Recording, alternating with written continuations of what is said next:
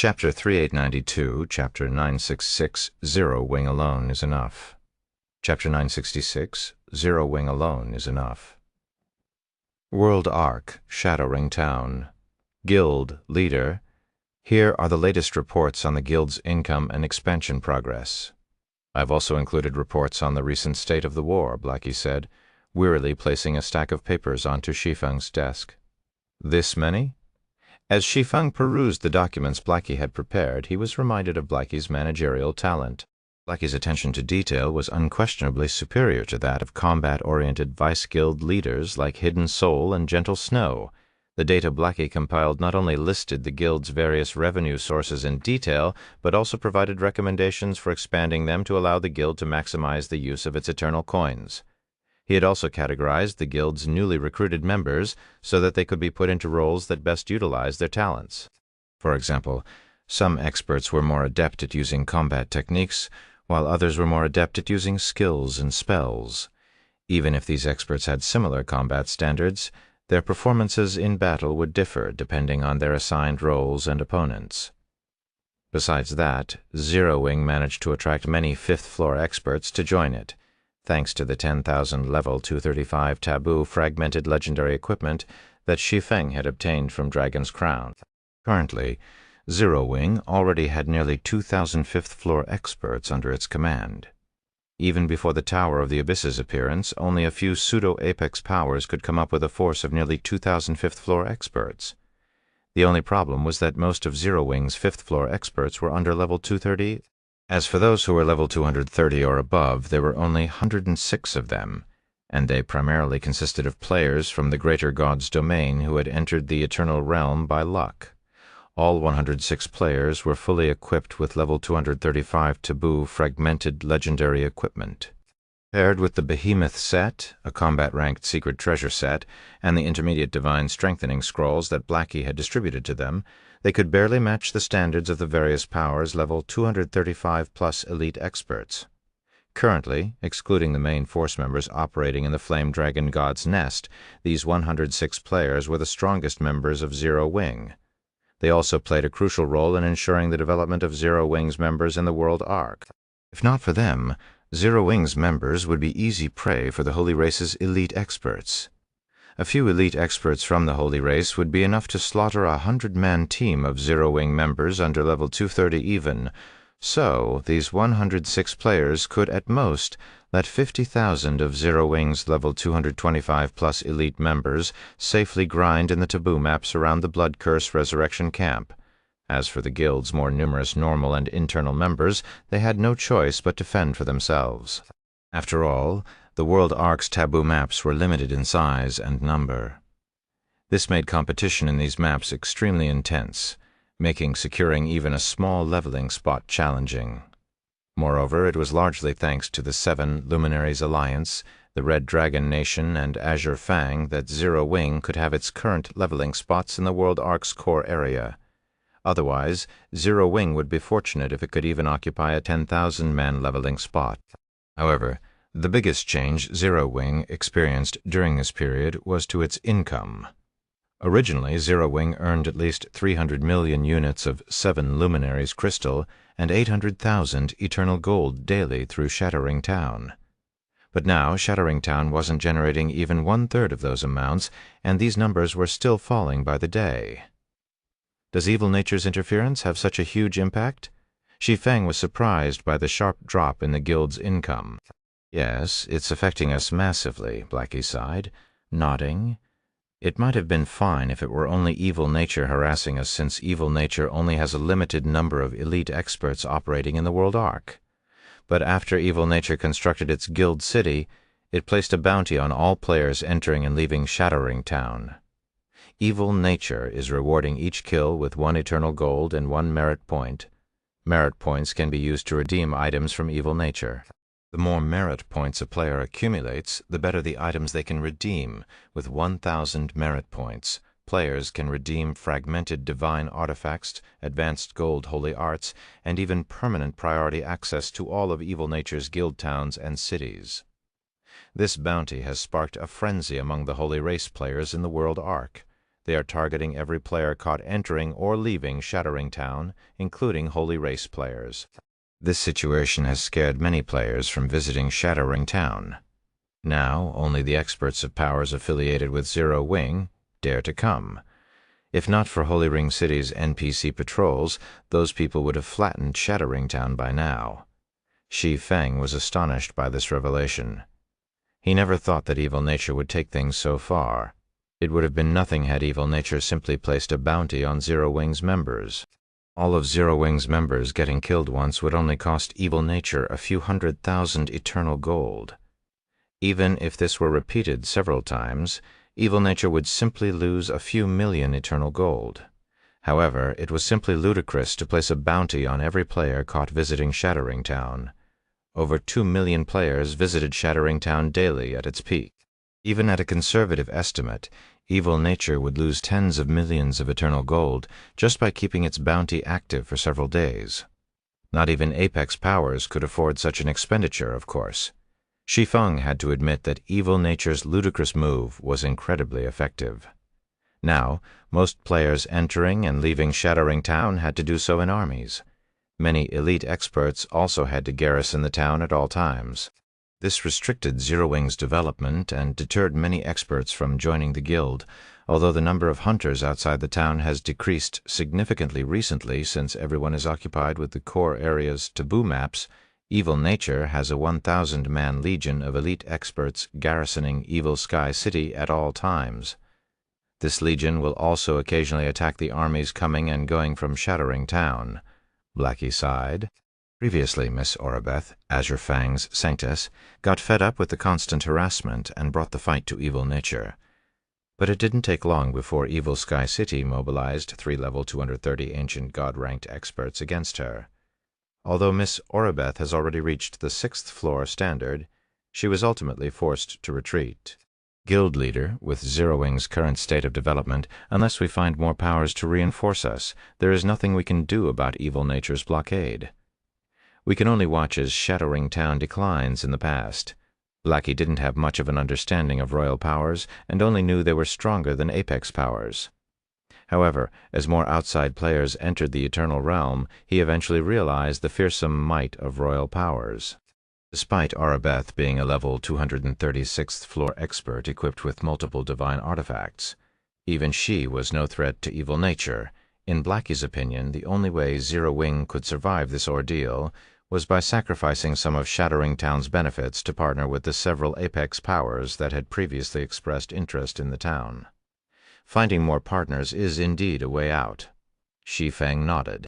Then he chuckled and continued, "But if we are simply talking about dealing with the current evil nature, we don't have to sacrifice Shattering Town's benefits. Zero Wing alone is enough to handle this problem." TL notes. 1. Zero Wing's elite members. This is not referring to elite experts. This is simply referring to the rank of members above normal members. Chapter 3893, Chapter 967, Craftsman Alchemist. Chapter 967, Craftsman Alchemist. Zero Wing alone is enough? Blackie was at a loss for words when he heard Shi Feng's confident statement. "Is Silent Wonder online?" Shi Feng asked, not bothering to explain himself. Silent Wonder? Although Blackie didn't understand why Shi Feng would suddenly ask such a question, he still answered to the best of his knowledge. Outside of her daily 4-hour offline break, she is always online. Okay. Have her come to my office. I have something to discuss with her, Shi Feng said, nodding. Now that Shi Feng had obtained Firmament, he could easily solve Shattering Town's predicament. Blackie's report simply reminded him of Zero Wing's flaws. The current Zero Wing lacked powerhouses to defend its interests. This was a problem that had plagued the guild since the birth of the Eternal Realm. It was just that outside experts couldn't enter the Eternal Realm before this, so everyone had more or less the same levels and equipment standards. However, as more outside experts entered the Eternal Realm, Zero Wing's lack of capable experts became more apparent. The gap in levels and equipment standards between an upstart guild like Zero Wing and the Greater God's Domain's long-established powers could not be overcome in a short period. It was especially so when it came to high-ranking weapons and equipment. Players had to invest significant time and effort to raid high-level dungeons and complete high-difficulty quests to obtain these items. Of course, it wasn't impossible for players to obtain high-ranking weapons and equipment quickly, so long as they had the proper connections and enough money. They'd have no trouble obtaining fragmented divine artifacts. This was why powerful lone wolves occasionally appeared among the Greater God's Domain's younger generation. These lone wolves might not have the backing of a major power, but they came from wealthy families that enabled them to obtain powerful weapons and equipment. If they could find opportunities to hone their combat standards on top of that, they'd quickly become powerhouses in the Greater God's Domain. The current Zero Wing similarly could quickly let a fifth-floor expert rival level 230 ancient gods in strength. Take the Flame God set, for example. Any fifth-floor expert who equipped it would instantly become strong enough to beat up even the Royal Power's level 230 ancient god-ranked experts. The problem was that Zero Wing could only produce one such expert.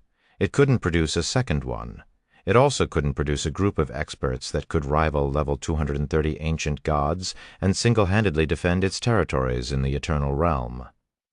Fortunately, Zero Wing's situation wasn't completely hopeless. It might not have the years of accumulation needed to produce a group of level 230 ancient god-ranked experts, but there was an alternative method it could use. Craftsman ranked lifestyle players. When lifestyle players achieved the Grandmaster rank, any Apex power or below would treat them as VIPs. When lifestyle players achieved the Craftsman rank, even royal powers would treat them with great care. The reason for this was simple. Craftsman-ranked lifestyle players could make products with heaven-defying effects. These items could even be used to produce powerhouses in batches. Take craftsman forgers, for example, with the requisite designs and materials. They could mass-produce fragmented divine artifacts. They could even produce divine artifacts, albeit at a low success rate. This was also the case for craftsman alchemists. The craftsman strength potion they produced could increase the user's strength by 500% for 10 minutes. Such a potion could let a level 235 elite expert beat up even level 230 ancient gods.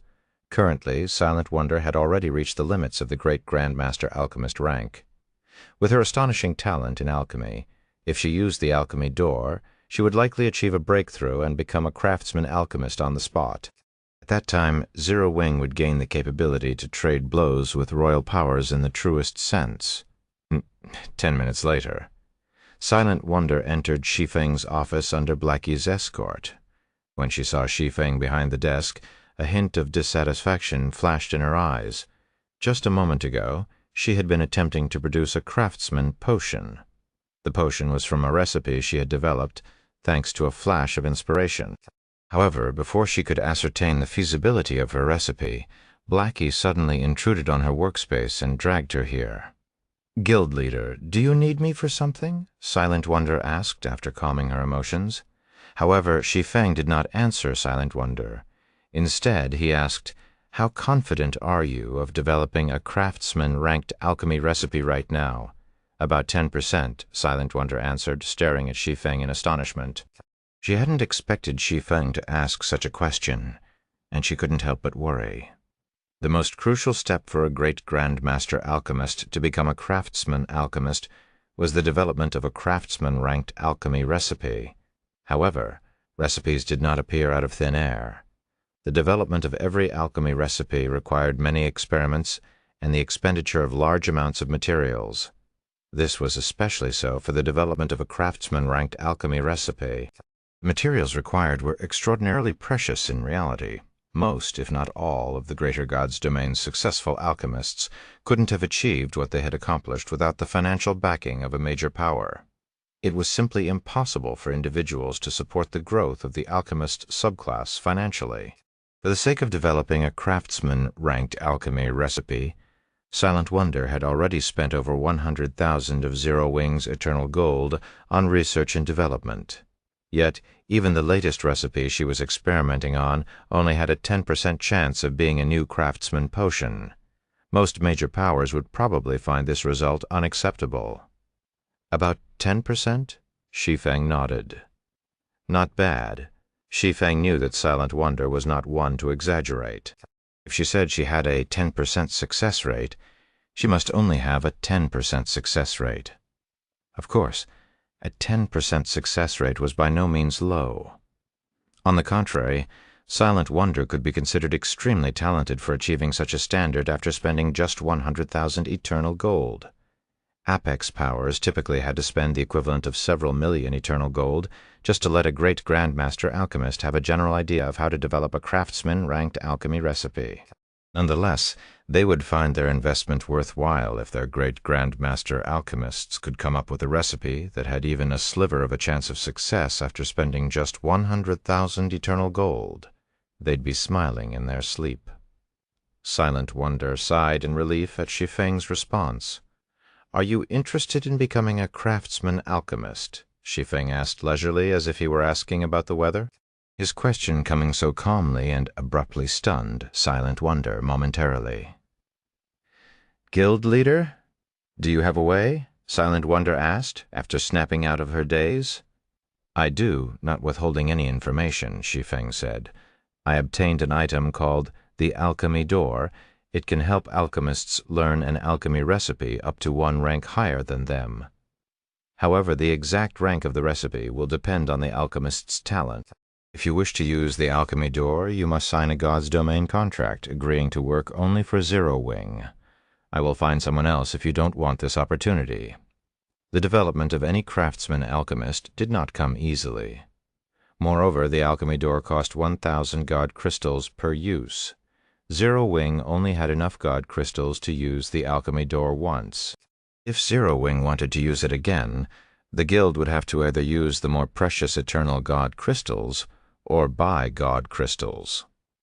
Furthermore, the Alchemy Door could only be used once every 60 natural days. Under such circumstances, there was no way Zero Wing would let an alchemist who wasn't working exclusively for the guild use the Alchemy Door. "I accept," Silent Wonder answered without hesitation. There was even a hint of excitement in her eyes as she looked at Shi Feng. "Let's sign the contract now, guild leader."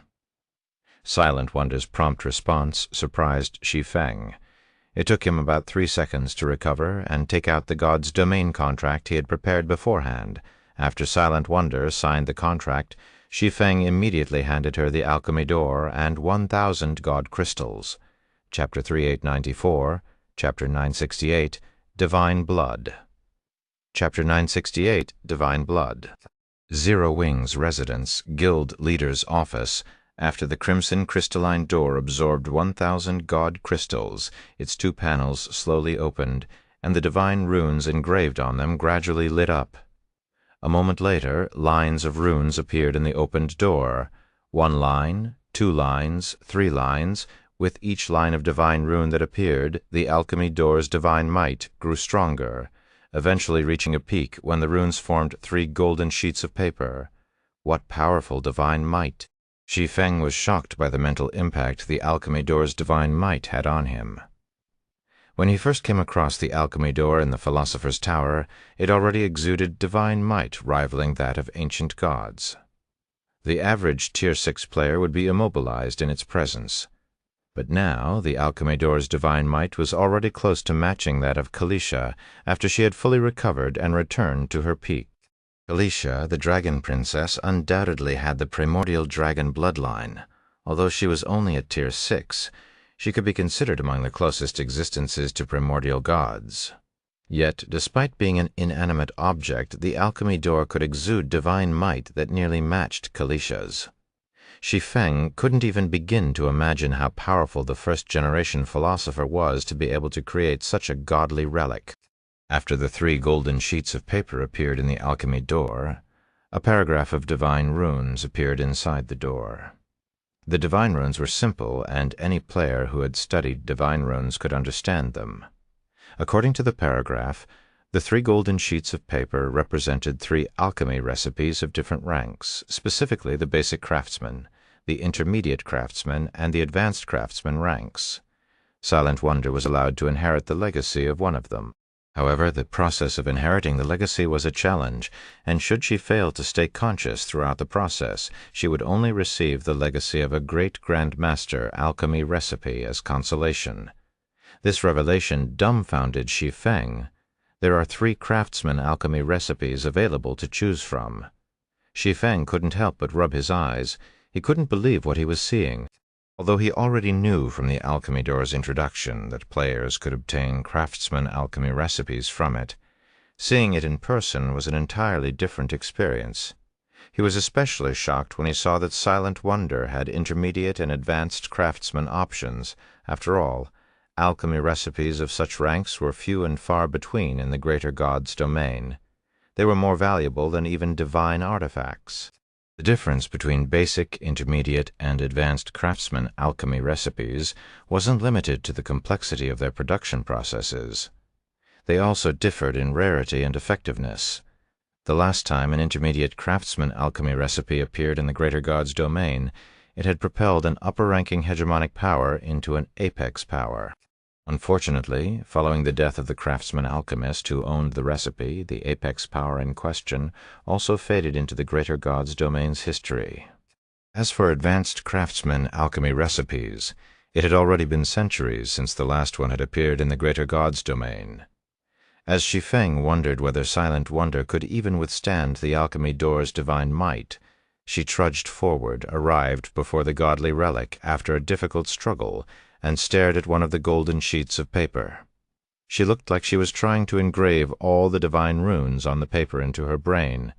She went straight for the advanced one. Shi Feng was startled by Silent Wonder's decision. Despite being a lifestyle player, Silent Wonder had a strong talent for combat. She had also made extraordinary progress in the development of her concentration. Nonetheless, it wasn't wise for her to challenge an advanced craftsman alchemy recipe so soon. In Shi Feng's opinion, Silent Wonder would undoubtedly succeed if she tried to inherit a basic craftsman alchemy recipe with her talent. She should also have a good chance of succeeding if she challenged the intermediate craftsman alchemy recipe. After all, he had witnessed her capabilities in his previous life, so he knew that the craftsman rank wasn't her limit. But if she were to try to inherit an advanced craftsman alchemy recipe in her current state, her chances of success likely wouldn't reach 10%. As Silent Wonder inherited the advanced craftsman alchemy recipe, the divine runes comprising the golden paper flowed into her head and flooded her mind with information. However, her brain had trouble handling the influx, as was evidenced by her pale complexion and the cold sweat covering her forehead. 10 seconds, 20 seconds, 30 seconds as time passed. The golden paper started to disintegrate bit by bit. As this happened, Silent Wonder's complexion grew paler, and she was rapidly reaching her limit. "Hold on a little longer. The inheritance process is almost done," Shi Feng shouted when he saw Silent Wonder's body sway when only 5% of the inheritance process remained. As the inheritance process depended entirely on Silent Wonder's willpower, he could only help by providing words of encouragement. At Shi Feng's reminder, Silent Wonder seemingly saw the light at the end of the tunnel. She immediately straightened her body and bit her lip to keep herself from falling unconscious. What more 4%, what 3%, what 2%, 1%? When the last of the golden paper disappeared, Silent Wonder gasped for air as if she had just surfaced from a long dive. Unprecedented excitement also colored her face. "I did it. Guild leader, I did it." Silent Wonder reported ecstatically to Shi Feng, despite her deathly complexion. "What potion is the recipe for?" Shi Feng asked curiously. It might have been centuries since the last advanced craftsman alchemy recipe had appeared, but quite a few had been developed throughout the greater god's domain's history. According to the Grand Library's records, there were nearly 100 such recipes, each with varying effects. The most famous among them would have to be the New Life Potion, which could resurrect players who had suffered a true death. However, it had already been centuries since the last player had learned the New Life Potion's recipe. "Divine Blood," Silent Wonder answered. Chapter 3895, Chapter 969, Pseudo Tier 7, Combat Power. Chapter 969, Pseudo Tier 7 Combat Power. Divine Blood. Shi Feng searched his memories for the name of the potion Silent Wonder had learned but failed to come up with anything. What are the potion's effects? Although there were quite a number of advanced craftsman alchemy recipes in the greater god's domain, players only knew a small portion. While Shi Feng was a little disappointed that the recipe Silent Wonder had learned wasn't for one of the stronger known recipes, so long as Divine Blood wasn't a recovery-type potion, it should greatly help the current Zero Wing. This, Silent Wonder hesitated momentarily, unsure how to word her answer. Ultimately, she simply shared the potion's information with Shi Feng and stated, "I think you'd best look at it yourself, Guild Leader. Divine Blood, Advanced Craftsman Potion. A potion concocted by the first-generation philosopher using eternal essence extracted from god crystals. When consumed, the potion temporarily improves the user's life rating and provides an unrestricted 400% increase to all basic attributes for 30 seconds. Cooldown, 5 minutes, an unrestricted increase of 400% to all basic attributes." Divine Blood's introduction stunned Shi Feng, making him wonder if he was hallucinating. Although there were many berserk-type skills, potions, and tools in God's domain, they all came with limitations, such as being effective up to a certain tier. This was why the higher a player's tier, the less frequently they could be seen using berserk-type skills, potions, and tools. This was especially so for Tier 6 players, and there were two reasons for this. Firstly, berserk-type skills, potions, and tools that could affect Tier 6 players were incredibly rare. Even Apex powers didn't have access to many of these things. Secondly, the effectiveness of berserk-type Tier 6 skills, potions, and tools on the various major powers' top combatants paled in comparison to that of advanced and peak gold combat techniques. They might not even have any effect on players fully equipped with divine artifacts. However, Divine Blood did not have such a restriction.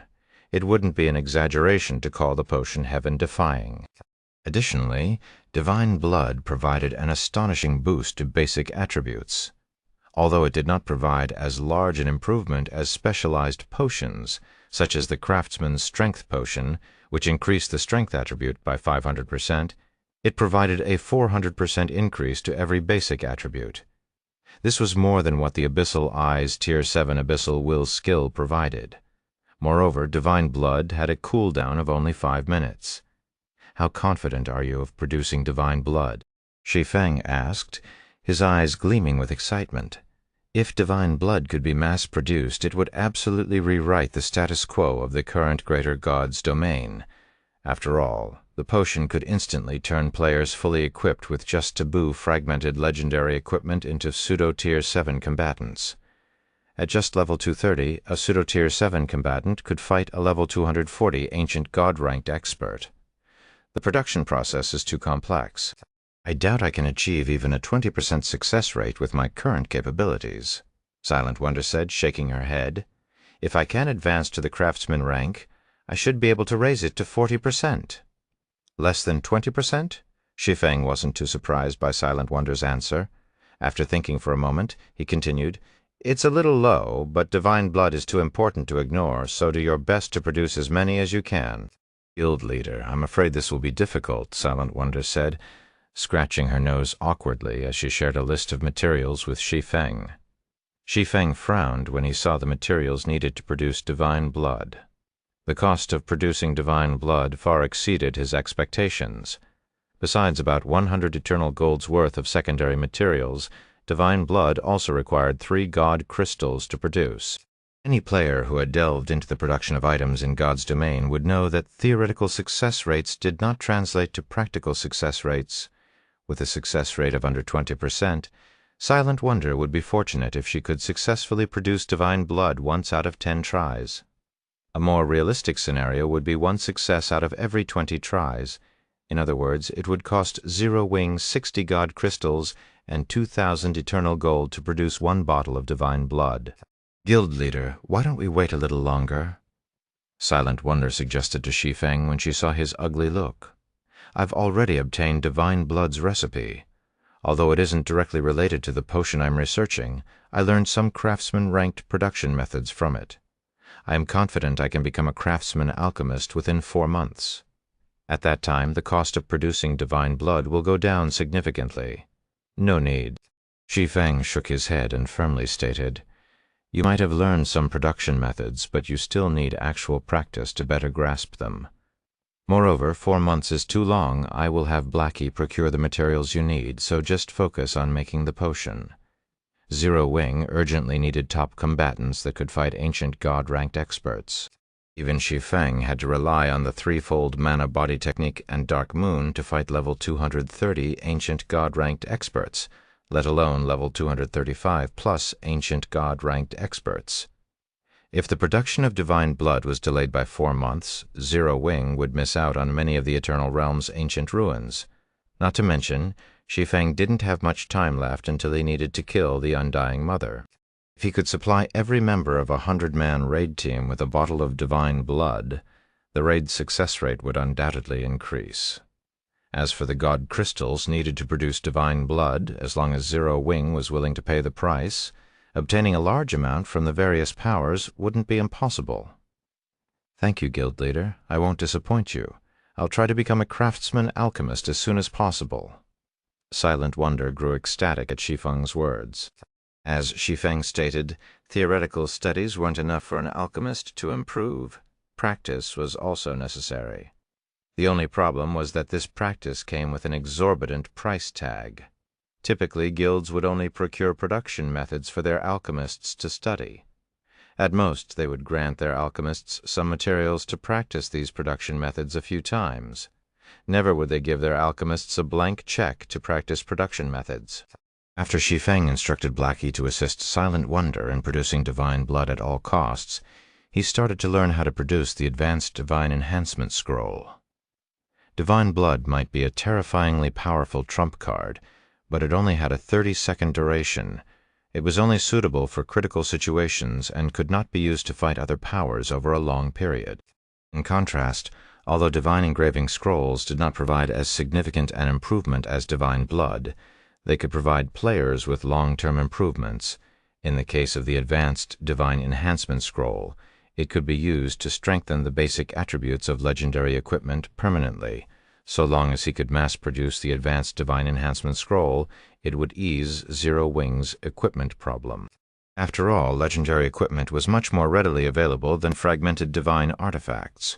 With my concentration at the pseudo-tier 7 standard, if I use the threefold mana body technique to improve my control over mana, I should be able to learn how to produce the advanced divine enhancement scroll. Shi Feng thought as he stared at the advanced divine enhancement engraving's legacy recorded in the Book of Eternity. Then he clicked to learn the legacy. Chapter 3896, Chapter 970, Drawing the Sword. Chapter 970, Drawing the Sword. A day later. Did I make a mistake in the solidification process? But I engraved the 9 divine patterns perfectly, so why can't I solidify them? Shi Feng couldn't help but hesitate as he watched the scroll in his hands turn to ash. Should I make another learning attempt? The cost of learning the Book of Eternity's legacies increased with the rank of the divine engravings he chose. Starting from the bottom, learning a basic divine engraving cost only 5 god crystals. However, it cost 50 god crystals to learn an intermediate divine engraving, and 500 god crystals to learn an advanced divine engraving. For the sake of learning the advanced divine enhancement engraving, he had spent 500 eternal god crystals. Eternal god crystals were much more precious than ordinary god crystals. They also had many more uses than ordinary god crystals. If not for Zero Wing lacking ordinary god crystals, he would never have used eternal god crystals as a replacement. After all, Zero Wing's stockpile of eternal god crystals had already fallen below 10,000, and he had no way of replenishing it. Unlike ordinary god crystals, eternal god crystals could not be obtained from ruins and taboo dungeons. It was also unlikely he would come across a treasure trove like the Nameless City's treasury. Just one more time. If I still can't find the reason, I will give up and try again when my concentration is stronger or my control over mana has improved. After thinking it over, Shi Feng bit the bullet and spent another 500 eternal god crystals to learn the advanced divine enhancement engraving. However, He swore this would be his last attempt at learning it. Although Zero Wing could use some advanced divine enhancement scrolls in its current situation, they weren't a necessity, merely icing on the cake. Legendary equipment might be much more readily available than fragmented divine artifacts, but the rarity of taboo legendary equipment was no less than that of fragmented divine artifacts.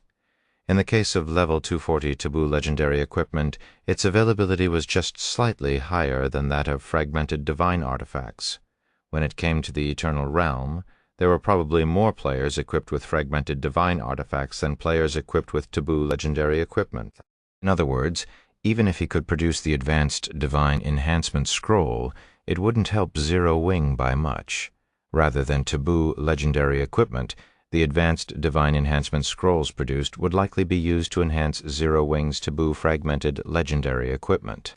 However, while the advanced divine enhancement scroll could provide a greater improvement than the intermediate divine enhancement scroll, it wasn't enough to let Zero Wing's elite experts match the various Apex and Royal Powers elite experts in basic attributes. Hence, rather than waste Eternal God crystals on trying to learn the advanced divine enhancement, engraving, it would be more worthwhile to use them to produce divine blood. After Shi Feng chose to learn the advanced divine enhancement engraving again, the Book of Eternity released a colorful brilliance, giving him another mental demonstration of the advanced divine enhancement engraving's inscription process. Like before, the demonstration started with the structural analysis of 9 divine patterns, followed by the structural remodeling of the magic elements operations. Once the structural remodeling of all 9 divine patterns was complete, they were quickly put through structural solidification. When the 9 divine patterns were remodeled and solidified, the mana structure they created attracted far more mana than the intermediate divine enhancement. Engraving, is it because my concentration is lacking? After rewatching the demonstration, Shi Feng had a vague idea of what went wrong. Technically, he hadn't made any mistakes. He had replicated the demonstration's structural remodeling and solidification perfectly. However, there was one thing that was different between his inscription attempts and the demonstration time. He had spent over 10 minutes remodeling the 9 divine patterns. In comparison, the demonstration spent only 5 minutes on this process. If he wanted to shorten the time he spent on structural remodeling, besides increasing his proficiency, his multitasking ability would play a crucial role. If he could simultaneously remodel all 9 divine patterns, it would drastically shorten the time he spent on structural remodeling. Of course, simultaneously remodeling all 9 divine patterns was a huge challenge, and not even the demonstrator in the demonstration had made such an attempt. Instead, the demonstrator took an easier approach, dividing each divine pattern into multiple parts and remodeling these parts simultaneously, while not as fast as remodeling 9 divine patterns simultaneously. This approach greatly accelerated the remodeling process of each divine pattern. At this point, Shi Feng took out more 7 luminaries crystals and tried to simultaneously remodel each divine pattern from multiple facets. Failure. Another failure. On his 25th attempt, Shi Feng finally managed to bring the remodeling process down to 8 minutes. As soon as he completed the structural remodeling of the 9 divine patterns, the mana structure they composed solidified spontaneously. Did I do it? Shi Feng subconsciously held his breath when he saw that the scroll on the table had not been reduced to ash. The production of advanced divine engraving scrolls was costly. Each attempt cost 5,110 units of 7 luminaries crystal. He had already spent over 1 million units of 7 luminaries crystals thus far. Although this amount of 7 luminaries crystals was no longer significant to the current Zero Wing, he'd have spent 1,000 Eternal God crystals and over 1 million units of 7 luminaries crystal for nothing if he failed to produce the advanced divine enhancement scroll system. Congratulations! You have produced the advanced divine enhancement scroll system. Congratulations! You are the first player to become an advanced divine engraver, rewarding advanced divine engravers insignia and 1 level. Success! Shi Feng grew ecstatic when he saw the system notifications. The system rewards were nothing significant. The advanced divine engraver's insignia only halved his concentration expenditure when producing divine engravings, while the level reward only increased his level from 231 to 232. However, his success in producing the Advanced Divine Enhancement Scroll meant that Zero Wing now had the capital to purchase God crystals in bulk. For the greater God's domain's various powers, the Intermediate Divine Enhancement Scroll was only useful for improving the strength of their upper-middle level combatants. It might help the various powers improve their overall strength considerably, but it wouldn't be much help in changing their standings in the greater God's domain. This was because the various powers primarily relied on their top-level combatants to compete with one another. However, it was a different story for the Advanced Divine Enhancement Scroll, which could improve the basic attributes of legendary equipment by 50%.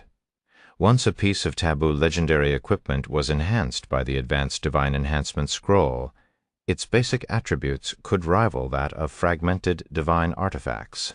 With fragmented divine artifacts being available in very limited numbers in the current Greater God's domain, a batch of Advanced Divine Enhancement Scrolls could let the various powers gain many new top-level combatants. The attraction of top-level combatants to the various powers far exceeded that of eternal coins. Even if Shi Feng had the Abyss Chamber of Commerce charge God crystals for Advanced Divine Enhancement Scrolls, the various powers would be more than willing to pay the price. After thinking up to this point, Shi Feng promptly began mass-producing Advanced Divine Enhancement Scrolls. Shi Feng decided to sell them through the Abyss Chamber of Commerce to test the waters. However, before he could do so, Blackie suddenly contacted him. Guild leader, the bastards from the Ominous Cavalry attacked one of our leveling teams in the core area's Frost Shadow Forest, Blackie reported grimly. By the time Vice Guild leader Frey arrived, over half of the team had been killed. Among them, about 60% are elite members who have just reached level 220. Most of them are only equipped with level 220 epic and fragmented legendary equipment, so they have likely suffered a true death. Do you know where the Ominous Cavalry's members are right now? Shi Feng's expression became indescribably cold when he heard Blackie's report. Anyone who could become an elite member of Zero Wing was a guild member who had made significant contributions and possessed great talent and strength. They had trouble displaying their strength only because their levels and equipment standards lagged behind those of experts of pseudo-apex powers and above. Had they joined a major power instead of Zero Wing, they would have become elite experts by now. These players were willing to stay in Zero Wing because they believed in the guild's future. Yet they got bullied by an adventurer team like the Ominous Cavalry. This time the Ominous Cavalry had truly angered Shi Feng. According to the Seven Luminaries Alliance, the Ominous Cavalry promptly retreated to Evil Sky City after attacking our members, apparently worried about our retaliation, Blackie said in frustration. Evil Sky City currently served as Evil Nature's main headquarters. Its defenses were comparable to those of a holy city. Now that the Ominous Cavalry's members had taken shelter in the city, Zero Wing could do nothing to them. Good, make sure to keep track of their location, Shi Feng stated calmly. However, despite his calm tone, Blackie could sense the killing intent he radiated. Tally the players who have suffered a true death and resurrect them using the soul essence in the guild warehouse. Also gather 1,000 of the guild's 5th-floor experts in the front courtyard. It's time we taught the Ominous Cavalry who they can and cannot provoke. Chapter 380-97, Chapter 971, Advent of Firmament. Chapter 971, Advent of Firmament. Guild leader, don't mess around. Blackie panicked at Shi Feng's words. That's Evil Sky City we're talking about. Since the war among the three races began, everyone in the Eternal Realm had come to truly understand the might of royal powers. More specifically, anyone who failed to understand this wouldn't be able to survive out in the fields. As mighty as the human race's various apex powers were, even they could only rely on their resurrection camps to resist Evil Nature's harassment in the World Arc. None dared to take the fight to Evil Sky City, Evil Nature's base of operations in the World Arc. Although Blackie believed in Shi Feng's strength, it'd be suicidal for Shi Feng to confront Evil Nature now. The two were on completely different levels. I know what I'm doing. Just gather the players I need, Shi Feng said. He understood Blackie's concerns, but he didn't bother to explain himself. Also have them sign a confidentiality agreement regarding the entire operation, the inferior legendary siege weapon firmament. This was, without a doubt, Zero Wing's ultimate trump card. It should never be used unless absolutely necessary. Its first deployment should be used to deal as much damage to the enemy as possible. Otherwise, once the surprise factor was lost, the enemy would be on guard against it and likely flee as soon as they learned of its deployment. After all, the enemy would have to be stupid to face an inferior legendary siege weapon head-on.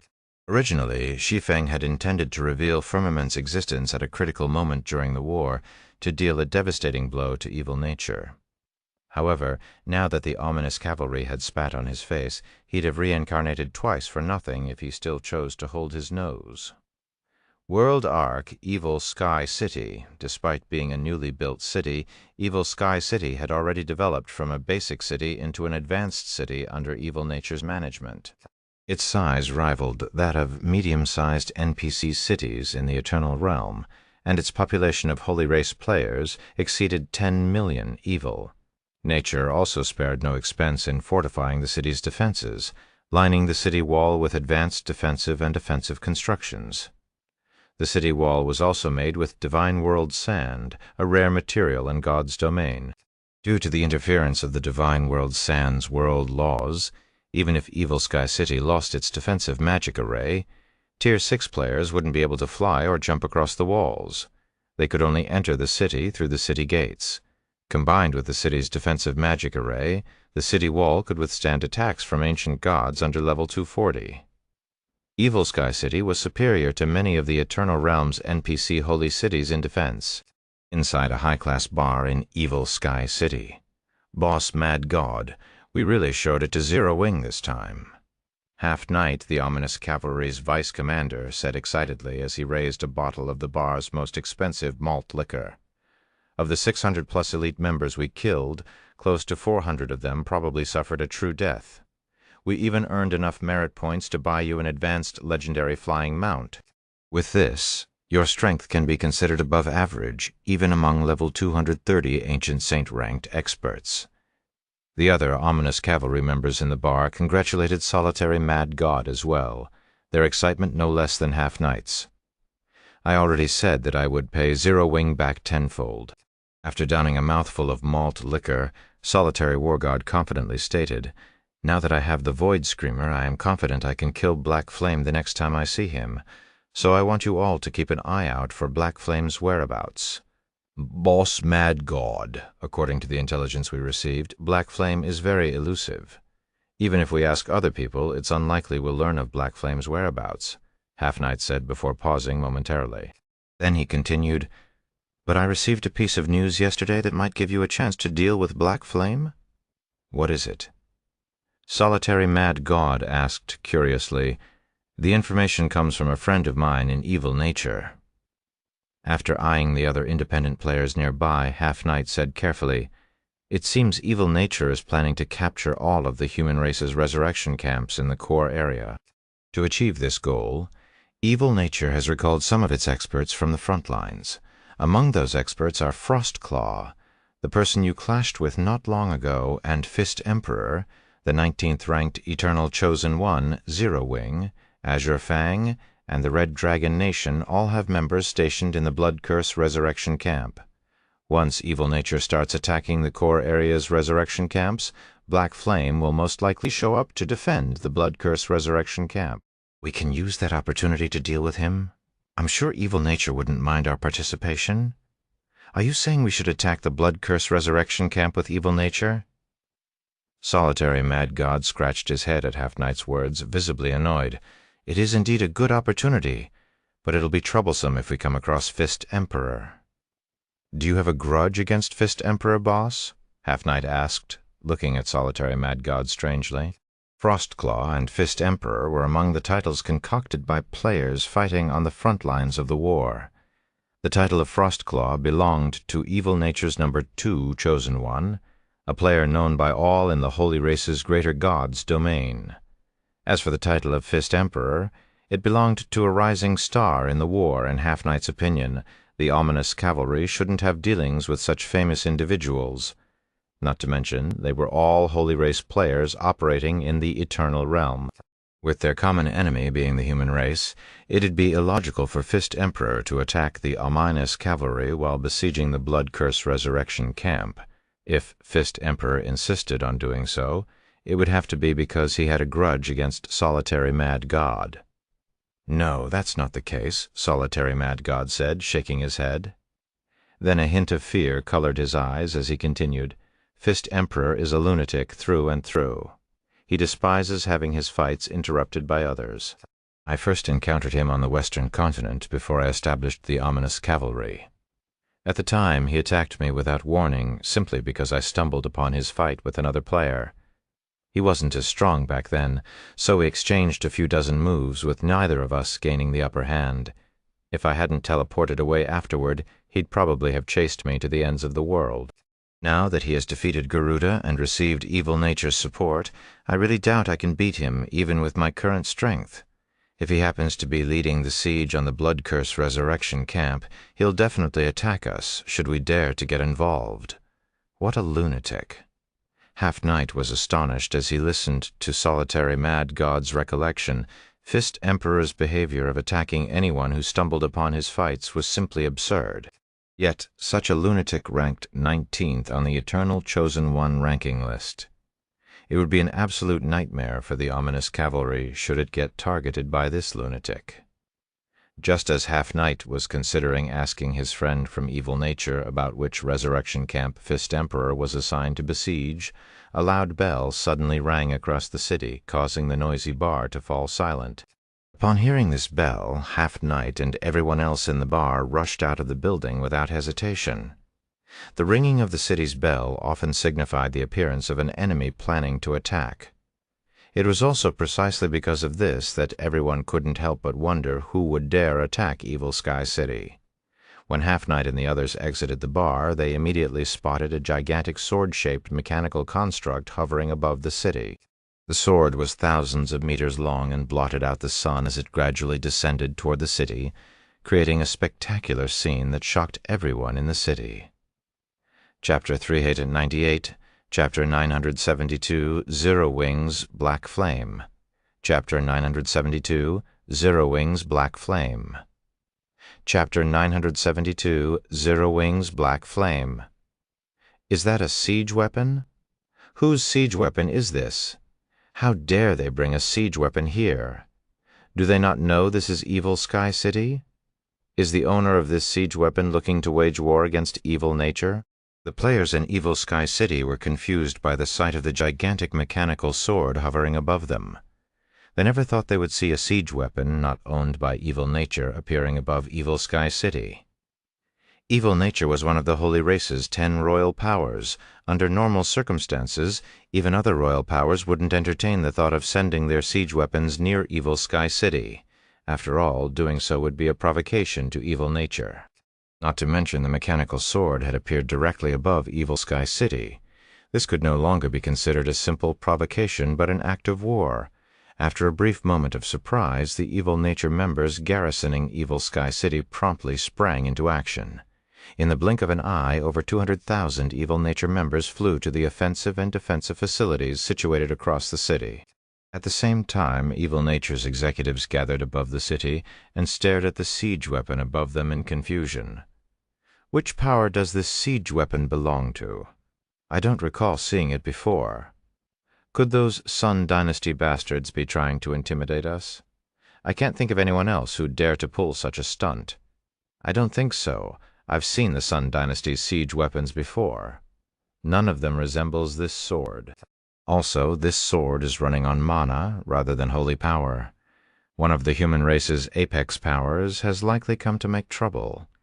As Evil Nature's executives stared at the sword-shaped siege weapon, they speculated and quickly concluded that it belonged to one of the human race's apex powers. However, confusion still plagued them, as they couldn't understand why a human apex power would be so deranged as to break the unspoken rule of the 3 races and deploy a siege weapon against a city. Setting such a precedent would not benefit anybody. Boss, which human apex power do you think this is? Is it not afraid to start an all-out war among the 3 races? Half-Knight asked, curiously staring at the sword-shaped siege weapon.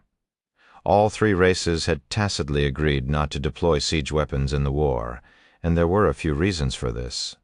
Firstly, it was so that the various powers could develop their budding geniuses. Should siege weapons be deployed, these geniuses would be at high risk of permanent death. Secondly, it was so that the various powers could prepare for the war's climax. The mobilization of siege weapons required significant amounts of energy and preparation time. As nobody could assure they'd be the winner of the war, it was in the various powers' best interests to conserve their strength before the inevitable all-out battle.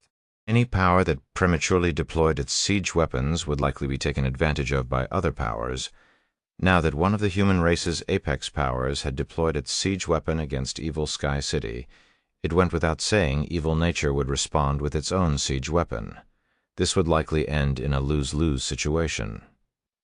After all, even if the upcoming battle did not escalate the war among the three races, it would likely start an all-out war between the two powers.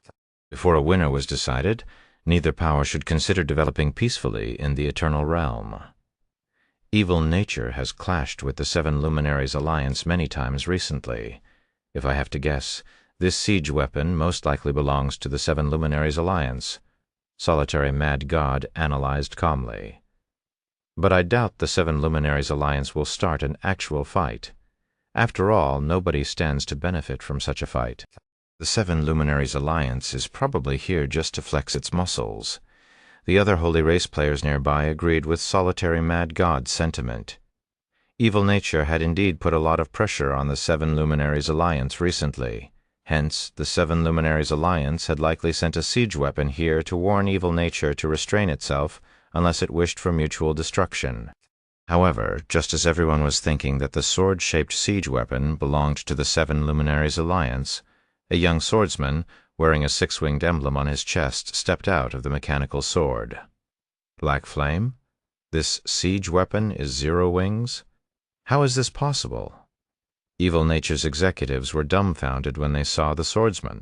There was no Evil Nature member in the Eternal Realm who did not recognize 0 Wings guild leader, Black Flame, and guild emblem, especially not after Everlasting City's competition.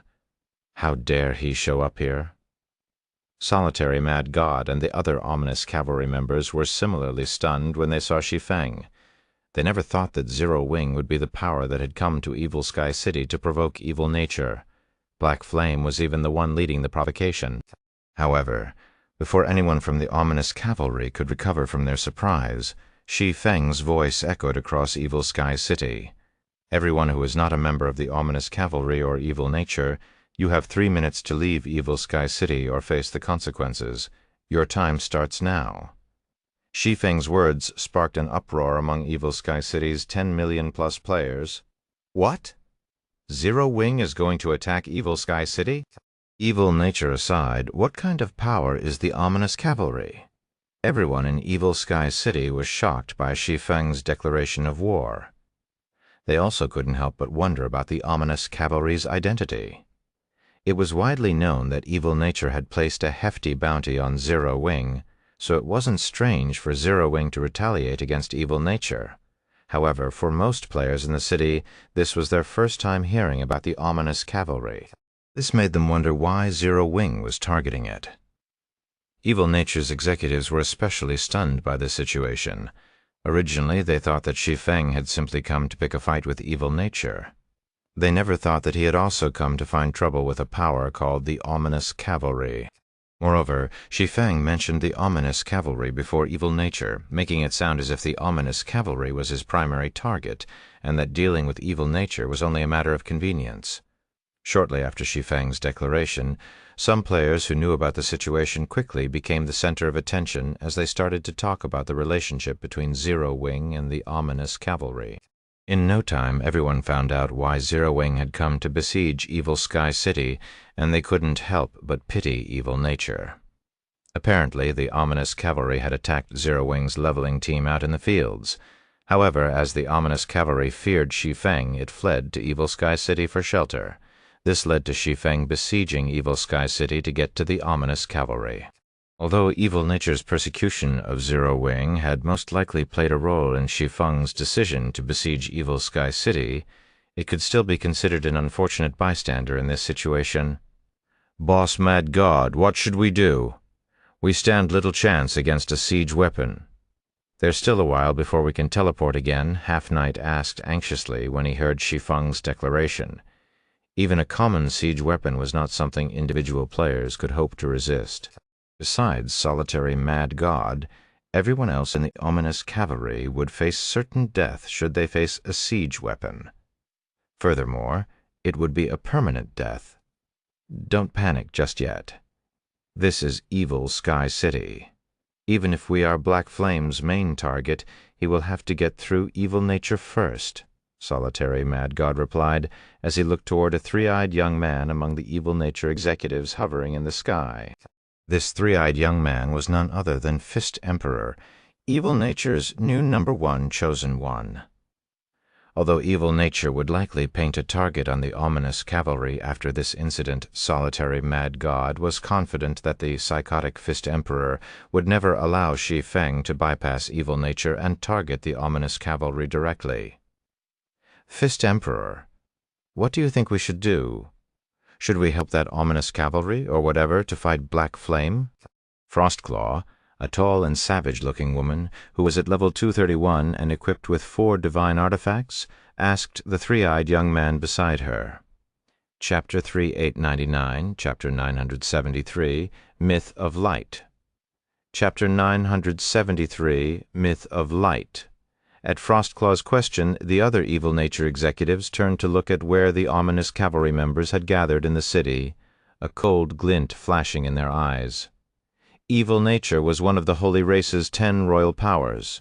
Although evil nature had been persecuting Zero Wing and never took Zero Wing seriously, it was still unpleasant to be used as a shield by some no-name group to fight Zero Wing.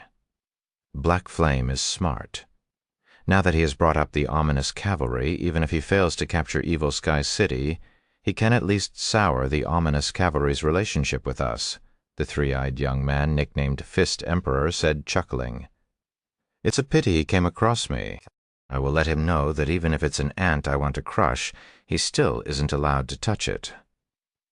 Evil nature's executives couldn't help but shake their heads at Fist Emperor's arrogant and domineering words. However, as the young man was evil nature's new #1 chosen one, which granted him as much authority as the guild's vice-guild leaders, they could only humor him and ensure the ominous cavalry's safety in the upcoming battle. As for whether Zero Wing could threaten Evil Sky City, none of them were worried about that. Evil Sky City might only be an advanced city, but its defenses were comparable to those of holy cities outside the Eternal Realm. While siege weapons might have astonishing destructive power, only epic siege weapons could break a holy city's defensive barrier within a short time. As for siege weapons below the epic rank, they'd need at least half a day of constant bombardment to exhaust a holy city's energy reserves and damage the city directly. With Evil Sky City's offensive capabilities, half a day was enough to destroy any siege weapon below the epic rank several times over. Siege weapons might be terrifying weapons to the ordinary powers, but it was a common occurrence for evil nature and other royal powers to deal with siege weapons. Although siege weapons were nigh insurmountable opponents to individual players, they weren't invincible. Any ancient saint-ranked expert could damage siege weapons under the epic rank. To capture the human race's resurrection camps in the World Ark's core area, evil nature had recalled over 20 level 230-plus ancient saint-ranked experts from the front lines. Including those originally garrisoning Evil Sky City, evil nature now had 40 ancient saint-ranked experts in the city. Such a force was enough to deal with multiple siege weapons below the epic rank, let alone one. Raise the city barrier's energy supply to the maximum. Have the city's 36 towers of destruction coordinate their attacks with me, Fist Emperor commanded as he glanced at the evil nature executives around him. As for everyone else, focus on supporting me and defending against that siege weapon's attacks. Understood. Frostclaw and the other 38 ancient saint-ranked experts responded cooperatively to Fist Emperor's orders, none expressing dissatisfaction. In no time, Evil Sky City's defenses began to operate in an orderly manner under Fist Emperor's command. First, 3 defensive barriers covering Evil Sky City appeared one after another. Then, Evil Nature's 5th-floor experts gathered under the 36 towers of destruction situated across the city. The Tower of Destruction was a peak offensive construction. It fired 9 destruction beams at a time, each carrying power at the Tier 6 limit standard. When all 9 beams converged, they could exhibit power rivaling a sub-level 240 Ancient Saints full-power attack. Its only flaws were its high energy consumption and long cooldown of 1 minute. To maximize the Tower of Destruction's potential, the coordination of 9 5th-floor experts was necessary. If 36 towers of destruction attacked in unison, not even level 240 Ancient Saints would dare to receive it head-on. In less than a minute, the eye of destruction of all 36 towers of destruction lit up, causing the dense holy power within the city to pool around them. A moment later, 36 eyes of destruction, several hundred meters in size, rose into the air, making it seem like the city was coming to life. The eyes of destruction also released a terrifying aura that petrified the monsters in Evil Sky City's vicinity. Amazing, are these Evil Nature's prided towers of destruction? Heavens, I was right to visit Evil Sky City at this time. The last time Evil Nature used its towers of destruction was when the Thunder Empire attacked one of its cities several years ago. I must record all this and show it off to my classmates, as expected of a royal power. I can't believe Evil Nature would invest a 3-fold world wall in an advanced city. Even a standard world wall can keep a level 240 expert fully equipped with divine artifacts at bay for 2 to 3 hours. A 3-fold world wall can probably withstand a hit from even a holy ancestor. But Black Flame truly is crazy to come to Evil Sky City. I wonder how long he can last against 36 towers of destruction. I hope he doesn't fall or run away too quickly. The Holy Race players in Evil Sky City were excited by the activation of Evil Sky City's defenses. Many even cheered as if they were in a festival. "Boss Mad God, it seems Black Flame is intent on besieging the city. Should we put some distance between us?" Half-Knight asked. When he saw Shi Feng calmly counting down in the sky, he couldn't help but get goosebumps. Don't worry, this is Evil Nature's headquarters. Even if the Sun Dynasty and the Thunder Empire were to attack Evil Sky City together, the city would stand strong for quite some time. Solitary Mad God said before finding himself a seat at a nearby open-air restaurant and pulling out a bottle of malt liquor. When Half-Knight saw Solitary Mad God's nonchalant behavior, he thought he might be overthinking things. As a royal power, Evil Nature's foundations far exceeded those of any human apex power. Not to mention 40-level, 230-plus Ancient Saint-ranked experts garrisoned Evil Sky City. Even if an epic siege weapon were to show up, Evil Sky City could resist for a considerable period. Hence, there was no way Evil Sky City would lose to Zero Wing, an upstart power in the Eternal Realm. In the sky, when Shi Feng finished counting down to the last second, he saw that nobody had left Evil Sky City. On the contrary, many Holy Race players shouted for him to hurry and get on with his act. 3 minutes have passed. Since you don't plan to leave, you will receive no mercy from me, Shi Feng said as he glanced at the Holy Race players in the city. Then he waved his hand and commanded, "Attack!" At Shi Feng's command, the 1,000 Zero Wing members controlling Firmament executed an attack sequence in unison. The next moment, the various mechanical parts of Firmament lit up brightly as it plunged toward Evil Sky City. This was Firmament's first profound skill, Myth of Light. Arrogance? Do you think you can defeat Evil Sky City with just a siege weapon? When Fist Emperor saw the plunging column of light, he commanded, "After this attack, everyone charge with me." However, before anyone could respond to Fist Emperor's command, countless swords of light suddenly appeared above Evil Sky City, their dazzling radiance blinding everyone. Immediately afterward, a deafening explosion echoed across the sky as the seemingly infallible 3-fold world wall was reduced to nothing. Chapter 3900, Chapter 974, Fallen City, Chapter 974, Fallen City. The threefold world wall wasn't the only thing erased by Firmament's myth of light. The sky above Evil Sky City had also been obliterated. From the city it would look as if an umbrella covered the city right now, blotting out the sun and turning day to night. As expected of an inferior legendary siege weapon, its power is truly astonishing. Shi Feng was greatly shocked when he saw Firmament had obliterated the threefold world wall. Although he had known that Firmament, an inferior legendary siege weapon, was an incredibly powerful weapon, only after seeing it in action did he understand how the Sun Dynasty could tower over the Holy Race's other royal powers in his previous life. The World Wall was touted as the Holy Race's strongest defensive barrier. Evil Sky City was even protected by a threefold version of it. The threefold world wall was a defensive measure that the Holy Race's various powers used to prevent attacks from apex and royal powers. Moreover, they would normally reserve it for Holy City-ranked guild cities, yet Firmament's myth of light had turned the threefold world wall into a joke. However, after a brief surprise, Shi Feng couldn't help but wince in heartache. As an inferior legendary siege weapon, Firmament had only 3 profound skills: myth of light, lake light mirror, and celestial guidance. Each of these 3 profound skills was more amazing than the other. The usage cost also increased substantially. The last profound skill, celestial guidance, even required more players to execute it. Of the 3 profound skills, myth of light had the lowest requirements: 1,000 players to execute, 100 god crystals or holy origin crystals, and 5 million units of 7 luminaries crystal or holy power crystal to activate. If executed perfectly by 1,000 Tier 6 experts, Myth of Light's power could rival a primordial god's attack. As for Lake Light Mirror, Firmament's second strongest profound skill, it similarly required 1,000 players to execute. However, each activation cost 500 god crystals or holy origin crystals and 50 million units of 7 luminaries crystal or holy power crystal. As for celestial guidance, Firmament's strongest profound skill, not only did it require 3,000 players to execute, but it also cost 3,000 god crystals or holy origin crystals and 200 million units of 7 luminaries crystal or holy power crystal per activation.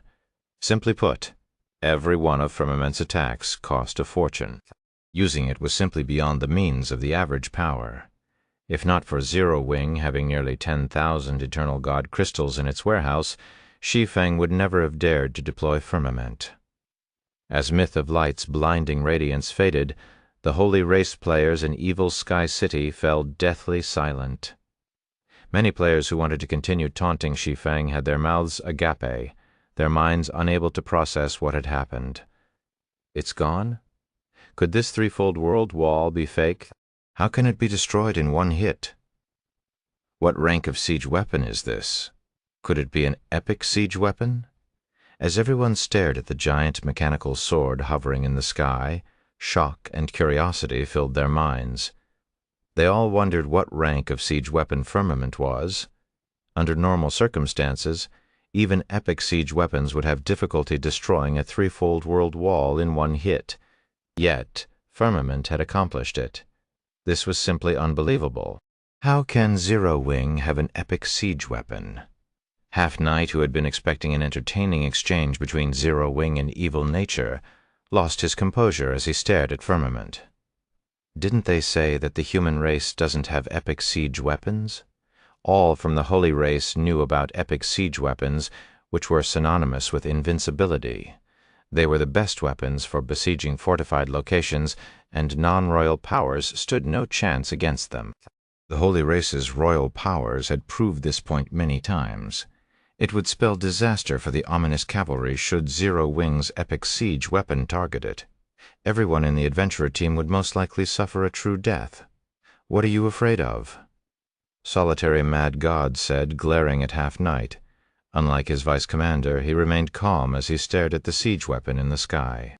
Black Flame might have gotten himself an epic siege weapon, but don't forget that we are in Evil Sky City, Evil Nature's headquarters. If one epic siege weapon were enough to take it down, Evil Nature might as well disband and stop existing in God's domain. You're right. Half Knight quickly returned to his senses at Solitary Mad God's words. An epic siege weapon might be a nigh-invincible existence to individual players and most powers, but they weren't infallible against royal powers.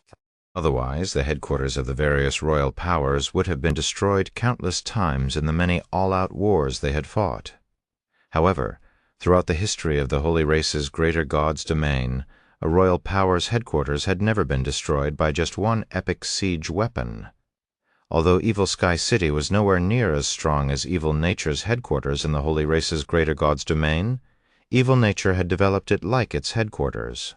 The city's defenses definitely wouldn't fall simply because an epic siege weapon attacked it a few times. Shortly after Solitary Mad God finished speaking, Fist Emperor suddenly pulled a pulsating crimson nucleus from his spatial bag and raised it above his head. Immediately afterward, countless runes emerged from the nucleus and reconstructed the threefold world wall in the blink of an eye. "It's repaired. What's going on?" Evil Nature can instantly repair even a threefold world wall. Is this the strength of a royal power? The reconstructed threefold world wall was in pristine condition. It looked like it had never been struck by firmament.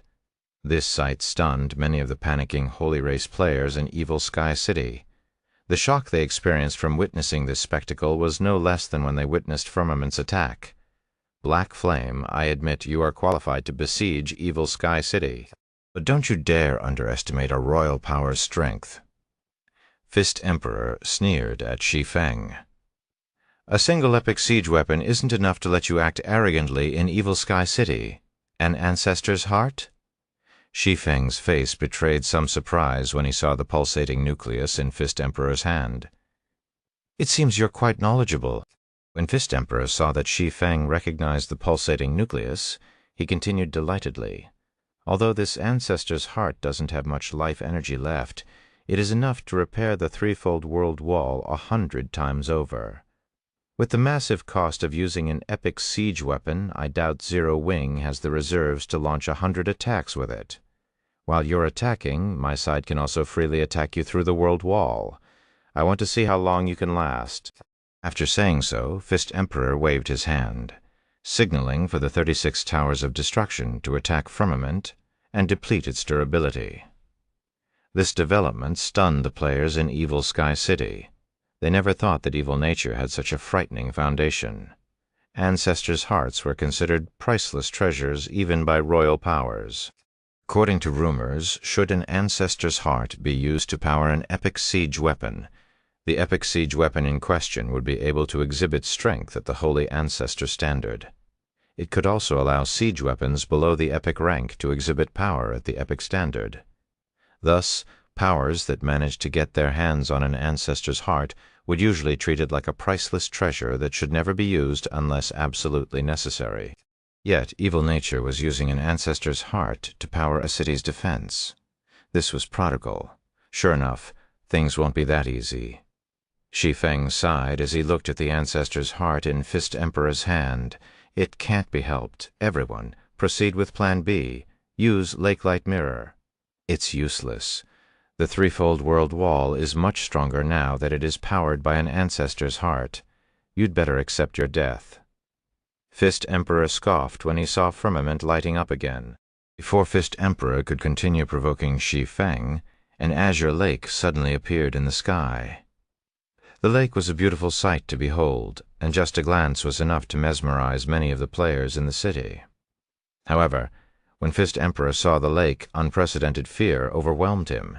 He felt like he was standing before a black hole, an entity of utmost beauty and danger. Boom! As a column of light rose into the sky and illuminated the entire world arc, the Holy Race players returning to Evil Sky City to rest were shocked to find that most of Evil Sky City had disappeared. Chapter 3, 9201, Chapter 975, famous across the Eternal Realm. In a withered forest outside Shuddering Town, Tiankuo. What's going on? We just got back to Shuddering Town. Why are you in such a hurry to leave? Cyanic Jewel, a level 240 female cleric with an elegant look, asked the level 240 young man carrying a draconic shield sitting beside her, as Jun Tiankuo, the level 240 shield warrior, urged his twin-headed dragon to fly faster. He explained, A friend of mine in Zero Wing messaged me saying that guild leader Black Flame led a group of experts to Evil Sky City. It seems he intends to avenge the Zero Wing members who got killed by the ominous cavalry while leveling. Is he crazy? That's a Royal Powers headquarters. Psionic Jewel was shocked to learn about Shi Feng's actions. Ti-An-Kuo, don't tell me you're going to help him. Since parting ways with Shi Feng and the Flame Dragon God's Nest, Jun Ti-An-Kuo had researched the other party in depth and set the other party as his goal. As soon as he reached level 240, he even traversed the Eternal Realm's treacherous entrance and threw himself to the front lines of the war to temper himself, all so that he could challenge Shi Feng one day. By the time they reached Shattering Town, Jun Tiankuo had already climbed to 45th on the Eternal Chosen One ranking list. However, although he wanted to challenge Shi Feng right away, Shi Feng was absent from the town, so they could only settle for the next best thing, clashing with the Holy Race's experts operating in the World Ark's core area. It wasn't until recently that they learned Shi Feng had returned to Shattering Town. Yet in the short time it took them to return to the town, Shi Feng had already left to attack Evil Sky City. In Psionic Jewel's opinion, Shi Feng was absolutely deranged. Of course, with Jun Tiankuo's personality, she knew he would not let Shi Feng die in Evil Sky City. Naturally, Jun Tiankuo answered firmly. Then a hint of worry flashed in his eyes as he continued, I hope we can make it there in time. From what I heard, Fist Emperor, the 19th ranked Chosen One, is in Evil Sky City. With his presence and Evil Sky City's defenses, Zero Wing is likely in danger. I really wonder what's going through guild leader Black Flame's head. What gives him the courage to attack a Royal Powers headquarters? Psionic Jewel muttered, pinching the bridge of her nose. The other youths riding the twin-headed dragon nodded in agreement. They thought Shi Feng was insane. After all, Zero Wing was nothing more than an upstart guild in the Eternal Realm. Yet rather than trying to protect what little territory Zero Wing had left in the World Ark, Shi Feng had decided to attack a royal power. Not even lunatics would dare to do such a thing. When the twin-headed dragon flew within 20,000 yards of Evil Sky City, a pillar of light suddenly rose in the distance, startling Jun Tiankuo and his companions. What the hell happened to Evil Sky City? When the light encompassing Evil Sky City faded, Psionic Jewel's eyes widened in shock. As an advanced guild city, Evil Sky City had a stable population of over 10 million players. It occupied an area over 10 times larger than Shattering Towns, and had robust defenses that even Apex powers would have difficulty breaking. But now, a bottomless pit had devoured most of Evil Sky City. Even the few buildings that survived were severely damaged. If not for their team having passed by Evil Sky City multiple times before, Psionic Jewel would even have suspected the city before them. Used to be a monster-infested city rather than a guild city operated by evil nature. Psionic Jewel and the rest of Jun Tiankuo's team weren't the only ones shocked by the state of Evil Sky City. Fist Emperor, who was brought back to life by a powerful resurrection tool, and the surviving players in Evil Sky City were also shocked. They had no idea what had happened for Evil Sky City to be reduced to such a state. At this moment, less than 100,000 players remained in Evil Sky City, which used to house over 10 million players. Furthermore, out of the several 100,000 evil nature members garrisoning the city, only Fist Emperor and some evil nature members stationed at the city's fringes remained alive. Black Flame. Fist Emperor bellowed as he glared at Shi Feng. You will pay for this? Evil Sky City was Evil Nature's headquarters in the Eternal Realm. It was the future of Evil Nature's development in the Eternal Realm, but now the city had fallen while under his supervision. Several 100,000 Evil Nature members also suffered true deaths. Even Frostclaw was among the casualties.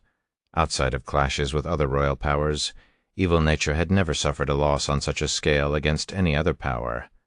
Most importantly, Evil Nature could not construct a new guild city within a short period. This meant that Evil Nature's members would have to take shelter in the various NPC cities when the Void Beast Tide occurred, putting the guild in direct competition with the Holy Race's other powers. Evil Nature might even have to fight other royal powers over these NPC cities.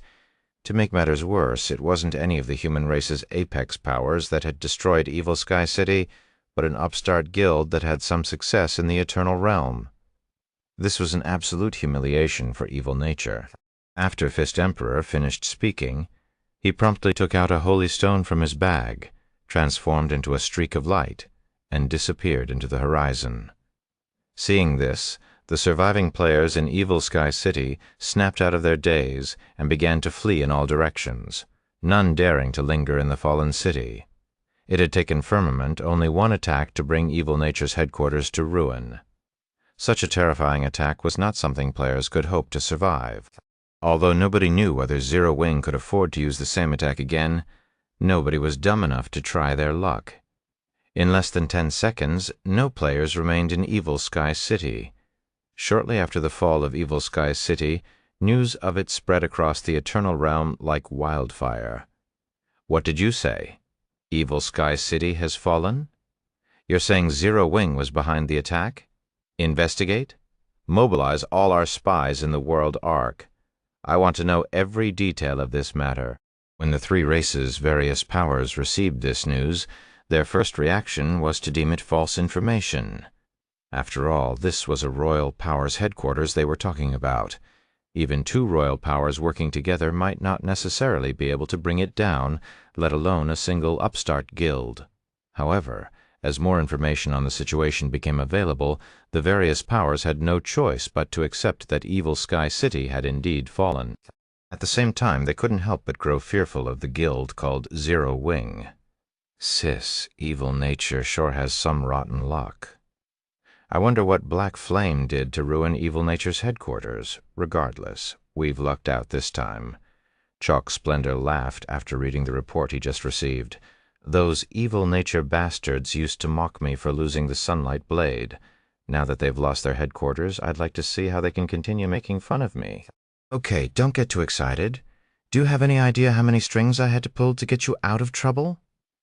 Daystar said, glaring at her younger brother. Then she returned her gaze to the battle video playing on her desk, a hint of fear flashing in her eyes as she continued. Not even top-tier epic siege weapons can destroy a threefold world wall enhanced by an ancestor's heart. It seems everyone has been underestimating Zero Wing a little too much. World Arc Blood Curse Resurrection Camp. Rainbow, did you hear the news? Frey asked excitedly as she rushed into the advanced tent occupied by Verdant Rainbow. Guild leader Black Flame captured Evil Sky City and killed most of the Evil Nature members in it. Aside from Fist Emperor, the rest of the ancient god-ranked experts recalled from the front lines were eliminated. He even annihilated the ominous cavalry. Chapter 3902, Chapter 976, Evil Sky City's Treasury. Chapter 976, Evil Sky City's Treasury. I've heard it already, Verdant Rainbow responded absent-mindedly as she carefully studied a 12-page document for fear of missing any information. Guild leader Black Flame sure knows how to surprise people. Frey sighed as she took a seat in the tent. An epic siege weapon.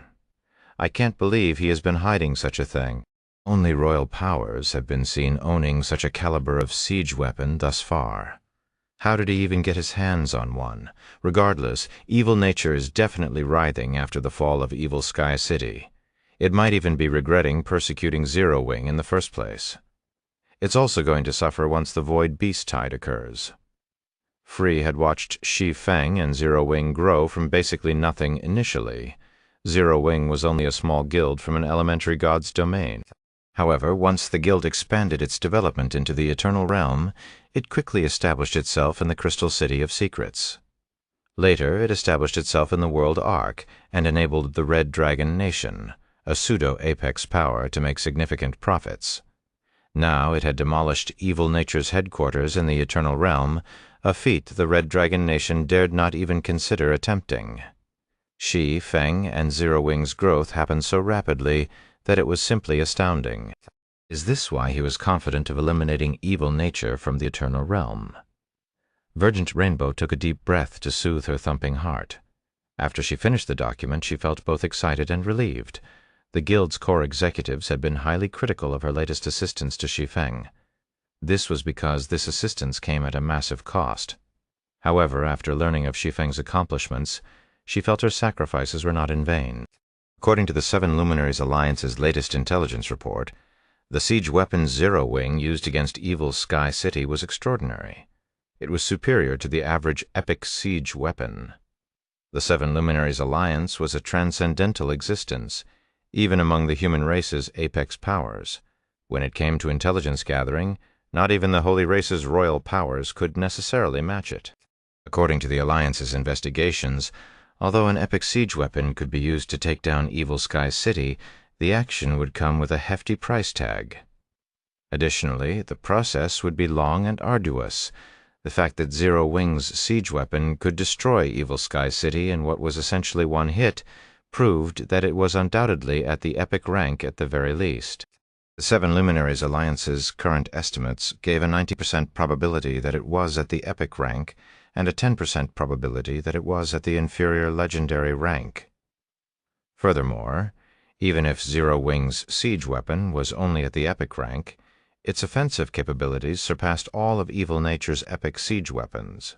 This advantage would allow it to suppress any of Evil Nature's epic siege weapons one-on-one, although it might be at a disadvantage facing two of Evil Nature's epic siege weapons.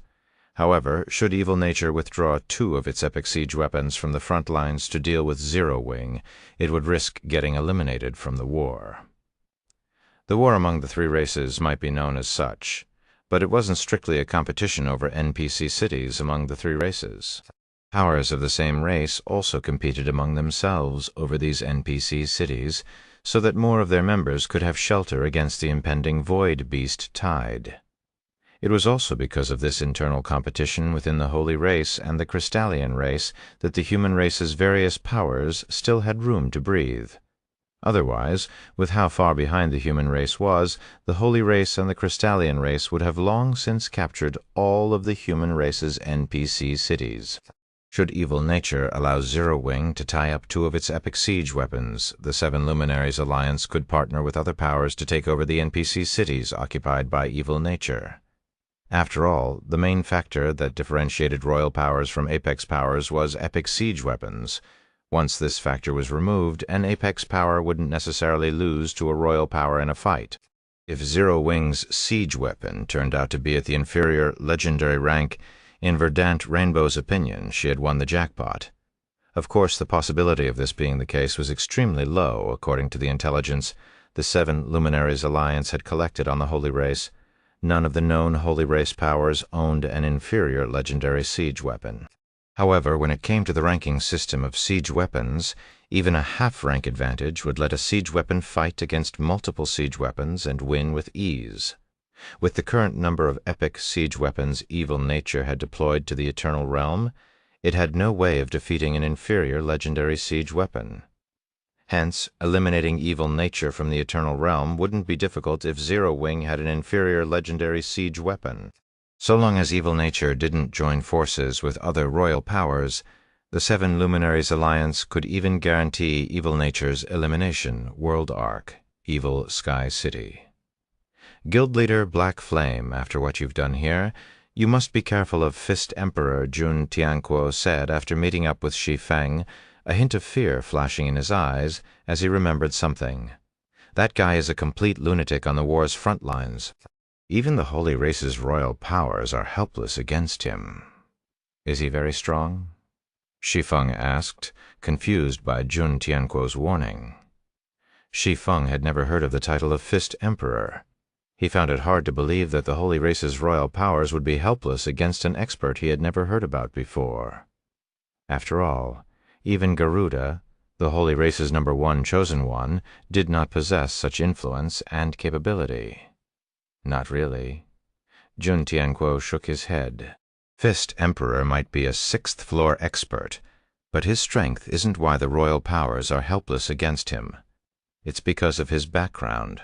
I don't have any concrete information, but rumors have it that he is the disciple of some almighty individual among the Holy Race. There are also rumors saying that he hails from a powerful family. In any case, it is a fact that the Holy Race's royal powers fear him. Even when Fist Emperor caused several of their chosen ones to suffer permanent deaths, they simply turned a blind eye to his actions. They even forbade their chosen ones from taking revenge. This matter has already spread on the front lines. He has a background that can influence the Holy Race's royal powers. After hearing Jun Tianquo's explanation, Shi Feng understood why the other party had cautioned him about Fist Emperor. If Fist Emperor were to utilize his background, Zero Wing's opponent might no longer be limited to just evil nature. "Thank you. I will be careful." "It's nothing. Many people on the front lines already know about this," Jun Tianquo said, waving his hand. Then fighting spirit flared in his eyes as he continued, "If you want to thank me, I hope you can allow me to duel you under the same basic attributes, Guild Leader Black Flame." "No problem. Just contact me whenever you want to fight," Shi Feng said, not opposed to satisfying Jun Tianquo's request. Jun Tianquo was one of the human race's 10 great tanks in Shi Feng's previous life, so there was no harm in improving relations with him. After all, when raiding taboo bosses, a powerful tank could greatly reduce the raid's difficulty. "That's a promise." Jun Tianquo's gaze grew determined at Shi Feng's words. "I still need to do a friend a favor. I will visit Zero Wing once I'm done." "Okay," Shi Feng nodded. After watching Jun Tianquo's team leave on the twin-headed dragon, Shi Feng contacted Blackie and had him bring some people to ransack Evil Sky City's City Lord's mansion. Besieging cities was one of the most popular activities among God's domain's various powers. This was because they could get a free guild city and all the wealth accumulated in the city. If this were in his previous life, not even the 7 Luminaries Alliance would ever consider besieging Evil Sky City, let alone Zero Wing. The 7 Luminaries Alliance would have been over the moon if it could seize a guild city from the Holy Race's apex powers, let alone from one of its 10 royal powers. Chapter 3903, Chapter 903, $7 Divine Pathstone. Chapter 977, Divine Pathstone. World Arc, Evil Sky City. Upon entering the City Lord's mansion, the Zero Wing members behind Shi Feng froze in shock at its opulent interior. Holy, I dare say, not even the 7 Luminaries Alliance would be willing to splurge on such an interior, Blackie exclaimed as he scanned the mansion's lobby. Not only did evil nature construct a miniature world inside the mansion using law fragments, but it even used holy power crystals to construct the whole interior. We've hit the jackpot. At least several billion units of holy power crystals must have been used to construct a miniature world of this size. Pace Angel, the manager of the Zero Wing Training Center in Star Lake City, blurted out, her eyes shining as she scanned the miniature world that was equal to several stadiums in area. "It's definitely more than just several billion units," Shi Feng said, equally shocked by evil nature's wealth, as he looked at the miniature world suffused with incredibly dense holy power. Holy power crystals were the Holy Race's equivalent for 7 Luminaries crystals. Besides being a crucial resource for Holy Race players to advance to Tier 6, Holy Power crystals were also necessary to power the Holy Race's various war weapons. Take Firmament, for example. Even now, Shi Feng was still reeling from using it. Merely activating a Lake Light Mirror once cost him 500 God crystals and 50 million units of 7 Luminaries crystal. That was as much as 1/4 of a pseudo-apex power's liquid, 7 Luminaries crystals. If Zero Wing hadn't made a lot of 7 Luminaries crystals through the Tower of the Abyss, its development would have instantly come to a standstill. The act of constructing a miniature world's environment using holy power crystals was no different from constructing a palace using 7 Luminaries crystals, utterly wasteful. The only benefit from doing so would be an increase in the mana density inside the palace. Moreover, compared to a palace constructed using magic crystals, the mana density would only be 1 or 2 times higher. After all, the palace's mana density was still largely dependent on the mana density of the area and its mana-gathering magic array. Although the holy power crystals could also provide the miniature world with an isolating effect, the cost far outweighed the benefits. "Guild Leader, are we really going to ransack this place?" Blackie asked Shi Feng reluctantly. "If we dismantle this miniature world, we will destroy many holy power crystals in the process. In God's domain, dismantling any construction would result in significant material losses. In Blackie's opinion, since Zero Wing had already captured Evil Sky City, there was no need to ransack the place. Although human players had no use for holy power crystals, their presence allowed the world laws in this miniature world to become more observable players. Seeking to advance to Tier 6 or Master World laws could benefit greatly from this miniature world. It must be done regardless of the losses, Shi Feng said definitively. Shi Feng would have chosen to occupy Evil Sky City had it not been constructed using a Great Lord token. After all, he had already gone through the trouble of capturing it. Although it was currently severely damaged, this was nothing that couldn't be repaired with money.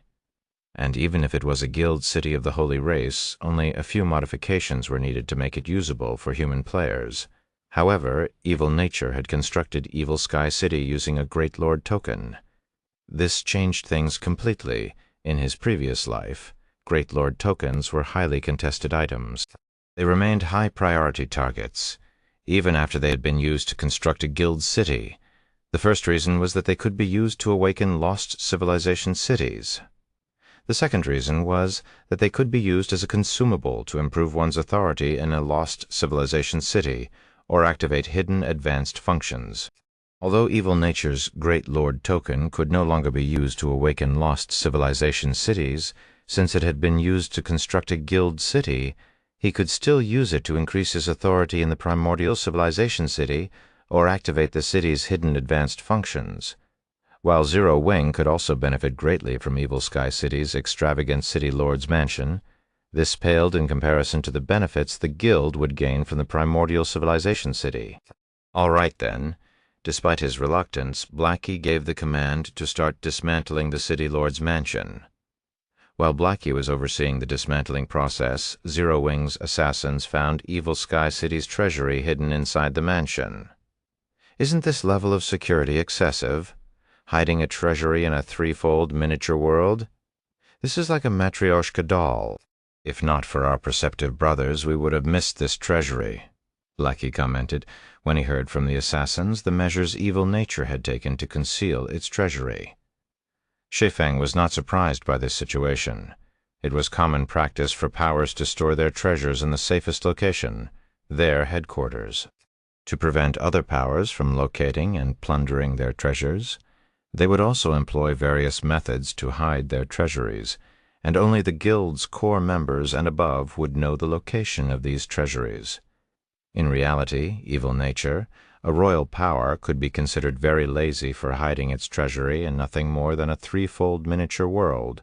If this were the headquarters of a pseudo-apex power, the treasury would likely be hidden within a gigantic maze. The maze would be so large and complex that even those familiar with its layout would need considerable time to reach the treasury's entrance. After walking for about 10 minutes under the Tier 6 assassin's lead, Shi Feng and Blackie arrived inside a miniature world the size of a football field. Dense eternal energy filled the miniature world, refreshing everyone mentally the moment they entered. Its effect on mental acuity was nearly 1/3 of that of the eternal god crystal, as expected of a royal power. Shi Feng was awestruck by the mountains of treasure in the miniature world. Even his breathing had grown heavier. Although the miniature world wasn't particularly large, the items it stored were extraordinary. Besides many fragmented divine artifacts, it also had many god crystals and holy origin crystals. Not even the nameless city's treasury held as many god crystals as Evil Sky City's. At a glance, there were easily over 100,000 god crystals and holy origin crystals in the treasury. Even if a pseudo-apex power were to take out all its god crystals or holy origin crystals, it wouldn't necessarily be able to come up with such an amount. Yet Evil Nature stored this amount in just one city. Even if Evil Sky City was Evil Nature's headquarters in the Eternal Realm, it was still a ridiculous number. While Blackie and the others were celebrating this astounding discovery, Shi Feng directed his attention to the stone pedestal in the middle of the treasury. The pedestal itself was inconspicuous. It was about 2 meters tall and emitted no energy fluctuations. It looked like it was made using nothing but ordinary stone. In contrast, the broken tablet hovering above the pedestal was very conspicuous. A goddess tablet? After briefly studying the tablet's mana fluctuations, Shi Feng discovered that he could analyze the tablet using the mana interpretation method for studying the most recent goddess tablet he had obtained. However, even after making this discovery, Shi Feng quickly shifted his attention to the stone pedestal under the tablet and used a master appraisal skill. I nearly got tricked. When Shi Feng saw the appraisal results, he was glad he had inspected the pedestal. Divine Pathstone, consumable godly relic, a divine stone birthed alongside God's domain. It can be used to connect to any world, depending on the God crystals used. No wonder evil nature kept so many God crystals here. They were all prepared for this divine Pathstone. When Shi Feng saw the divine Pathstone, he couldn't help pitying evil nature. Divine Pathstones were regarded as priceless treasures by the holy race and the human race in his previous life. Although its only function was to create a pathway between two worlds, it was something countless powers from both races sought. After all, God's domain was a massive place. Human and holy race players weren't the only ones in it. However, because unspeakably powerful monsters lurked in the depths of the void sea, players of the two races could not explore beyond their respective greater gods' domains. This was where the divine Pathstone's ability to create a permanent pathway between two worlds came into play. Of course, if it was simply the ability to create a pathway to the greater god's domain of another race, divine Pathstones wouldn't have been particularly attractive to the various powers. What made divine Pathstones truly valuable was their indirect ability to increase the Tier 7 promotion's success rate. Chapter 3904, Chapter 978, Ember Dragon's Identity. Chapter 978, Ember Dragon's Identity. Guild Leader, is it necessary for you to escort that pedestal yourself? Blackie asked, confused when he saw Shi Feng tagging along with the transport carriages. Many items in Evil Sky City's treasury were non-bag space items. Some couldn't even be stored in bags with non-bag space item slots and could only be transported using manpower. The stone pedestal in the treasury was one of these items. Although Blackie already knew what the pedestal was and agreed that its ability to create a permanent pathway to another world was valuable, he still didn't think the divine Pathstone was worth anywhere near as much as the combined value of the God crystals, holy origin crystals, and fragmented divine artifacts in the treasury. In Blackie's opinion, even if evil nature were to send people to snatch back its items, it'd prioritize the fragmented divine artifacts and holy origin crystals. After all, these were items that could increase the overall strength of any power by a large margin. You don't get it. Shi Feng chuckled as he looked ahead at the horse carriage carrying the divine Pathstone. The true value of that pedestal far exceeds the combined value of everything else in that treasury. Evil nature might really go all out to retrieve it. Tier 7, for many expert players in God's domain, whether they were from the human race, the Crystallian race, or the holy race, it was their dream and goal to reach Tier 7. However, no matter how much effort the various powers and players had put in, nobody from the three races had ever reached Tier 7. The reason for this was that the Tier 7 promotion was too difficult. Just like how some players could never advance past Tier 4, Tier 5, and Tier 6, not just anyone could reach Tier 7. They needed to have the necessary opportunities, talent, legacies, etc. Furthermore, as nobody from the three races had ever reached Tier 7, the players of the three races didn't have any experiences they could draw on to lower the difficulty of their Tier 7 promotion. However, while the three races might not have any players who had reached Tier 7 before, it wasn't necessarily the case for other races. If one could use the divine Pathstone to connect to a world with Tier 7 players, one could increase the probability of promotion to Tier 7 for Tier 6 players. After all, compared to challenging the Tier 7 promotion with zero information, players would undoubtedly have an easier time if they had a pioneer's experience as reference. Of course, finding a player world where Tier 7 players existed was not easy. The divine Pathstone needed a world's precise coordinates to connect to it. Otherwise, the pathway could not be established in Shi Feng's opinion. Evil nature likely did not know the coordinates of any player world with Tier 7 players. Otherwise, it wouldn't have kept the divine Pathstone in its treasury but used it instead. It also wouldn't waste time competing over primordial god-ranked legacies in the Eternal Realm. After all, the personal experience of a Tier 7 player was much more useful than the vague clues hidden in these primordial god-ranked legacies. After 4 hours of traveling by horse carriage, Shi Feng safely deposited the Divine Pathstone into Zero Wing's guild warehouse. Just as he was about to visit the primordial civilization city, he suddenly received an offline call from Red Frost. When the call connected, he was greeted by a gloomy expression. "Seeing as you are contacting me from the real world, did something happen at the passage?" Shi Feng asked after Red Frost remained silent despite having taken the initiative to contact him. Red Frost was the Holy Dragon Spear Adventurer Team's representative, and she was currently tasked with overseeing the exploration of the passage into the Eternal Realm. It was of significant importance to the current Zero Wing that a safe route through the passage was established.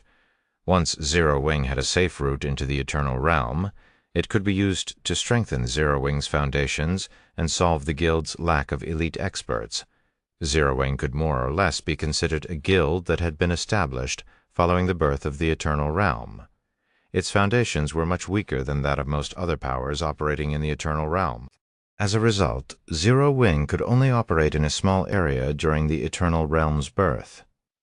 In contrast, the various major powers operated in many NPC cities simultaneously, which enabled them to secure residences and raise their popularity in these NPC cities.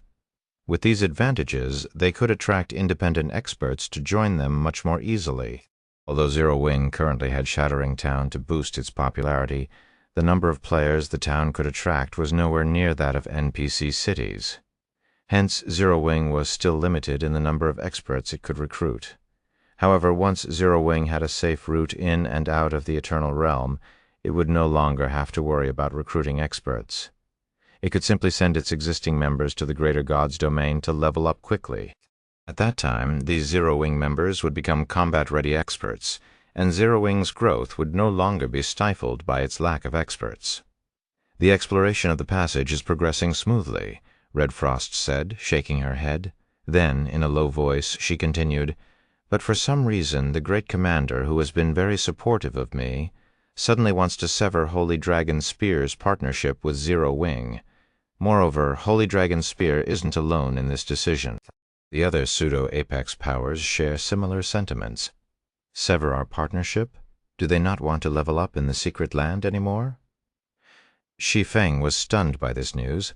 Although the partnership between Zero Wing and the Primordial Dragon Sanctuary's pseudo-apex powers favored Zero Wing a lot, it remained that Holy Dragon Spear and the other pseudo-apex powers could reliably get their members to level 240 thanks to this partnership. Without the access key in his possession, even if these pseudo-apex powers managed to get their members into the Flame Dragon God's Nest, these members would have to die if they wanted to leave the secret land. They wouldn't be able to exit normally. This definitely wasn't a wise move. As for Zero Wing, it would also be negatively affected. Without Holy Dragon Spear establishing a safe route into the Eternal Realm, Zero Wing could not send players to grind in the Flame Dragon God's Nest en masse, severely restricting Zero Wing's development speed. "I've already mentioned this to the Great Commander and the others, but they still insist on cutting ties with Zero Wing," Red Frost said with an ugly expression. "Additionally, Ember Dragon suddenly came to me saying he wants to discuss something important with you in person." "Ember Dragon?" Shi Feng was even more surprised to hear this. Shi Feng didn't have many dealings with Ember Dragon, so it was strange for the other party to visit Star Lake City to talk to him in person. He'd be less surprised if Ember Dragon had come to talk to Red Frost. After all, they shared a long-standing feud. "Do you want to talk to him?" Red Frost asked. "Since he's here, let's talk," Shi Feng said, deciding to meet with Ember Dragon after thinking it over. Shi Feng was certain the Dragon God Palace had something to do with Holy Dragon Spear and the Primordial Dragon Sanctuary's other pseudo-apex powers' decision to cut ties with Zero Wing. However, Shi Feng couldn't determine what the Dragon God Palace had done to make its past enemies turn against Zero Wing. Half an hour later, Shi Feng met Ember Dragon in one of the Zero Wing Training Center's lounges. Ember Dragon was a tall and lanky man with a sickly appearance. However, despite his appearance, he gave off an indescribably dangerous vibe. If not for Red Frost entering the lounge with Ember Dragon, Shi Feng might have even considered leaving immediately. "I finally get to meet you, Guild Leader Black Flame," Ember Dragon said, giving Shi Feng a business smile. "This should be our first time meeting in the real world. I am Ember Dragon, a Vice Guild Leader of the Dragon God Palace. Seeing as you've gone through the trouble of meeting me here, I assume you're behind Holy Dragon's spear and the other pseudo-apex powers' decision to cut ties with Zero Wing," Shi Feng stated frankly, looking at Ember Dragon. Compared to how he carried himself in God's domain, Ember Dragon conducted himself with much less dignity in the real world. "Just say whatever you have to say. You're a very straightforward person, Guild Leader Black Flame." "But I like straightforward people," Ember Dragon said, replacing his business smile with a cold expression. "In that case, I'll get to the point. I'm not visiting you on behalf of the Dragon God Palace, but the Nebula Consortium." "The Nebula Consortium?" Ember Dragon's words stunned Red Frost. Staring at him in disbelief, she asked in a quivering voice, "You're a member of the Nebula Consortium?" Shi Feng frowned at Ember Dragon's introduction. He had heard about the Nebula Consortium in his previous life. Although he didn't know much about it, he did know it was an extraordinary entity with shares in several human apex powers, such as the notorious Demon's Gate and the mysterious Eternal Chamber of Commerce. At the same time, the Nebula Consortium was the main producer of Stardew. Because of this, many corporations, conglomerates, and even city lords of first-tier cities sought to get into the Nebula Consortium's good graces. Ignoring Red Frost's question, Ember Dragon sneered at Shi Feng and said, "In light of Zero Wing ruining the hard-earned peace between the human race and the holy race, the Nebula Consortium hopes to put Zero Wing under its supervision. To achieve this goal, the Nebula Consortium will send someone to assist with Zero Wing's management. Should Zero Wing refuse to be supervised, it will no longer be permitted to continue operating henceforth." "Hasn't the Nebula Consortium been indifferent to God's domain this whole time?" Red Frost grew anxious at Ember Dragon's words. Many corporations and conglomerates relied on the Nebula Consortium in the greater world. If the Nebula Consortium decided to persecute Zero Wing, Zero Wing would face many difficulties moving forward, such as not being able to purchase the life potions necessary for the guild's development. Not to mention, there was no saying what action the various powers, which sought to enter the Nebula Consortium's good graces, would do against Zero Wing. "I am only here to convey the Nebula Consortium's message. There is nothing I can do to change the Nebula Consortium's decision," Ember Dragon said, glancing at Red Frost. Then he smirked at Shi Feng and continued, "I advise you not to make an enemy of the Nebula Consortium, Guild Leader Black Flame. Even if you've managed to get an apex power to back you, the consequences will still be unbearable for you." "Ruined the peace between the human race and the holy race? Unbearable consequences?" Shi Feng smiled as he looked at Ember Dragon's elated expression. "Since you are acting as the Nebula Consortium's messenger, please convey my message to Nebula's higher-ups. You similarly cannot bear the consequences of making an enemy out of Zero Wing." Chapter 3905, Chapter 979, Times Have Changed. Chapter 979, Times Have Changed. Silence descended upon the lounge as Shi Feng finished speaking. Even Red Frost, who had been seething at Ember Dragon, couldn't help but pause to look at Shi Feng, a trace of panic flashing in her eyes. Never did she expect Shi Feng to give such a response. Does he not know about the Nebula Consortium? After a brief surprise, Red Frost had to wonder if Shi Feng even knew what the name Nebula Consortium represented. Moreover, the more Red Frost thought about it, the more she was convinced this was the case. After all, Shi Feng was basically a newcomer in the greater world. The Nebula Consortium also maintained a very low profile in God's domain, so most players in the greater God's domain only knew that it was a very powerful pharmaceutical company selling the highly sought-after Stardew. Only the executives of the various powers and corporations knew how terrifying the Nebula Consortium's strength and influence were in both the greater world and the greater God's domain. The Nebula Consortium controlled 80% of the greater world's Stardew production. This point was enough to deter the various apex powers from offending it.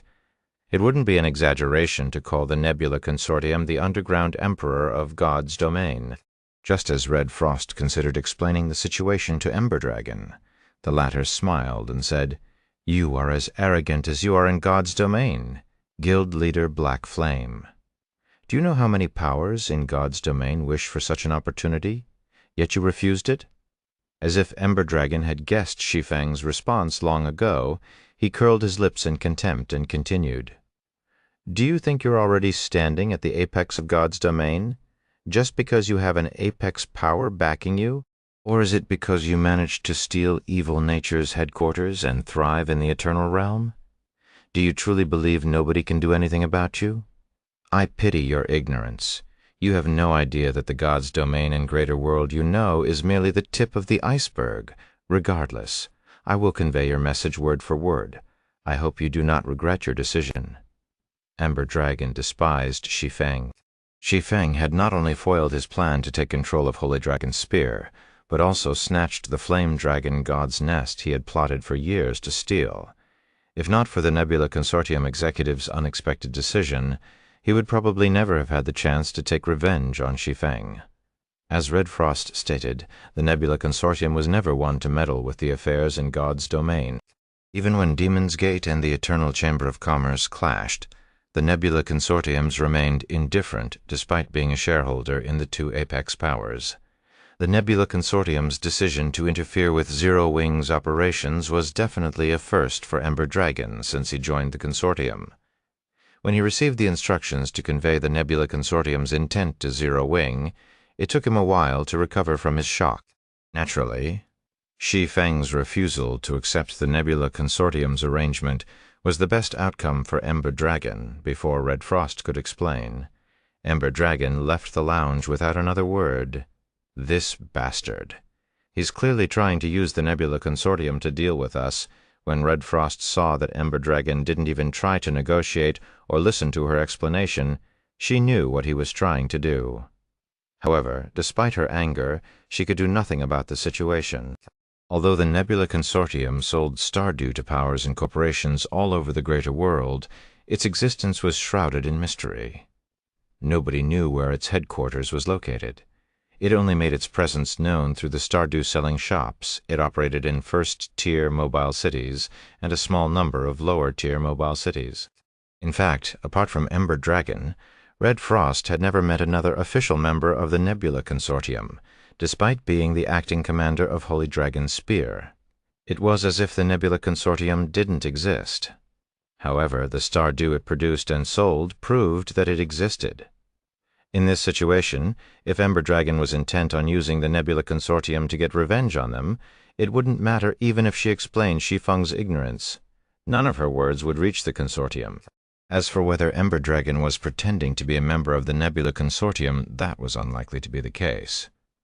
After all, the behavior of South Lake and the Primordial Dragon Sanctuary's other pseudo-apex powers already made this point very clear.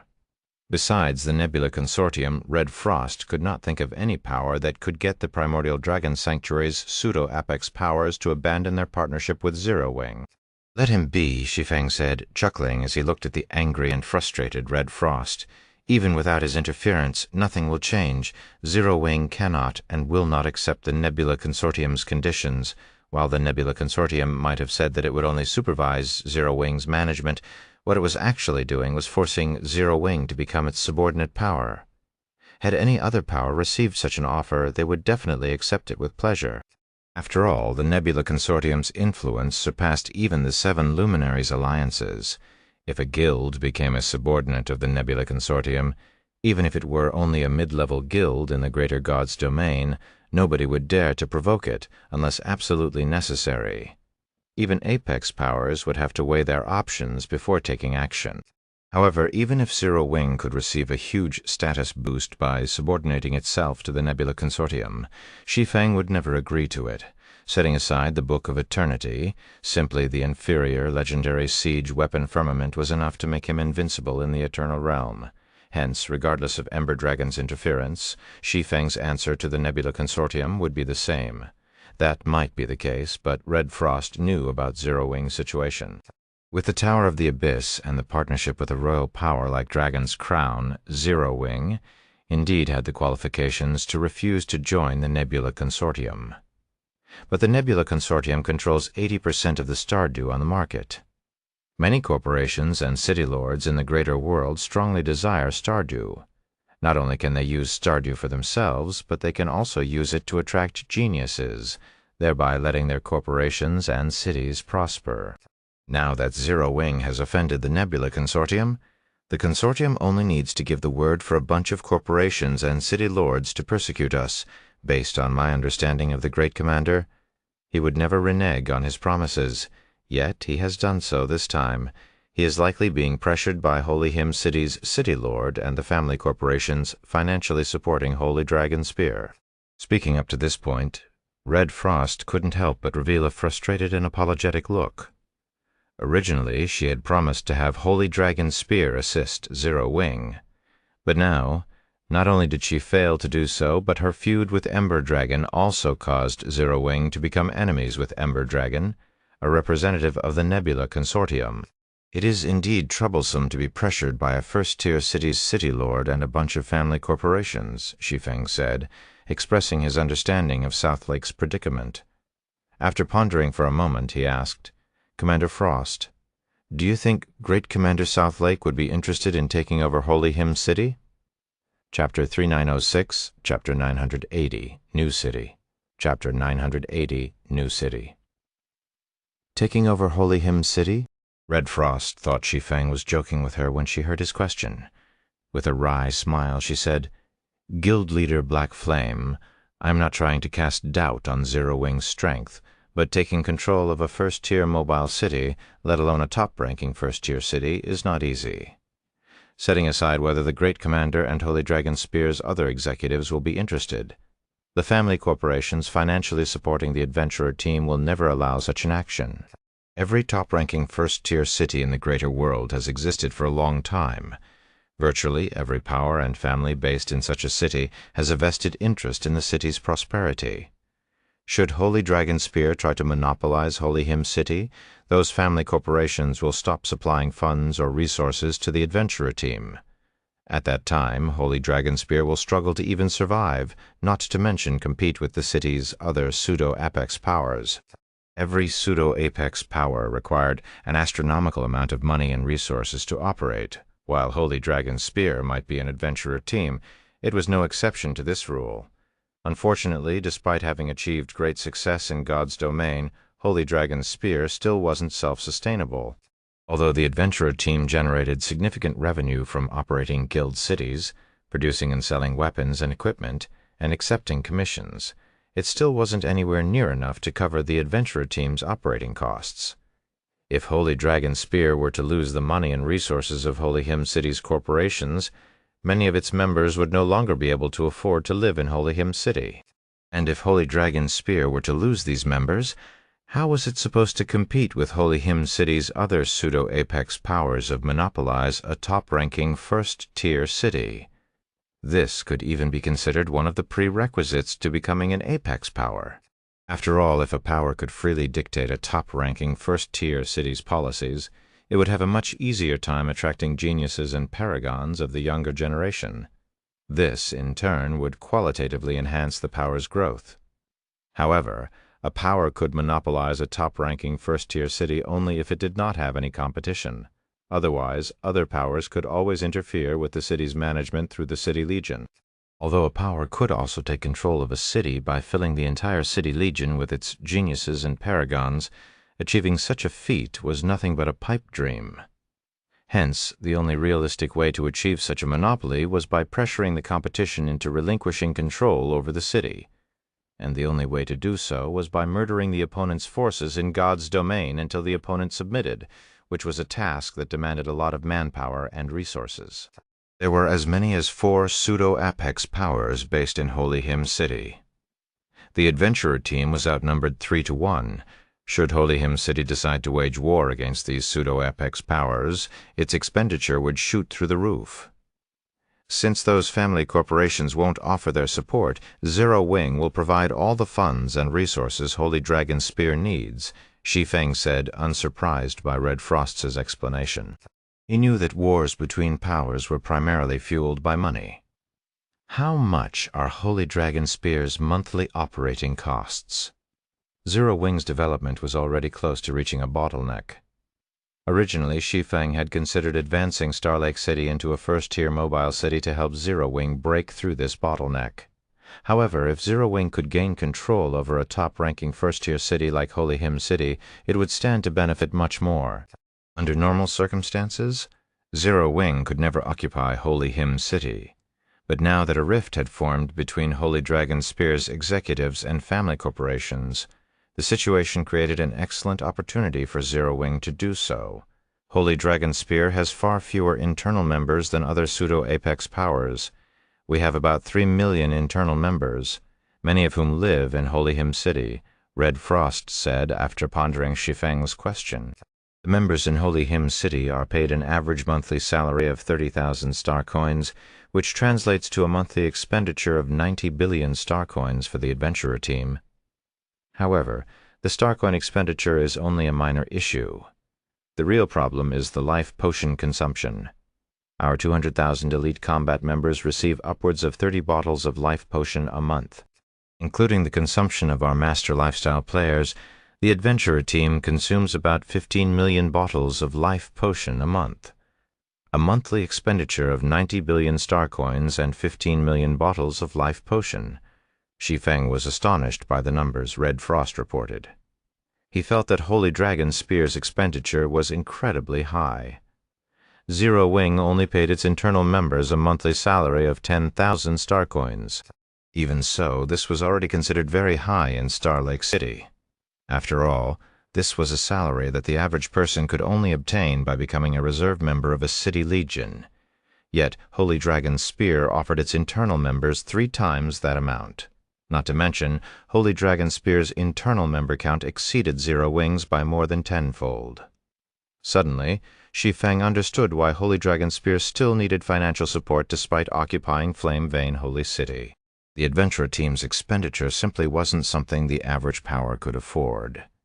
These are only Holy Dragon Spear's normal operating costs. If Holy Dragon Spear wages war against Holy Hymn City's 3 other pseudo-apex powers in God's domain, I wouldn't be surprised if its expenditure doubled at the very least, Red Frost said, looking at Shi Feng's astonished expression. Then, she advised, Holy Dragon Spear's life potion consumption is something even the adventurer team itself cannot afford without assistance. I suggest Zero Wing prioritize preparing for the Nebula Consortium's retaliation. The Nebula Consortium secretly holds shares in many Apex and pseudo-Apex powers. Should the Nebula Consortium have them take action, Zero Wing's expenditure will undoubtedly skyrocket. Regarding the Eternal Realms passage, I will gather a group of experts in my name to establish a new safe route. Although the efficiency will be lower, accomplishing it shouldn't be difficult. In Red Frost's opinion, Zero Wing's success in the Eternal Realm still wasn't enough to let it support Holy Dragon Spear, an organization more than 10 times its size. Not to mention, once Ember Dragon reported back to the Nebula Consortium, the Consortium would most likely begin its persecution of Zero Wing.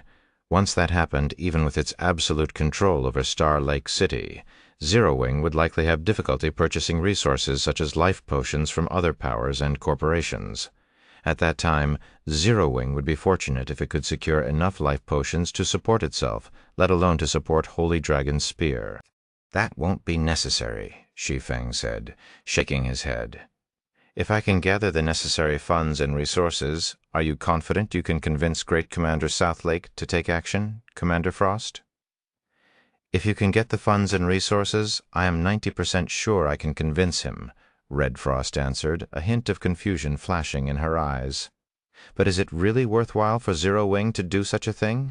I understand Ember Dragon. He is a vengeful bastard who will jump at any opportunity to take revenge. Zero Wing will definitely have to waste a lot of money and resources fighting the Nebula Consortium. Once Holy Dragon Spear goes to war, should Zero Wing run out of funds, it would spell the end for Zero Wing. The benefits of monopolizing a top-ranking first-tier mobile city might be tempting, but once a war between powers began, it couldn't be stopped on a whim. Should Zero Wing run out of funds while the war was ongoing, only death awaited Zero Wing. It hadn't been easy for Zero Wing to achieve its current success. Now that it was facing the Nebula Consortium's wrath, Red Frost couldn't understand why Shi Feng would want to make such a risky decision. 90%, is it? At Red Frost's answer, Shi Feng smiled and said, "I'll gather the funds as soon as possible and contact you when I'm ready." After saying so, Shi Feng returned to his room and logged into God's domain. If it were before obtaining the inferior legendary siege weapon Firmament and the divine Pathstone, Shi Feng wouldn't have made such a risky decision. But now that Zero Wing had a new city and the divine Pathstone, it could easily obtain the funds and resources needed to fund Holy Dragon Spear's war. Zero Wing could even use this opportunity to further strengthen itself. TL notes. A rift had formed between Holy Dragon Spear's executives and family corporations. I'm assuming this rift is referring to the family corporations putting pressure on South Lake to cut ties with Zero Wing. The family corporations did so because of the Nebula Consortium's interference. Chapter 3907, Chapter 981, Connecting to the Remnant Primordial World. Chapter 981, Connecting to the Remnant Primordial World. Eternal Realm, Shattering Town. When Shi Feng came online and was about to give Blackie a call, he received a call request from the person himself. "I was just about to call you. I didn't think you would call me first. Did something happen again?" Shi Feng asked, chuckling as he looked at the ugly expression Blackie wore. Zero Wing had just obtained Evil Nature's treasury, so Blackie should be excitedly counting their harvest right now. After all, he had been racking his brain on how to get Silent Wonder the God crystals she needed. The haul of God crystals they obtained from Evil Nature's treasury should have alleviated his concerns. Yet Blackie looked even more concerned than before they plundered Evil Nature's treasury. "Exactly. I was even in the middle of counting how many God crystals we got this time," Blackie said, exasperated. "I don't know what's going on with Evil Nature, but it tripled its bounty on Zero Wing and even opened it to players of all three races. None of our guild members dare to leave Shattering Town without ample preparation. Evil Nature already placed a bounty on all players caught entering and leaving Shattering Town when Evil Sky City still existed. Because of this, Zero Wing had to keep compensating its guild members with money and life potions. After all, players would suffer significant mental damage whenever they died in God's domain. Without the assistance of life potions, they'd need at least a day before they could fully recover. Nobody in the current Eternal Realm could afford to lose so much progress. Until the fall of Evil Sky City, Zero Wing had already burned through more than half of the 8 million bottles of life potion that Shi Feng had obtained from 8 of the Primordial Dragon Sanctuary's pseudo-apex powers. The guild only had about 3 million bottles of life potion left in reserve. Moreover, this was after the guild had limited the number of players grinding out in the fields. Otherwise, there might not even be 3 million bottles remaining. Now that Evil Nature had tripled its bounty on Zero Wing's members and opened it to players of all three races, Zero Wing's members were in a dire situation. After all, the rewards had become so lucrative that many of the human race's experts and powers might be tempted into action. If Zero Wing did not use its remaining supply of life potions conservatively, it would likely run out of life potions in just 4 or 5 days.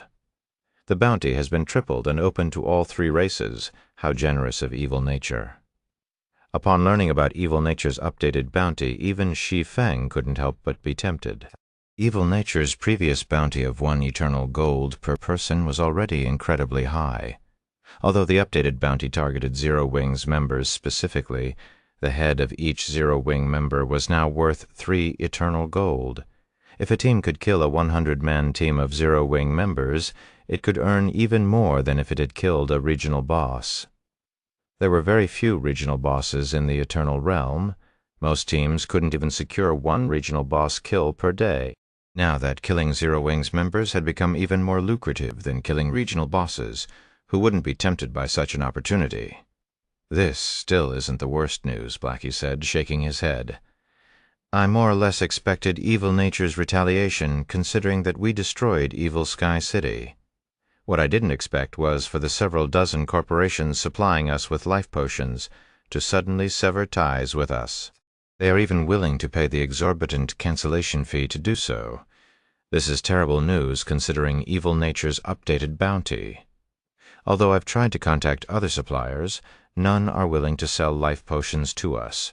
At this rate, the guild will run out of life potions in 5 days maximum. At that time, the elite and core members who joined the guild for life potions will definitely leave.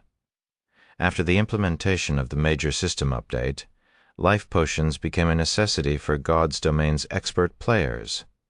This was because the life potion worked wonders to aid in recovery from mental fatigue and damage. In reality, many of the 5th floor experts and level 230+ players who joined Zero Wing recently had done so because of its life potions. Should Zero Wing run out of life potions, Blackie couldn't even imagine what would become of the guild. The Nebula Consortium sure works quickly. When Shi Feng heard Blackie's report, he immediately thought of the Nebula Consortium. Although life potions were in high demand, they weren't in demand to the point where it was impossible to get any. The only reason so many corporations would unanimously refuse to work with Zero Wing would be pressure to do so. Of all the enemies Shi Feng could think of, only the Nebula Consortium had the influence to get so many corporations to comply so obediently. The Nebula Consortium? Blackie stared at Shi Feng in shock. Guild leader, are you talking about? The Nebula Consortium that produces Stardew?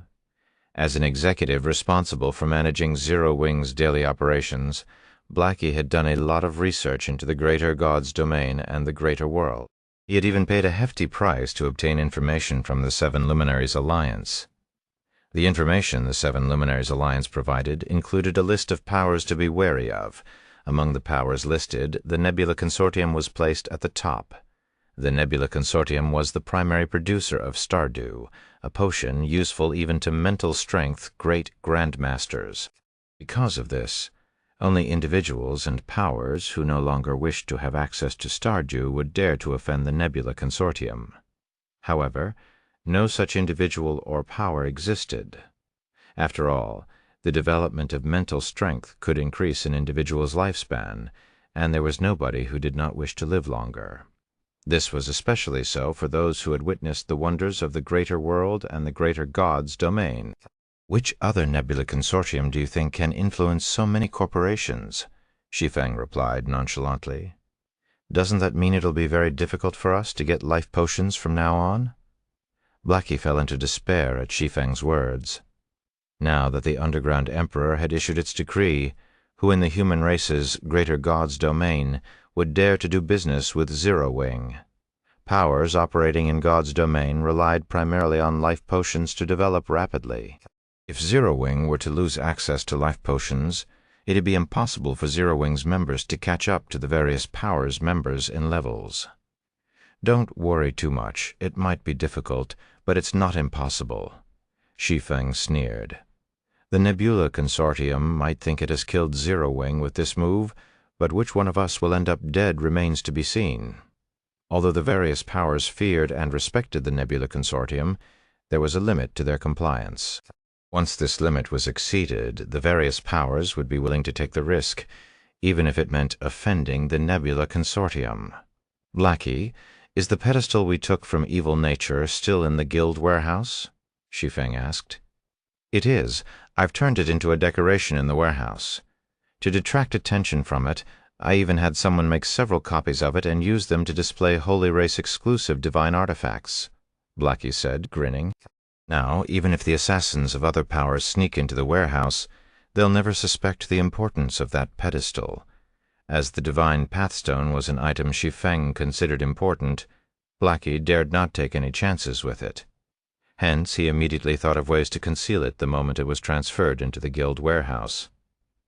Now, even he would need a moment to figure out which pedestal in the warehouse was the divine pathstone. If others were to find their way into the warehouse, they wouldn't even think that one of the pedestals in there was a priceless treasure. Good job. Shi Feng nodded when he heard the measures Blackie had taken to conceal the divine pathstone. Now, I want you to transport those pedestals to Skeleton Hill using Firmament. That place has a guild city that I built just recently? Transport them using firmament? Shi Feng's instructions astonished Blackie. Wouldn't that attract a lot of attention? Outsiders might be assuming firmament was an epic siege weapon, but Blackie was one of the few people who knew that firmament was an inferior, legendary siege weapon. Even if the divine pathstone was a priceless treasure, he still felt it would be incredibly prodigal to transport it using firmament. Siege weapons consumed energy simply by being in use. In firmament's case, it consumed 10,000 units of 7 luminaries crystal per minute while active. If it were active for 10 minutes, it would have consumed 100,000 units of 7 luminaries crystal, enough to fund a Tier 5 player's Tier 6 promotion. Moreover, the guild city Shi Feng mentioned was several hours away by flight. That would be several million units of 7 luminaries crystal down the drain. This operation is vital. No accidents are allowed, Shi Feng said, chuckling at Blackie's reluctance. We already made a fortune thanks to evil nature, so stop being stingy. All right, then.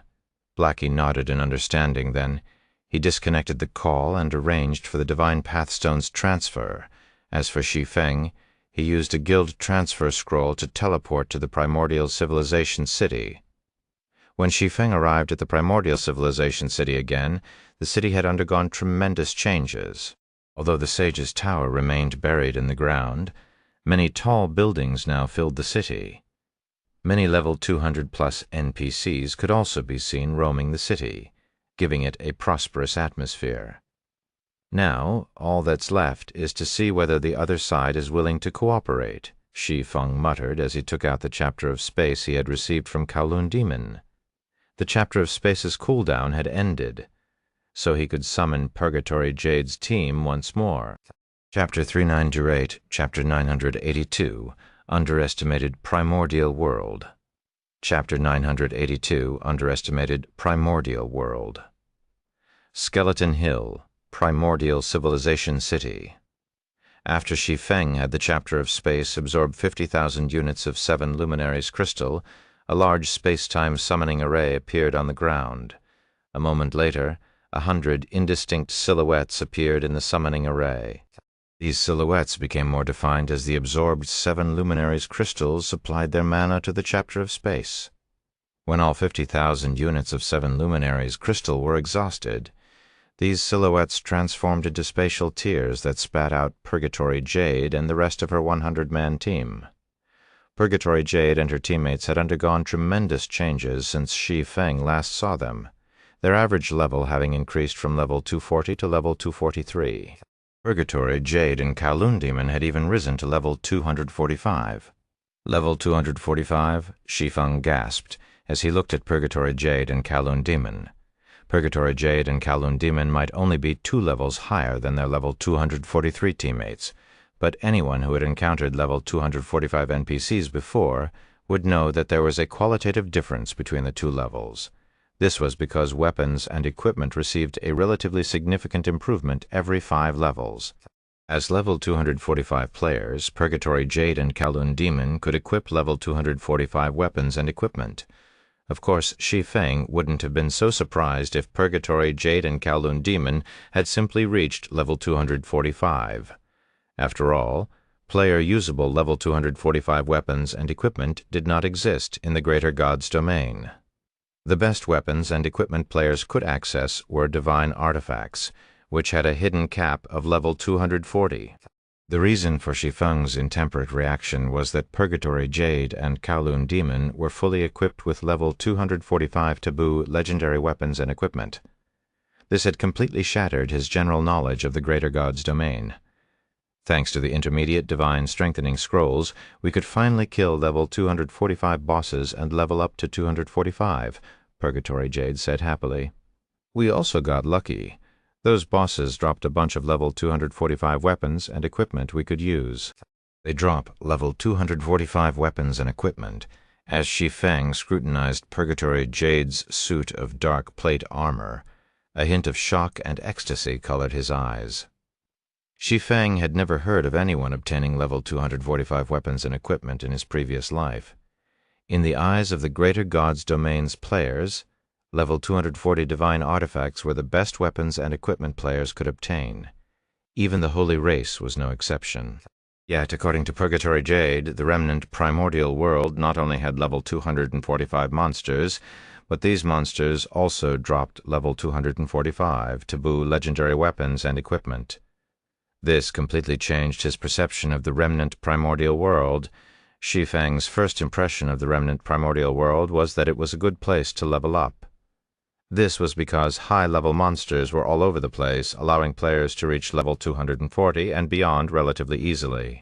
In comparison, players in the Greater God's domain had to rely on level 240 plus taboo secret lands to go beyond level 240, and there were only 3 such secret lands across the Greater God's domain. Unfortunately, this boon came with major flaws. Unlike in the Greater God's domain, combat technique legacies available in the remnant primordial world only went up to the gold rank. The quality of the remnant primordial world's weapons was also relatively low, with fragmented divine artifacts nearly non-existent. If Purgatory Jade hadn't participated in the Tosa's raid and gotten herself a growth-type godly relic, she would have been limited to using level 240 taboo legendary equipment for the rest of her life. The remnant primordial world was so lacking in advantages that Shi Feng was still hesitant about establishing a pathway to it when he ordered Blackie to transfer the Divine Pathstone. After all, Divine Pathstones were incredibly rare, having appeared only a handful of times among the 3 races in his previous life. He had only stuck to his decision because of Evil Nature's bounty and the Nebula Consortium's persecution. If Zero Wing could not solve its current predicament, its development would be restricted to the Crystal City of Sacrets in Shadowring Town. Although Zero Wing had access to Luminous Sky City due to the city's proximity to the front lines of the war among the 3 races, the Guild would have to commit a lot of its manpower to the city if it wanted to develop there, a luxury it currently couldn't afford. Hence, it was necessary to establish a path to the remnant primordial world. Not only would this let more Zero Wing members level up quickly, but it would also let Zero Wing recruit members from an entire realm's worth of players, killing 2 birds with 1 stone. But now Shi Feng found that he had severely underestimated the remnant primordial world, level 245 taboo legendary equipment. Although it remained slightly inferior to divine artifacts in basic attributes, it trumped divine artifacts in availability. The fact that Purgatory Jade and Kowloon Demon could get themselves a full set in such a short time proved that the drop rate was good. If the effects of secret treasures and advanced divine strengthening scrolls were included, Purgatory Jade and Kowloon Demon should match level 240 experts fully equipped with divine artifacts in basic attributes. Even the Holy Race's royal powers did not have many level 240 experts fully equipped with divine artifacts. Each of these experts was a stabilizing force that even epic siege weapons could not kill easily. If Zero Wing could come up with 1,000 level 245 fifth-floor experts fully equipped with level 2045 taboo legendary weapons and equipment, it would become truly unstoppable in the current Eternal Realm. "You seem very interested in my equipment, Guild Leader Black Flame," Purgatory Jade said, grinning, when she saw Shi Feng's eyes glued to her equipment. "Since you're so interested, I can exercise my authority to sell a set to you. As for the price, how about 2 divine artifacts or 2 fantasy-ranked secret treasures?" 2 divine artifacts or 2 fantasy-ranked secret treasures? Shi Feng immediately shook his head at Purgatory Jade's offer. "While it is an acceptable price, I don't have any excess divine artifacts or fantasy-ranked secret treasures." Although Zero Wing had obtained some divine artifacts exclusive to Holy Race players from Evil Nature's treasury, Shi Feng had already instructed Blackie to use Origin Myth to convert them into divine artifacts that were usable by human players. It was like how he converted the Sunlight Blade and gave it to Fire Dance. Hence, Zero Wing had no excess divine artifacts it could use to trade. As for fantasy-ranked secret treasures, they were even scarcer than divine artifacts. Securing the first clear of God Mode team dungeons was the only reliable way to obtain them. Due to this scarcity, nobody would trade their fantasy-ranked secret treasures away. It wasn't a bad deal to trade a full set of level 245 taboo legendary equipment for 2 divine artifacts. However, it wasn't a profitable deal either, After all, without advanced divine strengthening scrolls, level 245 taboo legendary equipment would only match level 240 fragmented divine artifacts. Based on current market rates, one divine artifact was worth about 5 or 6 fragmented divine artifacts. So, 2 divine artifacts could be traded for a full set of fragmented divine artifacts. However, nobody would ever trade their divine artifacts at such rates. What a pity, Purgatory Jade sighed. However, she kept her smile and continued, "If you have any unneeded divine artifacts or fantasy-ranked secret treasures, you must save them for me. I promise Dragon's Crown will give you a satisfactory price." "Don't be too disappointed, Miss Jade," Shi Feng said, chuckling. "Although I won't be buying your items, I have an offer worth far more than a few divine artifacts and fantasy-ranked secret treasures." "Really? What is it?" Purgatory Jade asked, looking at Shi Feng with eyes bright with curiosity. "Long-term entry into the Eternal Realm," Shi Feng stated. TL notes, an entire realm's worth of players. This isn't a mistranslation. I assume the remnant primordial world is a very populated world. For reference, in Chapter 870, it is mentioned that Nightmare Holy City has a population of over 300 million players. Chapter 3909, Chapter 983, Insane Zero Wing. Long-term entry into the Eternal Realm. Shi Feng's words stunned Purgatory Jade momentarily. Then she excitedly asked, "Have you found a connecting passage?" The ability to stay in the Eternal Realm long-term was incredibly tempting to Dragon's Crown. Whether it was Zero Wing's intermediate divine strengthening scrolls or the Eternal Realm's secret treasures, both had allowed Dragon's Crown to benefit massively, such as finally killing their homeworld's previously unkillable level 245 bosses. These bosses had even allowed Dragon's Crown to obtain plenty of level 245 weapons and equipment. Unfortunately, due to a lack of powerful secret treasures, Dragon's Crown couldn't form a sufficiently strong team to raid level 245 taboo team dungeons.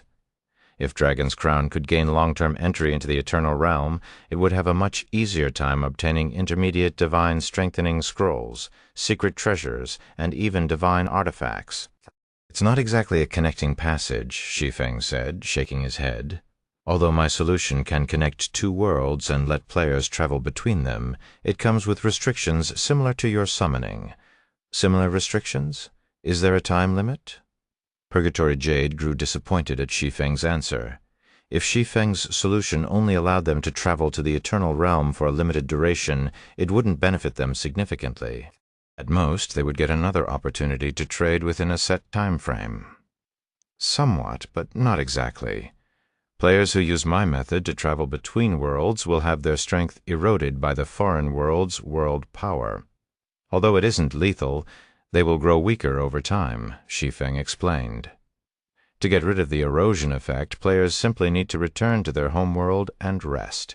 Either that, or they can rest in this city." Although the Divine Pathstone was heaven-defying, it had a massive flaw. Players using it to travel to a foreign world would be treated as trespassers and receive strong rejection from the foreign world. This rejection would weaken them over time, making it impossible for them to explore the foreign world for long periods. Fortunately, the Divine Pathstone offered a solution to this problem. Granting the town or city, it was used in a powerful cleansing effect that helped dissipate world power. This could be considered a benefit given to the Divine Pathstone's user. This was also why Shi Feng had chosen to connect with the remnant primordial world. It only weakens players? Purgatory Jade's eyes brightened at Shi Feng's explanation. Dragon's Crown only sought to obtain secret treasures from the Eternal Realm, so this weakening effect was not a problem. With Dragon's Crown's foundations, it could easily establish itself in the Eternal Realm even if it had to send players in rotation. Before Purgatory Jade could ask more questions, Kowloon Demon suddenly spoke up. "Guild Leader Black Flame, what does Dragon Crown need to pay for this access?" Kowloon Demon asked, looking at Shi Feng warily. The benefits of having near-constant access to the Eternal Realm were massive for Dragon's Crown. It wasn't hard to imagine Shi Feng charging an astronomical price for this access. If Shi Feng's price touched upon Dragon's Crown's foundations, it would become difficult for them to reach an agreement. I don't need Dragon's Crown to pay anything. Dragon's Crown only needs to fulfill 2 of my conditions. Moreover, one of these conditions is highly beneficial for Dragon's Crown, Shi Feng said, chuckling as he looked at Kowloon Demon's wariness. My first condition is for Dragon's Crown to lend me some manpower to help me complete a task. My second condition is to set the connection point of the pathway in one of Dragon's Crown's super-large-scale holy cities accessible by teleportation. Then I will need you to advertise the pathway in the remnant primordial world and not restrict anyone from traveling between our 2 worlds. Upon hearing Shi Feng's conditions, Purgatory Jade and Kowloon Demon couldn't help but look at Shi Feng in confusion. They couldn't understand what he was trying to achieve of the 2 conditions. Only the first one made sense. Shi Feng's second condition was essentially welfare to their homeworld's players.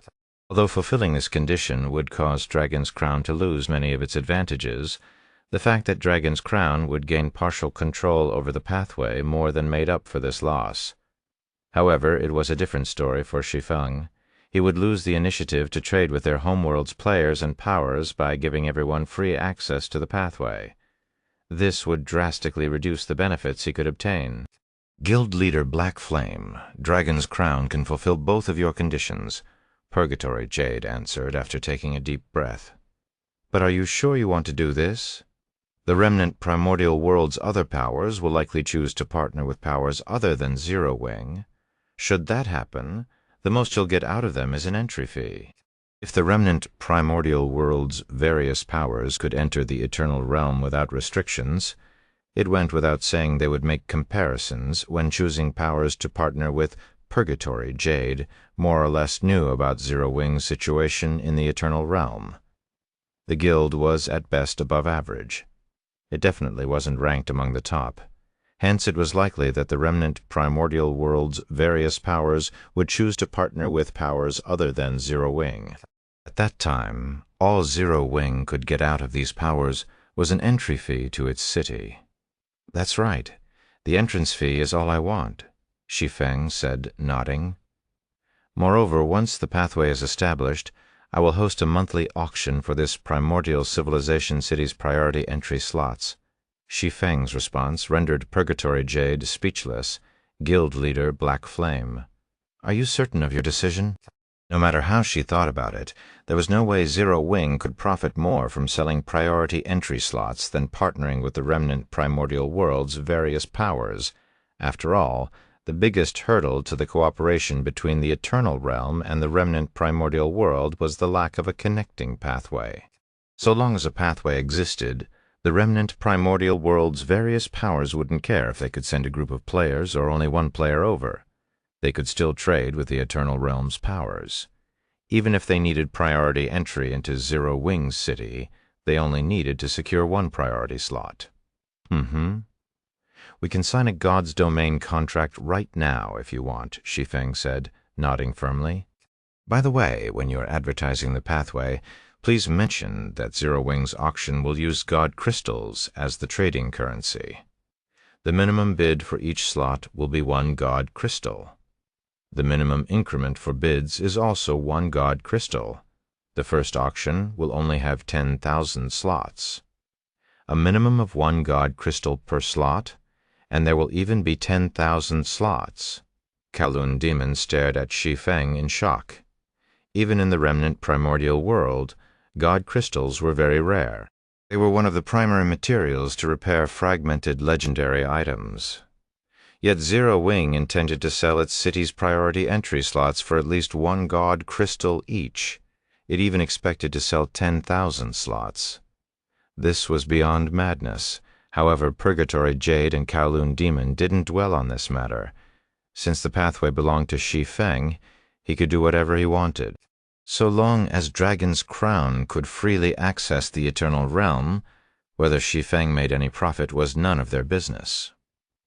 After establishing a contract with Dragon's Crown, Shi Feng completed their prior trade agreement, receiving 50 million undying souls and 10,000 pieces of level 235 taboo fragmented legendary equipment from Purgatory Jade.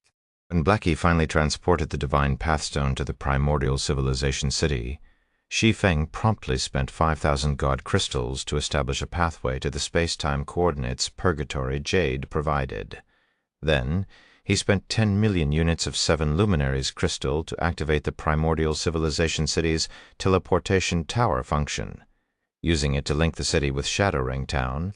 When the teleportation link formed, a giant teleportation gate appeared in Shadowring Town's central plaza, attracting the attention of many players in the town. Guild leader, isn't the price for the priority entry slots a little too steep? When Blackie saw the list of city rules and management details Shi Feng had sent him, he couldn't help rubbing his eyes, wondering if he had read it wrong. The primordial civilization city has just opened. Although it provides players with a significant leveling advantage, the price of 100 bottles of life potion or 1 God crystal per slot is... I don't think many powers can accept such a price. When the Tower of the Abyss appeared in Shadowring Town, the town's priority entry slots had also become incredibly valuable. Even so, the price never reached 1 God crystal or 100 bottles of life potion. After all, they were only selling priority entry into a city, not selling shops or houses. Even if many powers would like for their members to have easy access to Skeleton Hill, a level 230 taboo map, they weren't so desperate that they would pay such a steep price for this benefit. "Don't worry. It's not expensive," Shi Feng said, chuckling at Blackie's concern. If the primordial civilization city only offered access to a level 230 leveling map, its priority entry slots naturally wouldn't be worth so much. However, it was a different story if the city allowed access to a world that produced level 245 taboo legendary equipment. When Blackie saw that he couldn't persuade Shi Feng, he could only carry out his instructions and publish the details pertaining to Zero Wing's new city on the Eternal Realms official forum. Shortly after Blackie's post went live, the entire forum exploded with activity. Is Zero Wing insane? 1 God crystal for each priority entry slot? Are you sure this isn't a robbery? Chapter 3915, Chapter 984, City of Monsters. Chapter 984, City of Monsters, Zero Wing's announcement, sent shockwaves across the Eternal Realm. Isn't it just a guild city's priority entry slot? Is Zero Wing insane? Even at Shadowring Town's peak, its priority entry slots only reached 2 eternal gold each. Is Zero Wing's new city so amazing that it's worth paying 1 God crystal to enter? Impossible. We're talking about a heaven-defying town that comes with a neutral status here.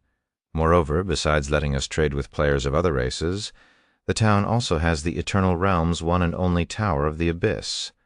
There's no way any other town or city can hold a candle to Shadowring Town. According to Zero Wing's introduction, its new city is in Skeleton Hill. If I'm not mistaken, that's a level 230 taboo map. Only a few powers have erected guild cities in the Eternal Realm's taboo maps thus far. Most of them are even holy race powers. Zero Wing has likely set this price for the various powers. After all, even with a flying mount, reaching any taboo map from the nearest town or city would normally take several hours.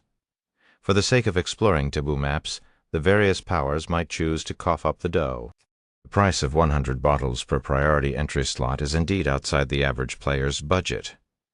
I heard that a major power had recently started persecuting Zero Wing, causing many corporations and powers to stop cooperating with it. This is likely Zero Wing's attempt at salvaging the situation. Even so, Zero Wing is still asking for too much. 1 God crystal or 100 bottles of life potion. I doubt many powers would be willing to pay such a steep price. Initially, many players on the forum felt that Zero Wing had lost its mind when pricing its new city's priority entry slots. However, after learning more about the primordial civilization city, many independent players and adventurer teams grew interested in it. Level 230 taboo maps were currently the primary leveling spots for the Eternal Realm's frontline players. These were also the most dangerous places in the Eternal Realm because players had to face powerful monsters and the players of other races.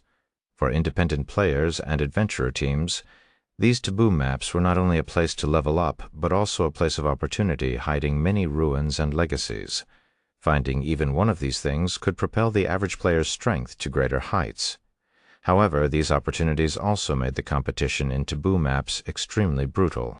If not for the Eternal Realm's large and plentiful taboo maps having hostile environments that prevented long-term stays, the various powers would have long since monopolized them. If independent players and adventurer teams could access a guild city built within a taboo map, they could save on travel time and significantly extend their exploration time. Eternal Realm, Shattering Town, Mystery Blue Hotel. Commander, what do you think is going through Guild Leader Black Flame's head? This is the Nebula Consortium we're talking about.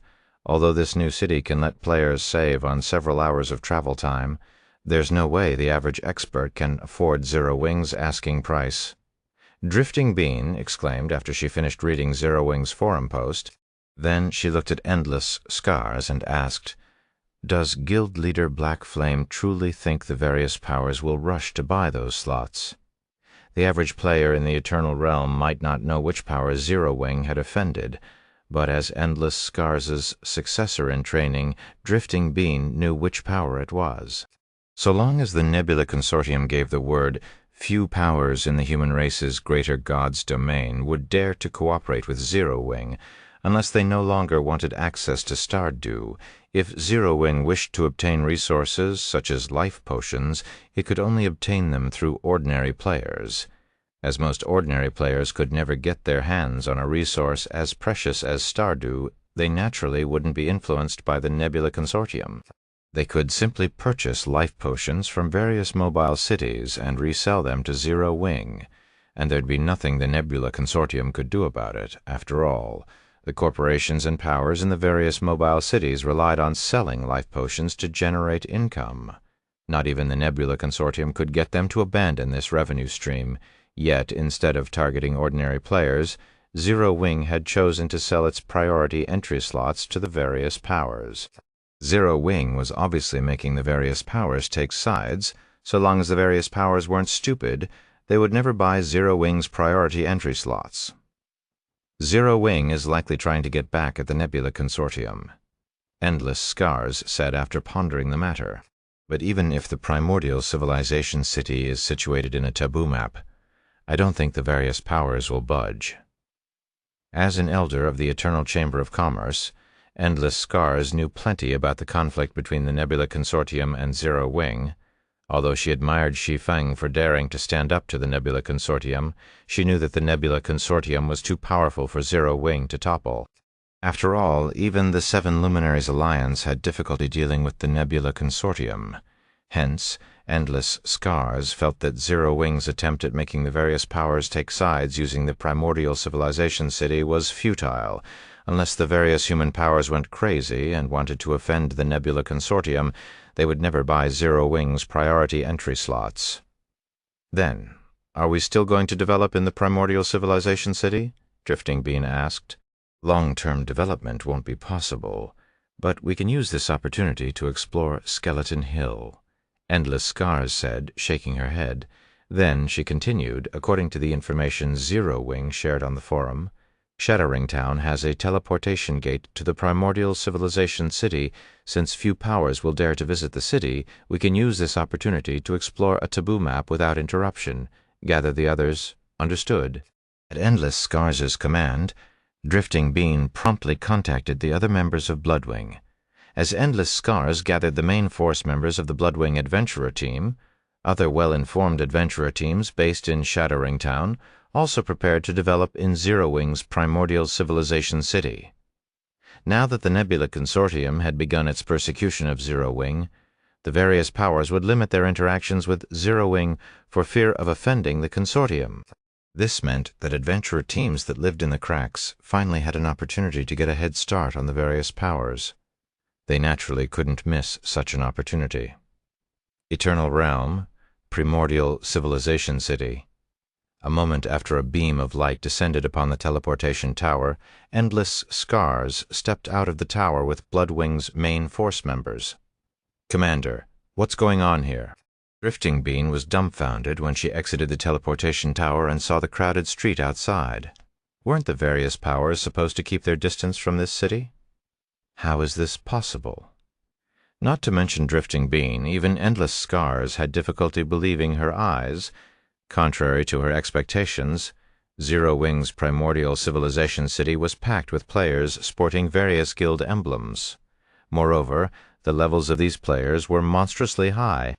Even the lowest-leveled player she could spot was level 235, while the higher-leveled players reached level 240 or higher. Chapter 391 Island, Chapter 985, Uproar.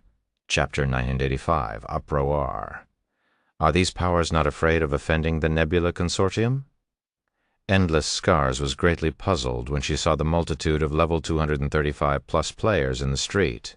She wondered if Shattering Town's teleportation gate had brought her to the wrong place. Although the Nebula Consortium did not publicly announce its persecution of Zero Wing, news had long since spread among the upper echelons of the Greater God's domain. Practically every upper-ranking hegemonic power or above already knew about it. Level 235 players were considered top-tier existences by every power in the Greater God's domain. As for level 240-plus experts, they were incredibly rare in the Greater God's domain, with over 90% of them originating from pseudo-apex powers or above. Furthermore, any power that could afford to send their level 240-plus experts into the Eternal Realm would be a first-class major power in the Greater God's domain. Regarding these first-class major powers, the Nebula Consortium should have informed them about the situation privately. For them to still send so many of their elite experts to Zero Wing's new city was tantamount to a slap to the face for the Nebula Consortium. There was no way the Consortium would turn a blind eye to such provocation. Besides Endless Scars, even Verdant Rainbow, who had come to the primordial civilization city to advise Shi Feng to rethink his tactics, was stunned by the city's populousness. The primordial civilization city was a big city that had opened up recently, so it couldn't have too big of an NPC population. The fact that the city's streets were so crowded meant the city's player population had already exceeded 10 million. A city with 10 million players might not be spectacular, but it was a different story when all 10 million were level 235-plus experts. Even in the Greater God's domain, few cities could achieve this level of prosperity. Not to mention, the primordial civilization city was a city in the Eternal Realm. If Verdant Rainbow hadn't known any better, she would have assumed that the Nebula Consortium had committed a heinous act that offended the Greater God's domain's various powers, prompting many powers to express their dissatisfaction with the Nebula Consortium by visiting the primordial civilization city. However, the fact of the matter was that there wasn't any grudge to speak of between the Nebula Consortium and the Greater God's domain's various powers. Unbeknownst to Endless Scars and Verdant Rainbow, none of the high-level players in the primordial civilization city originated from the Greater God's domain. Instead, they came from the remnant primordial world.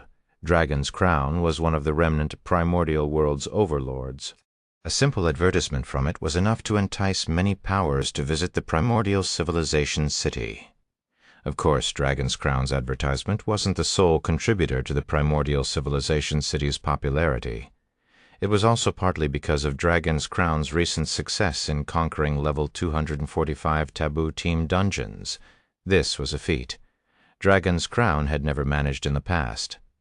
Now that it had succeeded, the various powers naturally did some digging.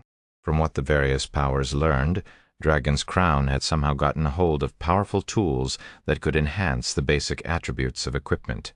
This, in turn, allowed Dragon's Crown to raid level 245 taboo team dungeons.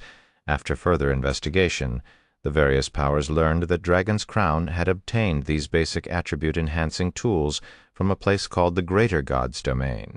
Unfortunately, as only Dragon's Crown could access the Greater God's domain, the various powers could do nothing but drool. After all, nobody had the strength to do anything about Dragon's Crown in the remnant primordial world. However, when Dragon's Crown suddenly announced it would let all players in the remnant primordial world travel to the Greater God's domain for free, the various powers instantly lost their cool. Almost immediately after receiving the news, they mobilized their expert armies to the primordial civilization city, which resulted in the city becoming packed with expert players within half a day of its opening. In front of the Divine Pathstone, a 100-man team stepped out of the space-time passage created by the Divine Pathstone. The leader of the team, a level 240 Demidragon Guardian Knight, gazed at his surroundings excitedly, behaving as if he had just arrived in the land of his dreams. "Commander, I heard Guild Leader Black Flame intends to sell this city's priority entry slots. Should we buy one for each of us?" Star Butterfly, a level 239 cleric, asked Whirlwind Bulwark as she scanned her surroundings with equal excitement. Now that this city is connecting our two worlds, it's bound to become the center of the two worlds in the future. If we can establish a foothold in this city, we can make a fortune through it. "I thought of this too," Whirlwind Bulwark said, nodding. Then a hint of concern appeared as he continued. "But the news came so suddenly that I didn't get to prepare much. Many adventurer teams also had the same idea.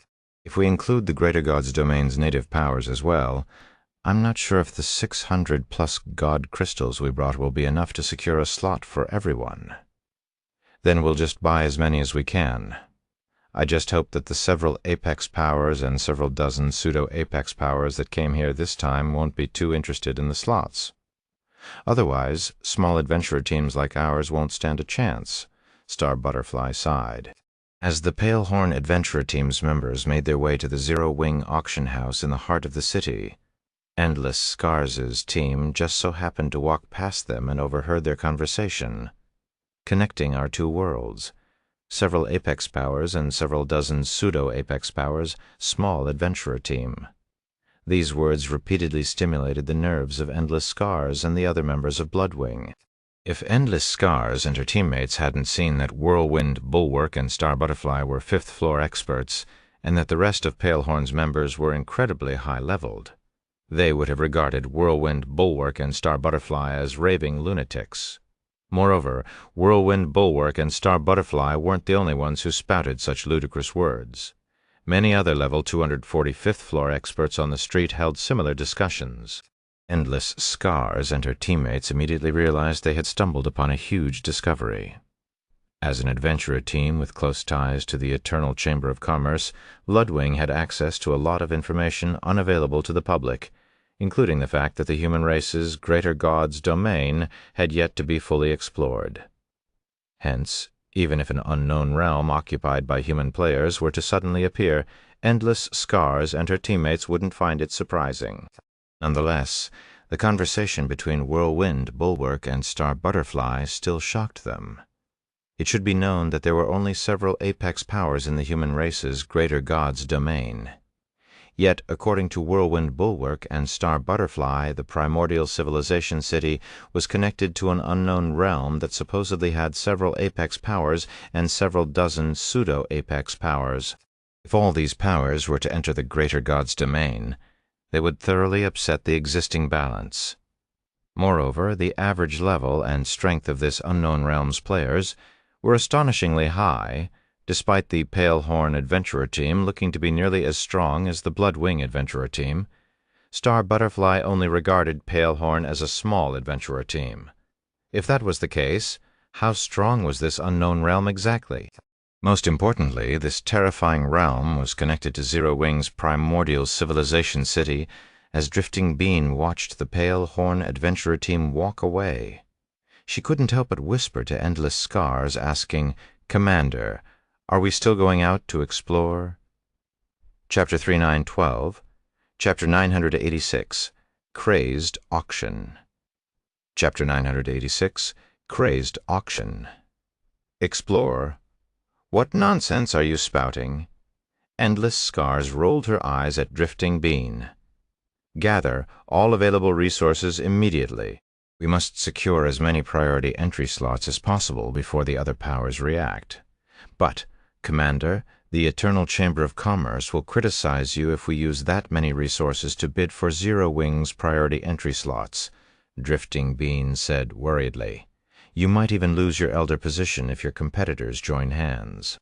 Endless Scars' status as an elder of the Eternal Chamber of Commerce was one of the main reasons the Bloodwing Adventurer Team could achieve its current success in the Angel Sanctuary.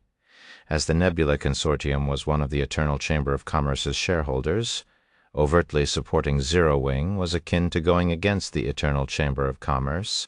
If Bloodwing were to spend large amounts of resources to buy the primordial civilization city's priority entry slots, Endless Scars' competitors in the Eternal Chamber of Commerce would not hesitate to use this opportunity to strip her of her elder qualifications. Should Endless Scars lose her status in the Eternal Chamber of Commerce, Bloodwing would have difficulty surviving in the Angel Sanctuary. So what? At Drifting Bean's concern, Endless Scars retorted nonchalantly, "Might is right in God's domain. Now that the primordial civilization city is connected to such an incredible realm, the status quo in the eternal realm and the greater God's domain is bound to undergo tremendous changes. If we can establish a foothold in this city, Eternal will come to us for help, not the other way around." Anyone who wasn't a fool could tell the significance of the primordial civilization city. It would most certainly become the center of the eternal realm and the unknown realm in the future. If Bloodwing could establish a foothold in the city, the adventurer team would have a lot of initiative in establishing partnerships with the powers of both realms. She'd have to be an utter fool to miss such an opportunity. Moreover, the unknown realm had an overwhelming advantage over the greater God's domain when it came to leveling up to level 240. If Bloodwing could rely on this advantage to mass-produce level 240 players, her authority in the Eternal Chamber of Commerce would skyrocket. She would no longer have to fear the Nebula Consortium at that time. After all, the relationship between Apex Powers and the Nebula Consortium leaned more toward mutual cooperation. Even if the Nebula Consortium held shares in the Eternal Chamber of Commerce, Eternal was by no means a subordinate of Nebula. Realization dawned upon Drifting Bean at Endless Scars' explanation. Immediately, she gathered all the God crystals and life potions in Bloodwing's possession. As the adventurer teams and independent players who came to the primordial civilization city raised God crystals and life potions at all costs, the auction for the city's priority entry slots commenced to thundering applause in the Zero Wing Auction House. Ladies and gentlemen, welcome to the Zero Wing Auction House. I will be your host for today's auction, Blackie introduced himself to the audience as he stood on the stage. Surprise and joy filled Blackie when he saw the packed auction hall. Although none of the attendees came from the Eternal Realm's major powers, he found it surprising that so many independent players would appear. After all, the minimum bid for the upcoming auction was 1 God crystal. It was not a price the average player could afford. Zero Wing will lease 10,000 priority entry slots for the primordial civilization city today. The lease lasts 1 month, and customers who place a successful bid today will receive preference in next month's auction. Under the same bidding price, old customers will have priority. Everyone in the auction hall grew excited at Blackie's announcement. Originally, everyone thought they would have to compete fiercely every month for the primordial civilization city's priority entry slots. Although having priority bidding rights didn't guarantee them victory, any advantage was better than no advantage in the upcoming auctions. Without further ado, we will start by auctioning 100 slots. All customers are free to bid on each of the 100 slots for 10 seconds. After 10 seconds, the highest bidder for each slot will be the winner. The starting price for each slot is 1 God crystal or 100 bottles of our local world's life potion. Each increment may not be less than 1 God crystal or 100 bottles of life potion. As soon as Blackie finished speaking, the 100,000-plus players in the auction hall began placing bids through the system frantically. The Strong Mountain Adventurer team will bid 3 God crystals per slot. These first 100 slots are ours. 3 God crystals? What gives you the nerve to call out such a price? I'm buying 20 slots for 5 God crystals each. I'm bidding 600 bottles of life potion. I just want 1 slot. None of the players hesitated to bid on the first 100 priority entry slots. Even the adventurer teams in attendance did not adopt a wait-and-see approach. In just a few seconds, even the lowest bid had already reached 500 bottles of life potion, while the highest reached 10 God crystals. The attendees' feeding frenzy completely exceeded Blackie's expectations. Madness. This is madness. Isn't it just a 1-month rental? Do you people have to go to such lengths? Why don't you guys let me have this first batch for 5 God crystals per slot? There are still 9,900 slots to go anyway. The price will fall later. Old man, who do you think you're fooling? Everyone here has come prepared. The price will only go up the further we get into the auction. I'm bidding 600 bottles per slot for all 100 slots." As the 10-second time limit drew closer, every bidder grew anxious. Many even started to persuade others to give up on the current batch. However, nobody present listened to the advice of those around them. Everyone kept raising the prices of the first 100 slots. When the closing bell rang, some attendees rejoiced while others grew dejected. "How are these people so rich? I bid 800 bottles of life potion per slot, yet I didn't win a single bid. Are these people Zero Wings shills?" Drifting Bean was dumbfounded when the system informed her that all 100 of her bids had lost. In preparation for the auction, Endless Scars had exercised her authority and connections to obtain 100,000 bottles of life potion. This was virtually all the life potions the Bloodwing Adventurer team could muster. Originally, Drifting Bean thought they could secure at least a few hundred slots with this many life potions. However, they had failed to secure even one slot, despite bidding 80,000 bottles for 100 slots. This outcome was utterly incomprehensible. Whether it was 800 bottles of life potion or 8 god crystals, neither was a sum accessible to the average expert player. Many players might not even consume 800 bottles of life potion within their lifetimes, yet such an amount wasn't enough to secure even one of the Primordial Civilization City's priority entry slots. Drifting Bean refused to believe there wasn't shill bidding involved. "Commit all 100,000 bottles for the next 100 slots," Endless Scars said, gritting her teeth. Understood. At Endless Scars' command, Drifting Bean placed her highest bid on the second batch at the very last second. When the system alerted Drifting Bean that she had won all her bids, although she winced at how much she had just spent, she simultaneously felt relieved. Endless Scars' decision was proven to be wise as the auction progressed. Apart from the first batch's 100 slots selling for 9 god crystals or 900 bottles of life potion each, none of the slots in the subsequent batches sold for less than 10 god crystals or 1,000 bottles of life potion. The crazed demand for the priority entry slots confused many people. After the auction for the Primordial Civilization City's priority entry slots concluded, news of it quickly reached the Eternal Realm's various powers. Initially, these powers had expected the auction to become a joke. However, the reality made their jaws drop. Chapter 3913, Chapter 987, Astonishing Wealth. Chapter 987, Astonishing Wealth. "Are you sure you're not joking? How can a measly 10,000 slots sell for over 40,000 god crystals and 7 million bottles of life potion? Which power is behind such a crazy stunt? What, a bunch of independent players and adventurer teams bought them? Since when have independent players and adventurer teams been so wealthy?" As news of the auction's outcome spread, the various powers that had expected the auction to become a joke found themselves questioning reality. God crystals were incredibly precious in the greater god's domain. Even pseudo-apex powers didn't necessarily have 40,000 god crystals in their possession. Not to mention, who would pay upwards of 1,000 bottles of life potion just for 1 month of priority entry into a guild city? With that many life potions, one could pay for 1 month of access to a special tier mobile city. When the various powers executives learned of this crazy behavior, they felt that either they or the buyers had lost their minds. While the various powers were floundering over the auction's outcome, they finally received information regarding the Primordial Civilization City, which triggered a mental breakdown.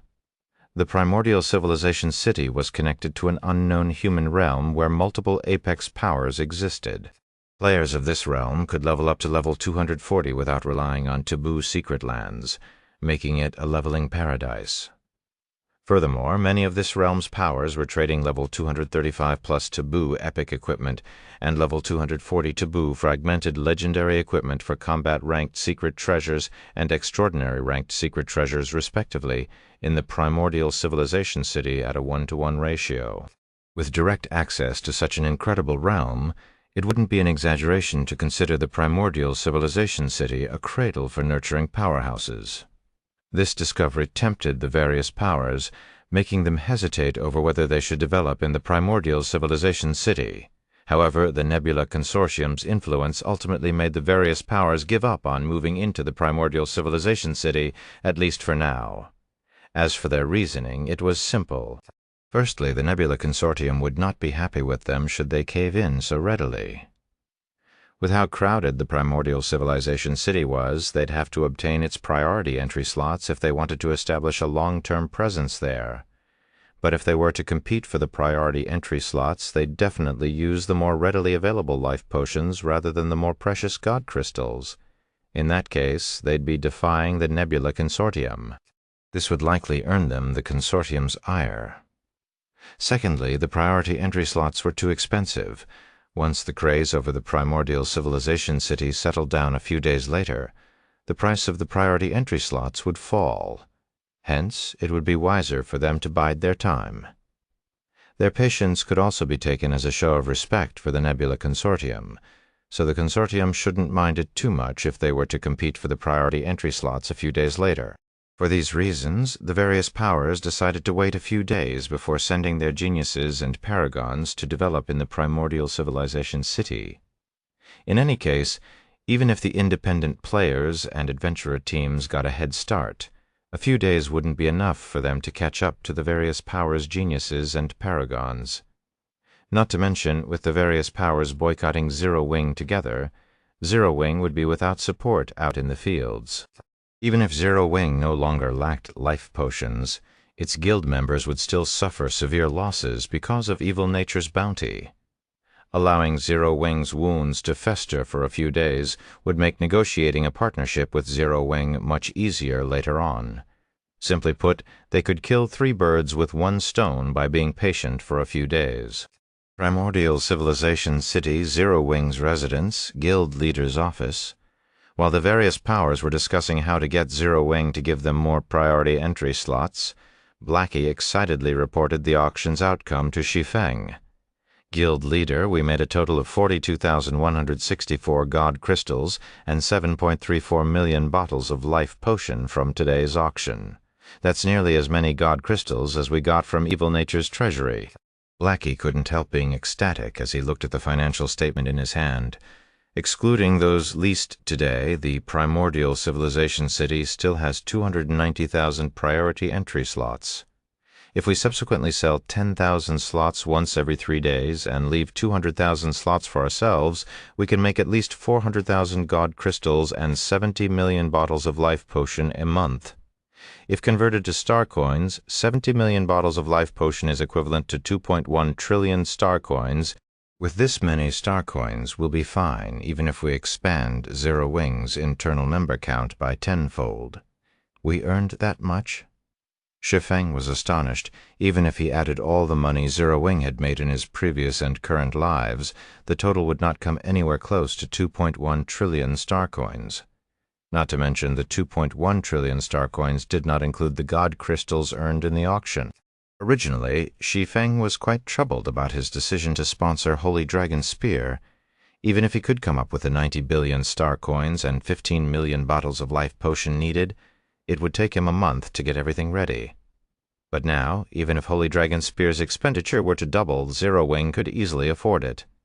The sale of the primordial civilization city's priority entry slots was even more profitable than robbing evil nature. But I'm not sure we can maintain this high income for long. As we release more slots, the average price of each slot will likely decrease. Moreover, as both sides' demand for secret treasures, taboo weapons, and taboo equipment is met, demand for the priority entry slots will also decrease. Blackie sighed. The mainstream players on our side catching up to the remnant primordial world's players and levels would be the final nail in the coffin. You don't have to worry about that, Shi Feng said, chuckling. Trade between the two sides might decrease over time, but I assure you that the number of players on our side trying to get into the remnant primordial world will only increase over time. Furthermore, I still have a trick up my sleeve.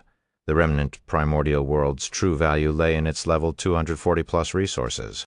It was just that the Eternal Realms players had yet to explore and understand the remnant primordial world, regarding it as no more than a slightly special level 240 secret land.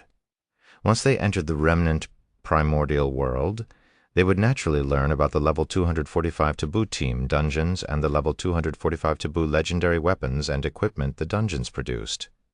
At that time, the entirety of the human race's greater god's domain would probably go crazy. "You still have a trick up your sleeve?" Shi Feng's confidence confused Blackie. He couldn't understand what more the primordial civilization city had to offer other than trade and leveling resources that could attract the players of both sides. From tomorrow onward, auction this thing through the Abyss Chamber of Commerce. Auction one every 3 days. Only level 245 taboo, legendary equipment, and fantasy-ranked secret treasures can be used as bids, Shi Feng said, handing Blackie about a dozen advanced divine strengthening scrolls. It had taken him several hours just to produce this small stack.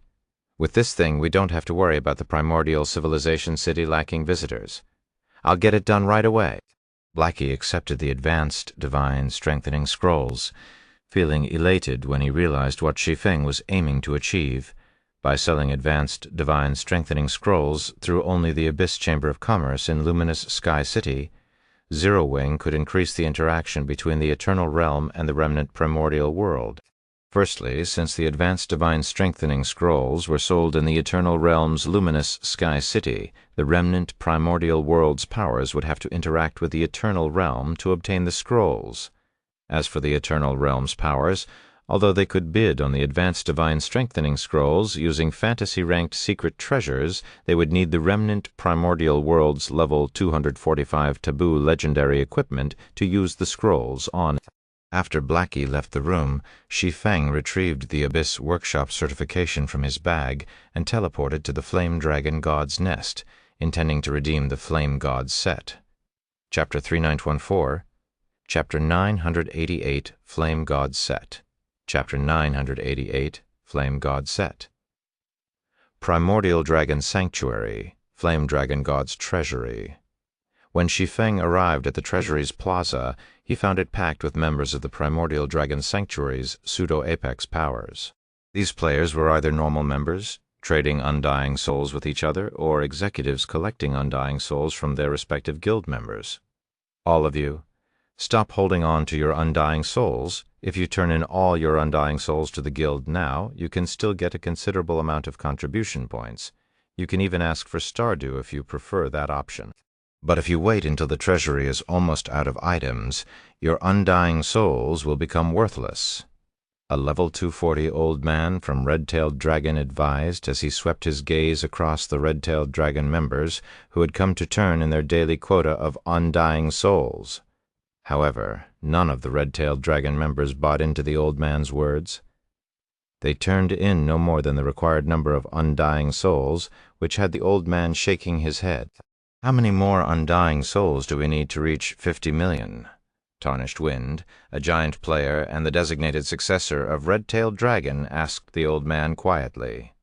"We're still a little over 8 million short," the old man replied, pinching the bridge of his nose. "That's about the same as Holy Dragon's spear," Tarnished Wind said, gritting his teeth.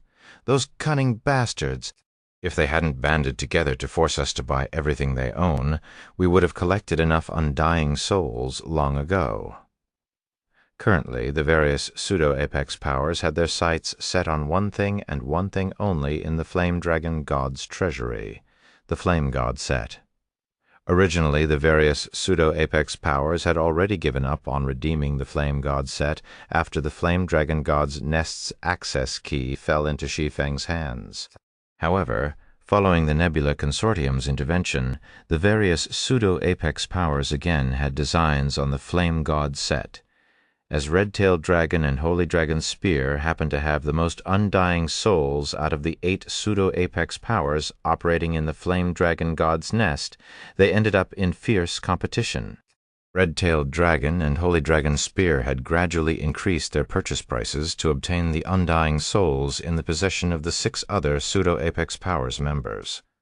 Initially, they bought undying souls for only 1 mental strength potion or 1 life potion, 30,000 star coins, per 10 undying souls. Now they were paying 20,000 star coins per undying soul. However, while this price increase might have allowed Red-Tailed Dragon and Holy Dragon's Spear to collect many undying souls within a short period, It also inspired more and more players to hold on to their undying souls as time passed in the hope of getting a better price. As for the 6 other pseudo-apex powers, they took things a step further. Although they had given up on competing for the Flame God set after realizing they couldn't win against Red-tailed Dragon and Holy Dragon Spear, they did not immediately try to sell their undying souls to either of the 2 powers. Instead, they banded together and declared that if Red-tailed Dragon or Holy Dragon Spear wanted their undying souls, either power would have to buy everything they owned at the going rate. The 6 other pseudo-apex powers held nearly 200 million undying souls in total. If bought at 20,000 star coins per undying soul, that would cost nearly 4 trillion star coins altogether. Red-tailed Dragon could never accept such an astronomical price. Not to mention, Red-tailed Dragon didn't need that many undying souls. Announce to the other powers' members that Red-tailed Dragon will buy their undying souls for 30,000 star coins each. Make sure they know that this is their only chance to sell their undying souls for this price. Tarnished Wind said after much consideration. "Are we really going to do this?" the old man asked worriedly. "If we raise the price to 30,000, Holy Dragon Spear will most likely follow suit. Once that happens, we'd be fortunate to collect 100,000 undying souls before those opportunists switch to waiting for the price to increase again. And should the other powers realize we might never collect enough undying souls, they'll demand we buy their undying souls for an even more ridiculous price. Red-tailed Dragon and Holy Dragon Spear were in a stalemate only because they still had self-restraint. Both sides had tacitly agreed to keep the price of undying souls at 20,000 star coins. After all, should either side dare to raise the price any further, they might end up spending several 100 billion star coins for the Flame God set. Even if Red-tailed Dragon was wealthy, it couldn't afford such extravagance. "I must have the Flame God set," Tarnished Wind said definitively. "So long as I can get the Flame God set, it'll be worthwhile even if Red-tailed Dragon has to tighten its belt for an entire year." Divine sets were of great significance to the greater God's domain's powers. It was especially so for pseudo-apex powers. If Red-tailed Dragon owned a divine set, apex powers would no longer regard it as an ant. Even if it accidentally offended an apex power, the apex power in question would only respond with a token retaliation at most. So long as Red-tailed Dragon paid some compensation, the apex power wouldn't try to take things too far. The old man fell silent at Tarnished Wind's words. He similarly understood the significance of a divine set to Red-tailed Dragon. After pondering for a moment, the old man instructed his subordinates to purchase undying souls for 30,000 star coins each. Shortly after Red-tailed Dragon increased its purchase price, news of it reached Holy Dragon Spear. "Damn it! Is Tarnished Wind out of his mind? 30,000 star coins. Does he want mutual destruction?" Southlake nearly exploded when he read the latest report from his subordinate. Due to the recent incident with the Nebula Consortium, Holy Hymn City's various powers and corporations had put a lot of pressure on Holy Dragon Spear. This situation forced Southlake to sever Holy Dragon Spear's ties with Zero Wing and put his grand ambitions on hold. In a last-ditch effort to revive his ambitions, Southlake decided to risk it all on the Flame God set. However, with Red-tailed Dragon's latest price increase, Holy Dragon Spear might lose much of its shares to Holy Hymn City should it continue competing with Red-tailed Dragon. At that time, Holy Dragon Spear would no longer be the same as before. "Great Commander, why don't we give up? With our current finances, we can't afford to pay 30,000 star coins per undying soul," Apocalypse advised. "The 6 other powers are also banking on the fact that we need their undying souls to redeem the Flame God set, so they will only sell their undying souls to us if we agree to buy everything they have." Southlake similarly understood the other pseudo-apex powers' intentions, and he couldn't help feeling frustrated. "Do we give up?" Southlake muttered and fell into thought. About 10 seconds later he sighed. "So be it. Tell the other powers that Holy Dragon Spear is giving up the competition. However, they must help dispose of Holy Dragon Spear's undying souls. Otherwise, I will tell Tarnished Wind my decision, and no one will have it easy." Originally, after seeing Red Frost reach the 6th floor standard, South Lake thought Holy Dragon's spear could rely on its partnership with Zero Wing to steadily improve the strength of its members. If the Tower of the Abyss was as amazing as Red Frost described, Holy Dragon's spear could even become an apex power. However, before he could turn his dreams into reality, Zero Wing had somehow offended the Nebula Consortium, foiling his plans and forcing him to depend on the Flame God Set. The Flame God Set was Holy Dragon Spear's last hope at becoming an overlord in the Greater God's domain. But now even that hope was lost. Just as Apocalypse was about to contact the 6 other pseudo-apex powers, a surprised outcry arose from the Treasury Plaza. At the same time, horrified expressions appeared on the faces of the players in the plaza. "Quick! Look at the exchange list! The Flame God Set is gone!" Chapter 3915, Chapter 989, Fourth Divine Set's Might. Did Tarnished Wind redeem it? The cries of the players in the plaza momentarily stunned South Lake. Then confusion appeared on his face as he muttered, "But that shouldn't be possible. Red-tailed Dragon should still be short of several million undying souls. Even if it raised its purchase price to 30,000 star coins, there's no way it can collect so many so quickly." Could Tarnished Wind have reached an agreement with the other powers? Apocalypse wondered, his expression turning ugly. Several million undying souls might not be a significant amount, but it was by no means little either. There was no way Red-tailed Dragon could get such an amount through the various powers' members alone. The only explanation was that it had purchased the undying souls in the possession of the other pseudo-apex powers. However, if that were the case, it would be the worst possible news for Holy Dragon Spear. Holy Dragon Spear had expended considerable resources and star coins to obtain the undying souls it currently possessed.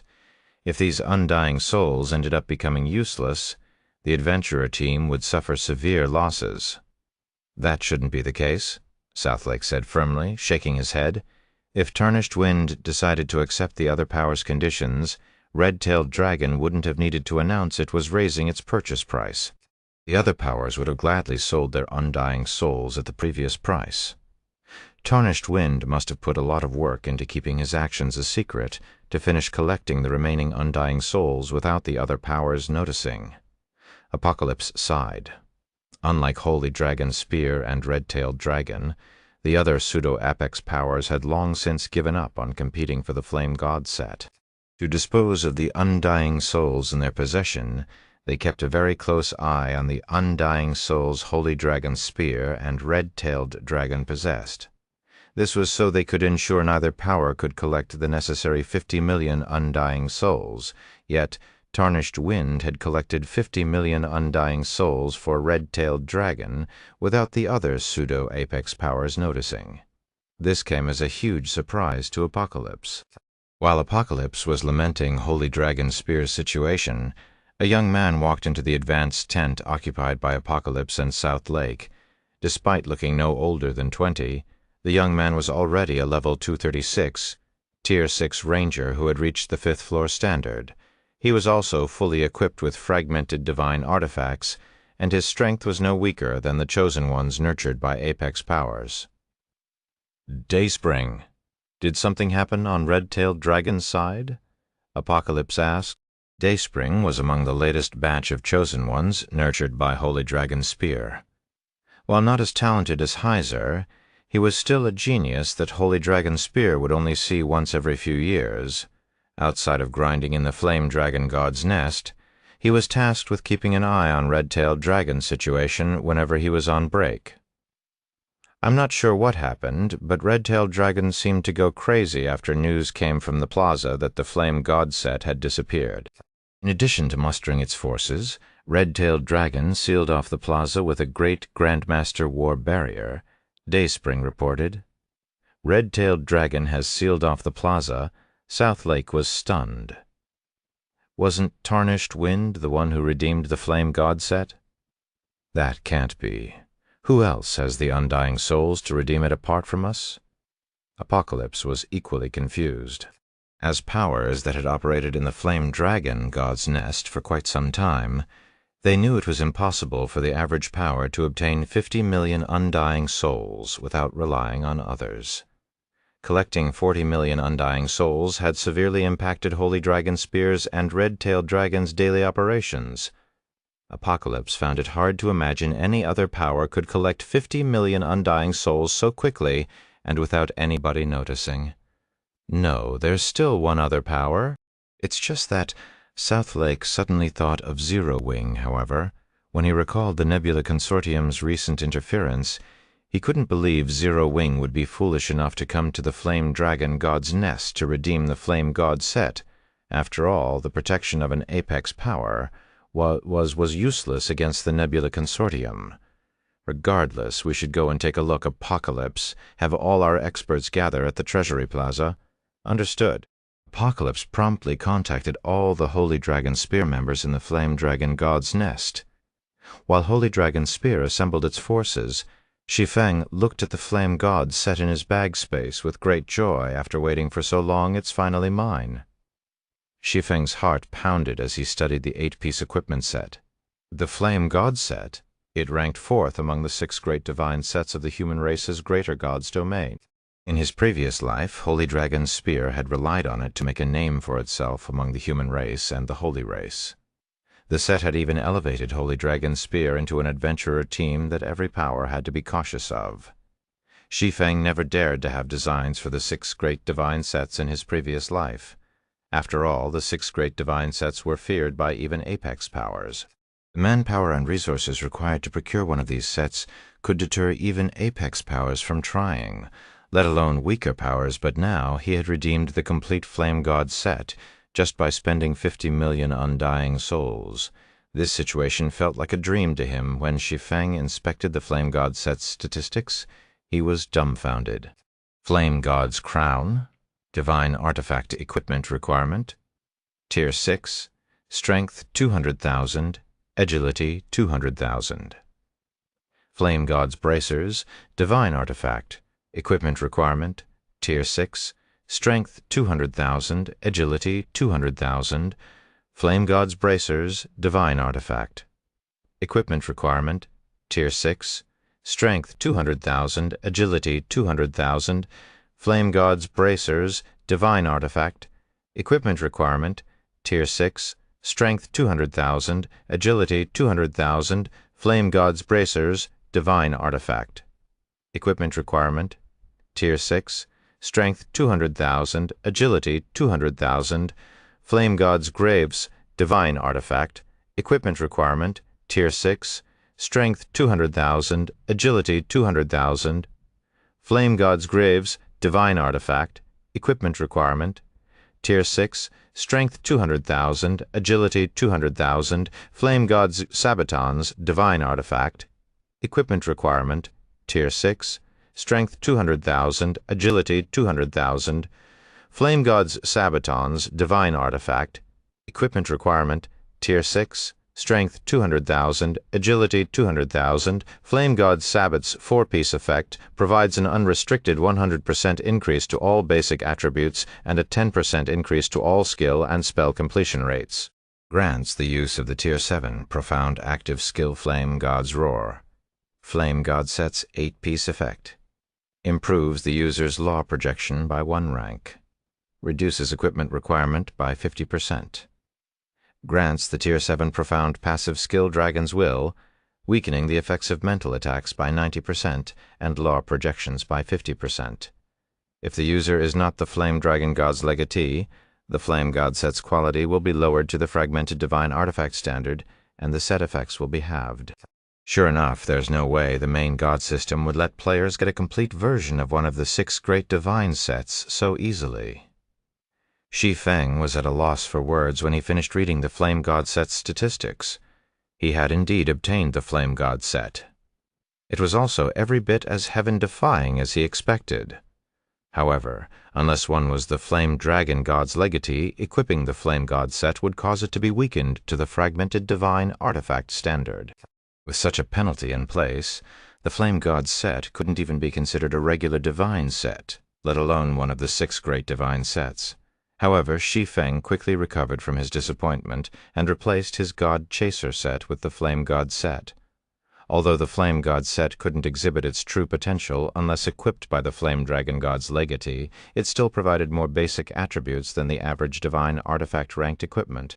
Not to mention, it came with 2 Tier 7 profound skills upon equipping the Flame God set. Shi Feng felt power coursing through his body. Even his life rating changed. With my current basic attributes, I should match the various pseudo-apex powers level 240 old monsters. Shi Feng couldn't help marveling at his updated attribute panel. In his previous life, he had to actively avoid the various pseudo-apex powers level 240 plus old monsters. This was because those old monsters were fully equipped with divine artifacts and possessed ancient legacies that granted them basic attributes rivaling those of level 240 ancient gods. Now, with the basic attributes provided by the incomplete Flame God set and the Frost Flame Sacred Dragon, he could already match the basic attributes of the various pseudo-apex powers level 240 plus old monsters. While Shi Feng marveled at the Flame God set's might, the Treasury Plaza suddenly became noisy as a legion of 1,000 level 240 elite experts surrounded it. This sight surprised even the pseudo-apex powers that had come to check on the situation. Tarnished Wind must be really anxious to mobilize even the Crimson Dragon Legion. Southlake exclaimed when he saw Red-Tailed Dragon's strongest trump card legion deployed around the Treasury Plaza. Then, as he swept his gaze across the plaza, he suddenly noticed a familiar face. Guild Leader Black Flame. TL notes are the protection of an apex power. The apex power here is referring to Dragon's Crown. Holy Dragon Spear and the other pseudo-apex powers of the Primordial Dragon Sanctuary are under the assumption that Dragon's Crown is an apex power, Chapter 3916, Chapter 990 Sundered Sky, Chapter 990 Sundered Sky.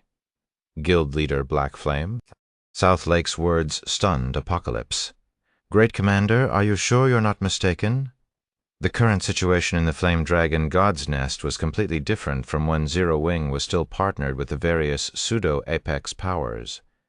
The Primordial Dragon Sanctuary's pseudo-apex powers had initially been willing to partner with Zero Wing only out of respect for and fear of Dragon's Crown, a suspected hidden apex power. Otherwise, even if Zero Wing had redeemed the access key, the various pseudo-apex powers would have tried various means to occupy the secret land. Now that the Nebula Consortium had conveyed its intention to persecute Zero Wing to the various pseudo-apex powers, it no longer mattered whether an apex power backed Zero Wing. The various pseudo-apex powers no longer had to concede to Zero Wing. This was also why they dared to have designs on the Flame God set. If Shi Feng dared to redeem the Flame God set, the various powers would not treat him as courteously as before. "Have a look yourself," Southlake said, pointing at a cloaked figure in the middle of the Treasury Plaza. When Apocalypse looked at the cloaked figure Southlake indicated, he instantly recognized the other party as Shi Feng. After all, Shi Feng hadn't bothered to hide his appearance.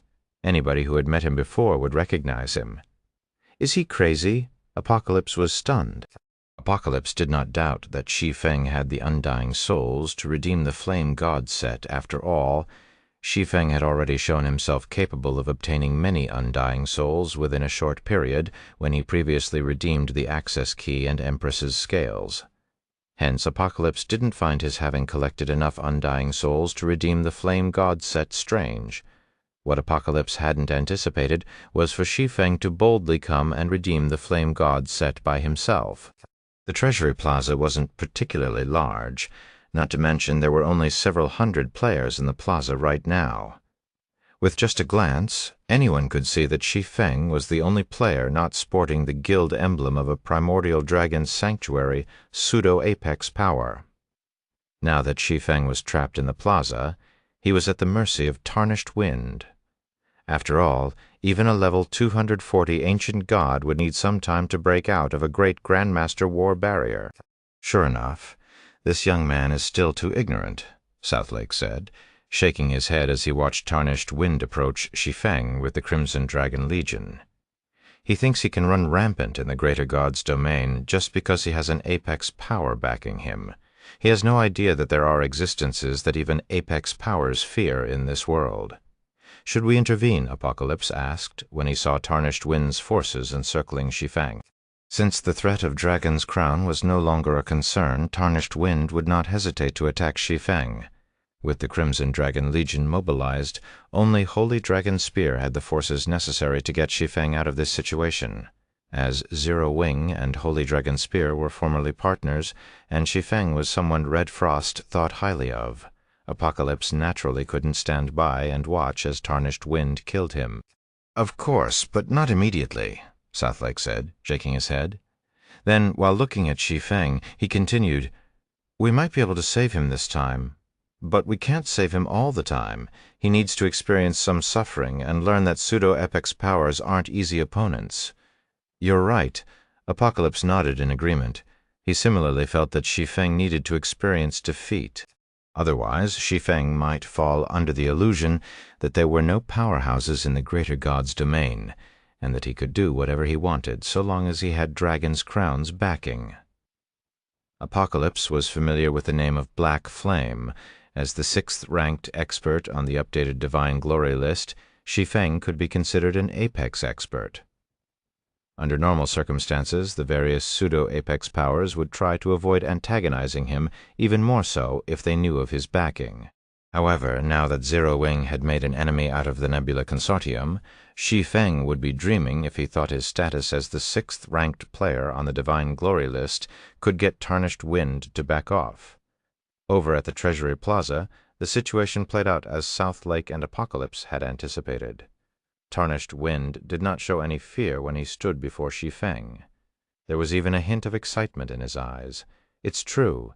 You really did redeem the Flame God set," exclaimed Tarnished Wind, who was level 241 as he stared at the Flame God set under Shi Feng's black cloak. As if the black cloak was fake, it could not hide any secrets from him. "Then," he demanded, "Guild Leader Black Flame, hand over the Flame God set, and I will promise you safe passage out of the secret land. Otherwise I will have you disappear from God's domain, even if you have the Flame God set equipped." "Commander Wind, are you so confident you can defeat me?" Shi Feng looked at Tarnished Wind in surprise. In his previous life, the Flame God set was regarded as one of the 6 great divine sets of the human race's greater god's domain. Although the players of this timeline had yet to witness its might, some of its information could still be found in the Grand Library. According to the Grand Library's records, the Flame God set could grant its wearer strength to rival primordial gods. Even though he was only level 233 right now, he was already strong enough to overpower the average level 240 player. "Naturally," Tarnished Wind answered confidently. "Had it been any other divine set, I would be powerless against you. But I know that unless equipped by the Flame Dragon God's legatee, the Flame God set will only be on par with fragmented divine sets. Not to mention, you're only level 232. I might have feared you slightly had you been level 240, but in your current state you are unqualified to stand against me. So hand over the Flame God set or die." After saying so, Tarnished Wind, who was 8 meters tall, swung his gigantic warhammer at Shi Feng. The moment the warhammer moved, all players in the Treasury Plaza felt it dragging the surrounding space along. It was as if Tarnished Wind was swinging a miniature world at Shi Feng, his attack causing the space within the plaza to distort heavily. "Damn it!" Southlake's expression turned serious at this turn of events. As for Apocalypse, he unsheathed the divine saber he carried and dashed forward. As the successor of Red-tailed Dragon, the second strongest pseudo-apex power in the primordial dragon sanctuary, Tarnished Wind had risen to fame long ago. When he was still at level 230, he had shocked the primordial dragon sanctuary by surviving several minutes against a level 235 ancient god, despite being equipped with only a divine warhammer and fragmented divine artifact-racked equipment. He could accomplish this astonishing feat because of World Hammer, a technique he had developed by fusing 2 advanced gold combat techniques. Now that Tarnished Wind was level 241 and fully equipped with divine artifacts, even the level 240 old monsters of the Primordial Dragon Sanctuary's pseudo-apex powers would not dare to receive his World Hammer lest they get one-shotted. "This move is quite powerful," Shi Feng commented, marveling at Tarnished Wind's attack. Then he unsheathed the Shadow Incinerator and continued, "But it's still not enough to defeat me. Pseudo-Tier 7 skill, Absolute Thunder." Suddenly, a bolt of lightning sundered the sky, piercing the war barrier and streaking tens of thousands of yards away from the Flame Dragon God's treasury. As the lightning faded, Tarnished Wind stared dumbfounded at his missing arm and HP bar, which had fallen by over 50%. Chapter 3917, Chapter 991, Clues to the Undying Mother. Chapter 991, Clues to the Undying Mother. Everyone in and around the plaza gradually returned to their senses as the lightning faded. However, when they saw the state Tarnished Wind was in, their eyes widened in shock. This was especially so for the various pseudo-Apex Powers executives. Tarnished Wind got heavily injured. Southlake couldn't believe his eyes. When Tarnished Wind took action, Southlake had thought of many possible outcomes, but none included a scenario where Tarnished Wind suffered severe injury. As Holy Dragon Spear and Red-Tailed Dragon were longtime partners, Southlake knew how strong Tarnished Wind was. Aside from Apocalypse, nobody present could confidently say they could face Tarnished Wind's World Hammer and come out unscathed to suppress Tarnished Wind. Southlake would have to work with Apocalypse at the very least, but now Shi Feng had heavily injured Tarnished Wind with a single move.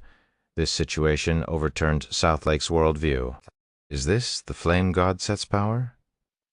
Apocalypse couldn't help but link Shi Feng's performance to the Flame God Set.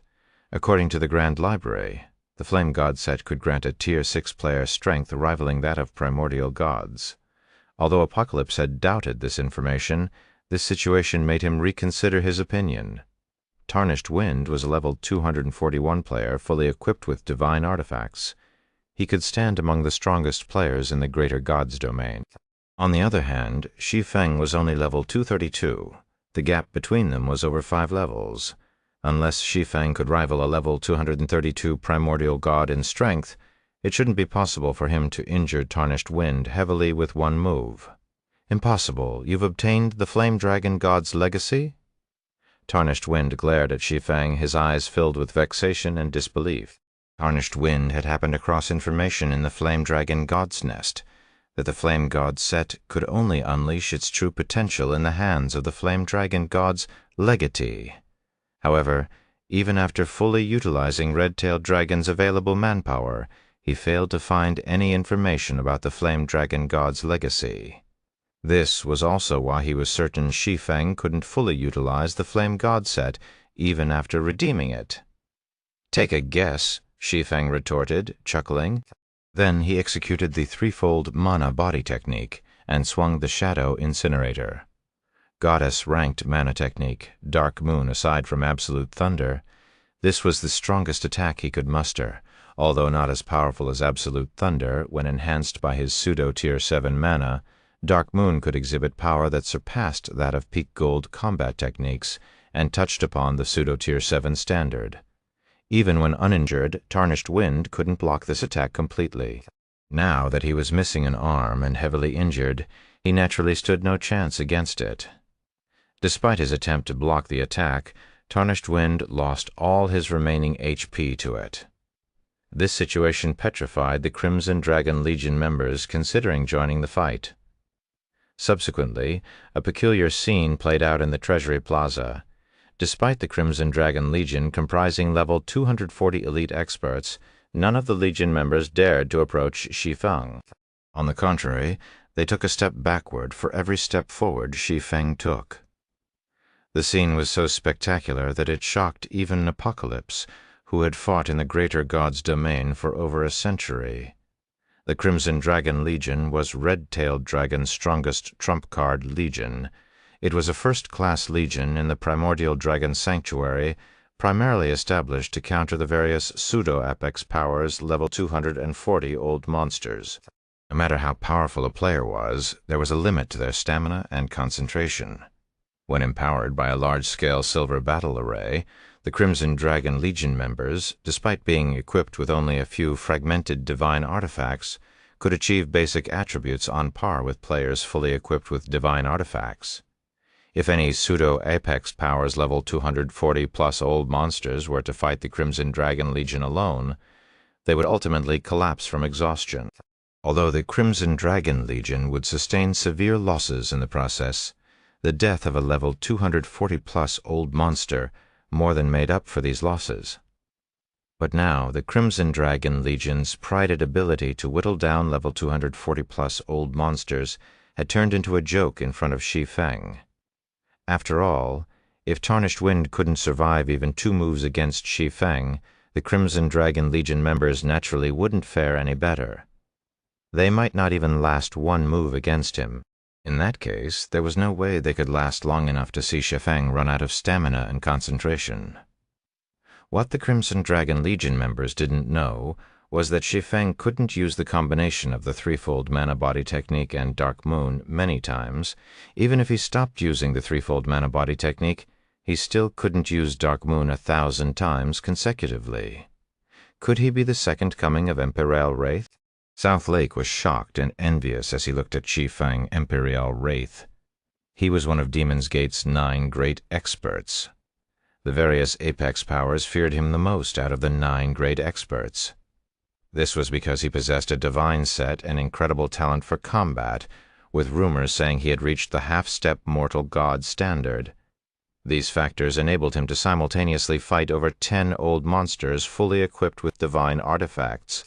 Even Apex powers did not have many level 240-plus old monsters fully equipped with divine artifacts. Most were also required to defend strategic locations and couldn't be mobilized on a whim. Hence, Imperial Wraith's strength made him a huge threat to the various Apex powers. Although Shi Feng had yet to reach Imperial Wraith's level, he already had the makings of Imperial Wraith. He should already be strong enough to threaten an entire pseudo-Apex power by himself. After all, no pseudo-Apex power had more than 10 level 240-plus old monsters fully equipped with divine artifacts after Red-Tailed Dragon's forces retreated from the treasury under an old man's lead. The executives of the other pseudo-Apex powers promptly approached Shi Feng to cozy up to him and express that their powers would never be enemies with Zero Wing. They also took the initiative to withdraw their members from the Flame Dragon God's nest and compensate Shi Feng with triple the entrance fee they previously agreed on. This situation allowed Shi Feng to earn over 1 million bottles of life potion. Guild leader Black Flame, congratulations. Zero Wing has finally stepped into the Greater God's domain's uppermost echelon in the truest sense. Now that you've redeemed the Flame God set and defeated Tarnished Wind, even the Nebula Consortium will likely have to reconsider its conflict with Zero Wing, Southlake said, offering his most sincere congratulations. It was just a fluke, Shi Feng said, shaking his head. I doubt the Nebula Consortium will even take notice of my fight here.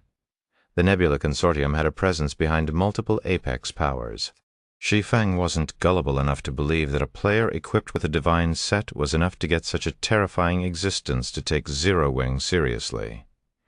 You are too modest, Southlake responded out of courtesy. He did not refute Shi Feng's words because he agreed with Shi Feng's sentiment. Moving on from this topic, he continued, regarding the Undying Mother you asked us to investigate, I finally obtained some reliable information yesterday.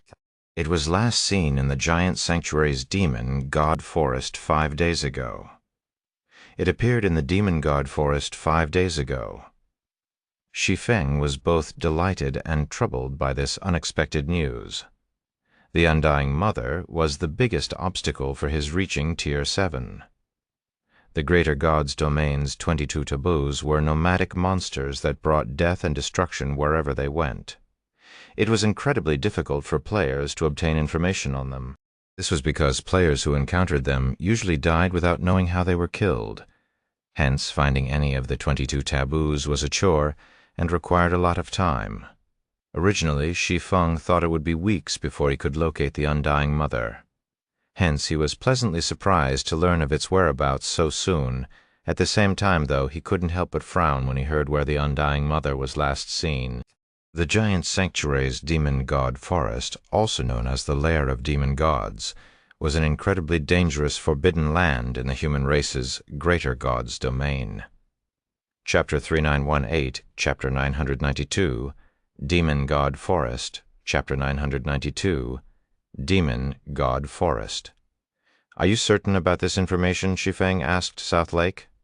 Raiding the Undying Mother was already a challenging task. Even if he now had the Flame God set, he still wasn't confident he could kill the 14th-ranked existence among the 22 taboos. If he had to fight it in the Demon God Forest, the probability of failure would be even higher. The Demon God Forest might be an unfamiliar name to most players in the Greater God's domain, but all the powers operating in the 12 sanctuaries knew of it. Demon gods were gods born from demonic creatures. Some demon gods were born as such, while others were demonic creatures that evolved into demon gods later in life. However, without exception, they were all incredibly powerful, with the weakest demon god rivaling Tier 6 dragons and the stronger ones rivaling primordial gods.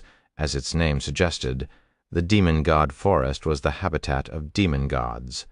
In Shi Feng's previous life, even the Holy Race's royal powers never considered conquering the Demon God Forest.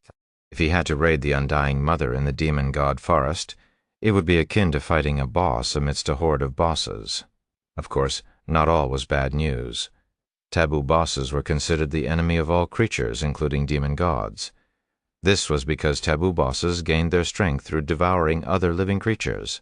Hence, like all other creatures, demon gods regarded taboo bosses as mortal enemies.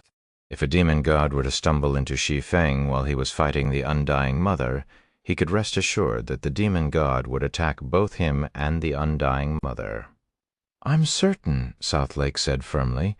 "This information is widely known in the Giant Sanctuary.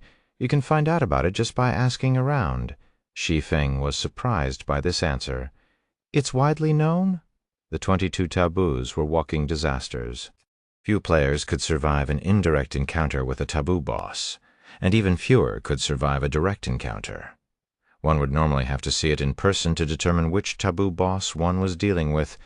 However, experts who could get close enough to the Undying Mother to determine its identity and live to tell the tale were few and far between in the Greater God's domain, so there shouldn't be many players who knew about the Undying Mother's whereabouts, let alone the player population of the entire Giant Sanctuary.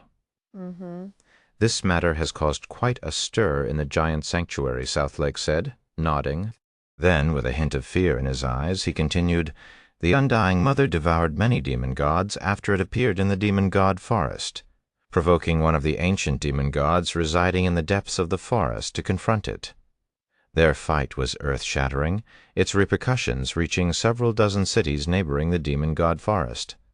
Many expert players went into the forest to investigate out of curiosity, and what they found shocked them to the core. The level 244 ancient demon god that confronted the Undying Mother had lost half its body and over 80% of its HP. The Undying Mother was in a slightly better state, but it was still heavily injured and had less than 1/3 of its HP remaining. It was even continuously losing HP. The news of a heavily injured level 244 ancient demon god and a heavily injured taboo boss tempted many powers into action. However, all 6 pseudo-apex powers that mobilized their armies into the Demon God Forest suffered severe losses, including the other powers and players that tried to take advantage of the situation. Over 1 million players suffered a true death. To rub salt into the wound, the ancient demon god and the Undying Mother were fine and disappeared after killing all nearby players. Even a level 244 ancient demon god isn't a match for the Undying Mother. Shi Feng was astonished. A level 244 ancient demon god should be as strong as a level 244 ancient god. Yet, the Undying Mother still nearly killed it. This showed just how terrifying the Undying Mother was. However, Shi Feng quickly realized this was an opportunity of a lifetime. Now that an ancient demon god had heavily injured the Undying Mother, the taboo boss would need some time to make a full recovery. After all, the injuries caused by an existence of such caliber wouldn't be limited to just physical injuries, but also soul injuries. Injuries to the soul required a long time to heal. This was true for both players and monsters. Without a powerful tool for soul recovery, 5 days were not enough for the Undying Mother's heavily injured soul to recover. Great Commander Southlake, thank you for the information. I owe you a favor for this, Shi Feng said. After learning of this important news, he decided to return to Zero Wing as soon as possible. If he were to miss this golden opportunity, he would have a much more difficult time defeating the Undying Mother. I'm glad it can be useful to you. I'll have my people keep an eye on the giant sanctuary's various powers. I'll update you once those powers receive news of the Undying Mother, Southlake said, happy to have Shi Feng owe him a favor. Experts of Shi Feng's caliber could greatly help any power. However, such experts were rarely willing to owe others a favor. After all, the cost of repaying these favors was often more trouble than these were worth. Not to mention, their favors were incredibly valuable and couldn't be assigned a monetary value. In reality, most of the favors Apex experts owed were from when they were weak. Getting them to owe a favor in their current states was next to impossible. After bidding goodbye to Southlake, Shi Feng promptly used a guild transfer scroll to teleport back to Zero Wing's residence in the primordial civilization city. Why are there so many people here to join the guild? Shi Feng was surprised when he looked out his office window and saw the long line of players waiting to enter the guild residence. Although quite a few players were already lining up to join Zero Wing when he left for the primordial dragon sanctuary 2 hours ago, they only amounted to several tens of thousands. But now that number exceeded 100,000, with the players waiting in line occupying the entire street outside the residence. "It's because of the advanced divine strengthening scroll," Blackie explained with a smile. After the scroll went on sale at the Abyss Chamber of Commerce, many powers and independent players started to crave level 245 taboo legendary equipment and fantasy-ranked secret treasures. This has caused the primordial civilization city's player population to explode. Those without priority slots will need to wait in line for 3 days just to get into the city. Since we hold most of the city's priority entry slots, many independent players in the city have decided to join Zero Wing.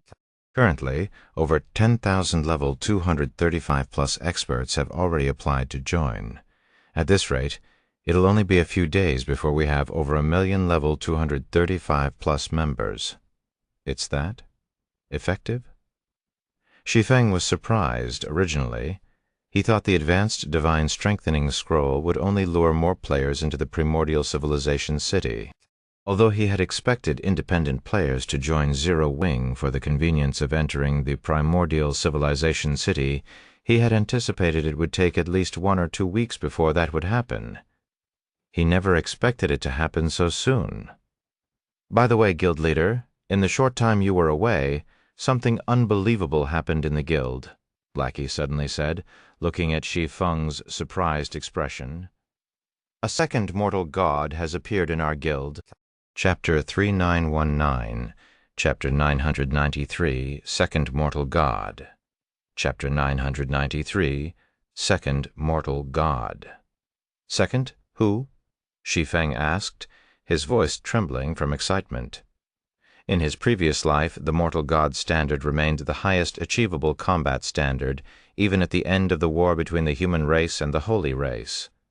A mortal god fully equipped with divine artifacts could more or less rival fifth-floor experts equipped with divine sets.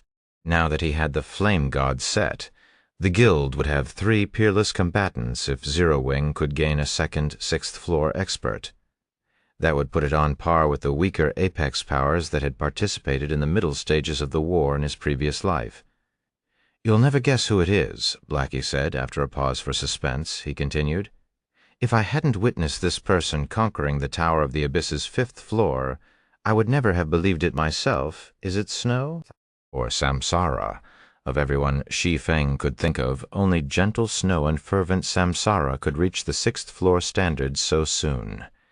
Gentle Snow had passed the Goddess of Space's trials and achieved significant improvements. She also possessed an incredible talent for combat, so it wasn't impossible for her to reach the 6th-floor standard so quickly. As for fervent Samsara, he was originally only a step away from the 6th-floor standard. The foundations he had laid for himself were not much weaker than Red Frost's. Hence, he also had a good chance of achieving the 6th-floor standard. "Neither," Blackie said, grinning. "It's Phoenix Rain." "Rain?" Blackie's answer stunned Shi Feng. Shi Feng remembered that Phoenix Rain had only reached the 5th floor standard not long ago. Although the 2 pseudo-tier 7 spells he gave her had significantly increased her combat power and allowed her to trade blows with 6th floor experts, there remained a qualitative difference between her and 6th floor experts in combat standards. After all, Phoenix Rain had learned barely any gold combat techniques. It'd be ludicrous to expect her to develop her own advanced gold combat technique in such a short period. "You'll know once you meet her," Blackie said, snickering. "You'll definitely be surprised. You might not even be the strongest player in our guild anymore. Did she improve that?" Much Shi Feng couldn't help but chuckle at Blackie's confidence. It's no longer that easy to surpass me now. Although he couldn't fully utilize the Flame God set, he already had the strength to fight level 246 floor experts fully equipped with divine artifacts. A mortal god without proper equipment and a sufficiently high level would not be a match for him. Subsequently, Blackie summoned Phoenix Rain, who had returned from grinding in the Flame Dragon God's nest some time ago, to Shi Feng's office. When Phoenix Rain stepped into the room wearing a dark purple robe, Shi Feng couldn't help but suspect he was hallucinating. Level 242, before leaving for the Flame Dragon God's nest, Phoenix Rain was only level 225. Yet she was now 1 level higher than even South Lake, Holy Dragon Spear's great commander. Her leveling speed was simply unbelievable. When Shi Feng took a closer look at Phoenix Rain, he grew even more shocked. "Are you really Phoenix Rain?" Shi Feng asked subconsciously. What had undergone a tremendous change wasn't just Phoenix Rain's level, but also her equipment. When Shi Feng saw her equipment, he truly believed he was hallucinating. After all, not only was she fully equipped with fragmented divine artifacts, but the divine runes engraved on them also looked uniform and interconnected. It was obvious she was wearing an equipment set. In other words, Phoenix Rain was equipped with a fragmented divine set. This was equivalent to the Flame God set he had obtained. However, he only obtained the Flame God set out of sheer luck. If he hadn't been able to get a large amount of undying souls from Dragon's Crown, he could never have redeemed the Flame God set before the various pseudo-apex powers, and he would still be stuck with using fragmented legendary equipment. "Guild leader, hasn't it only been a while? Have you forgotten about me already?" Phoenix Rain joked. "No, but haven't you improved a little too much?" Shi Feng asked. If it had only been an improvement in combat standards, he could have chalked it up to Phoenix Rain having a sudden inspiration. After all, nothing was certain when it came to a person's understanding. However, it was a different story for weapons and equipment. These were not things that could be upgraded easily. Obtaining a fragmented divine set required significant manpower, resources, and opportunities. It might seem unbelievable to outsiders, but anyone who has experienced the Flame Dragon God's special trial grounds like I did wouldn't find it surprising. Phoenix Rain said, shaking her head when she spoke of the Flame Dragon God's special trial grounds. Her eyes darkened with a hint of fear. "The Flame Dragon God's trial?" When Shi Feng heard the mention of the Flame Dragon God, he immediately understood how Phoenix Rain had achieved such an incredible improvement. The Flame Dragon God was a primordial dragon, an existence matching primordial gods. Trials prepared by such existences were both a blessing and a disaster.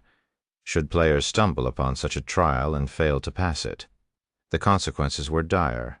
Conversely, if players passed such a trial, they would reap life-changing rewards. I could only pass the trial thanks to the 2 pseudo-tier 7 spells you gave me. Otherwise, it would have been impossible, Phoenix Rain said. The difficulty of the Flame Dragon God's trial was beyond her imagination. Even 6th floor experts wouldn't be able to pass the trial if their strength was limited to the Tier 6 limit standard. Fortunately, she had 2 pseudo-tier 7 spells to turn things around. Otherwise, she would have had to start over with a new account. While Phoenix Rain was describing the special trial grounds to Shi Feng, Blackie suddenly knocked on the door and entered the room with a serious expression. "Guild leader, 3 players suddenly appeared outside the residence. They give off a powerful presence, and all 3 are above level 240. The man leading the group is a 6th floor expert, and I suspect that the other man and woman with him are also 6th floor experts. They say that they are from a royal power named Silver Will, and they are here to meet you, Blackie said worriedly. But it doesn't feel like they come with good intentions.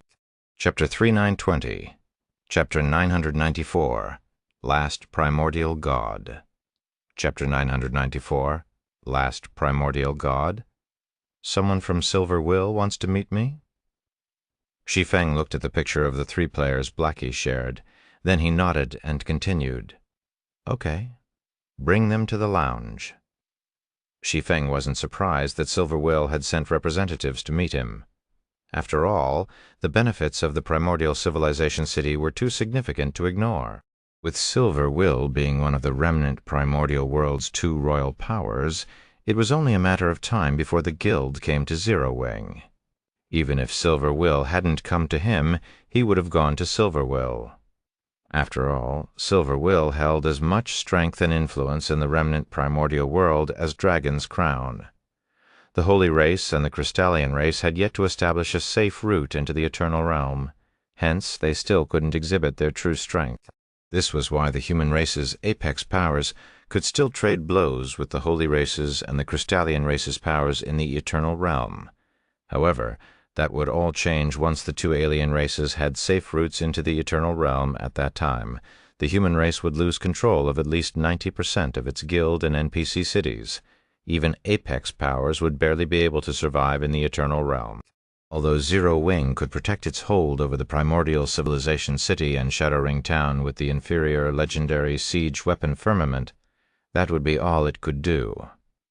Zero Wing would be unable to compete with the Holy Race's and the Crystallian Race's powers over the Eternal Realm's ruins and resources. However, if Zero Wing could partner with Dragon's Crown and Silver Will, it would be able to fight the Holy Race and Crystallian Race. At Shi Feng's answer, Blackie left to receive the 3 Silver Will representatives. Zero Wing's residence, top-floor VIP lounge.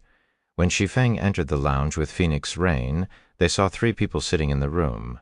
The Silver Will members Blackie previously mentioned. The leader of the group was a red-haired man in his 50s with a keen-witted and capable look. He was level 244 and equipped with a level 240 Taboo legendary equipment set.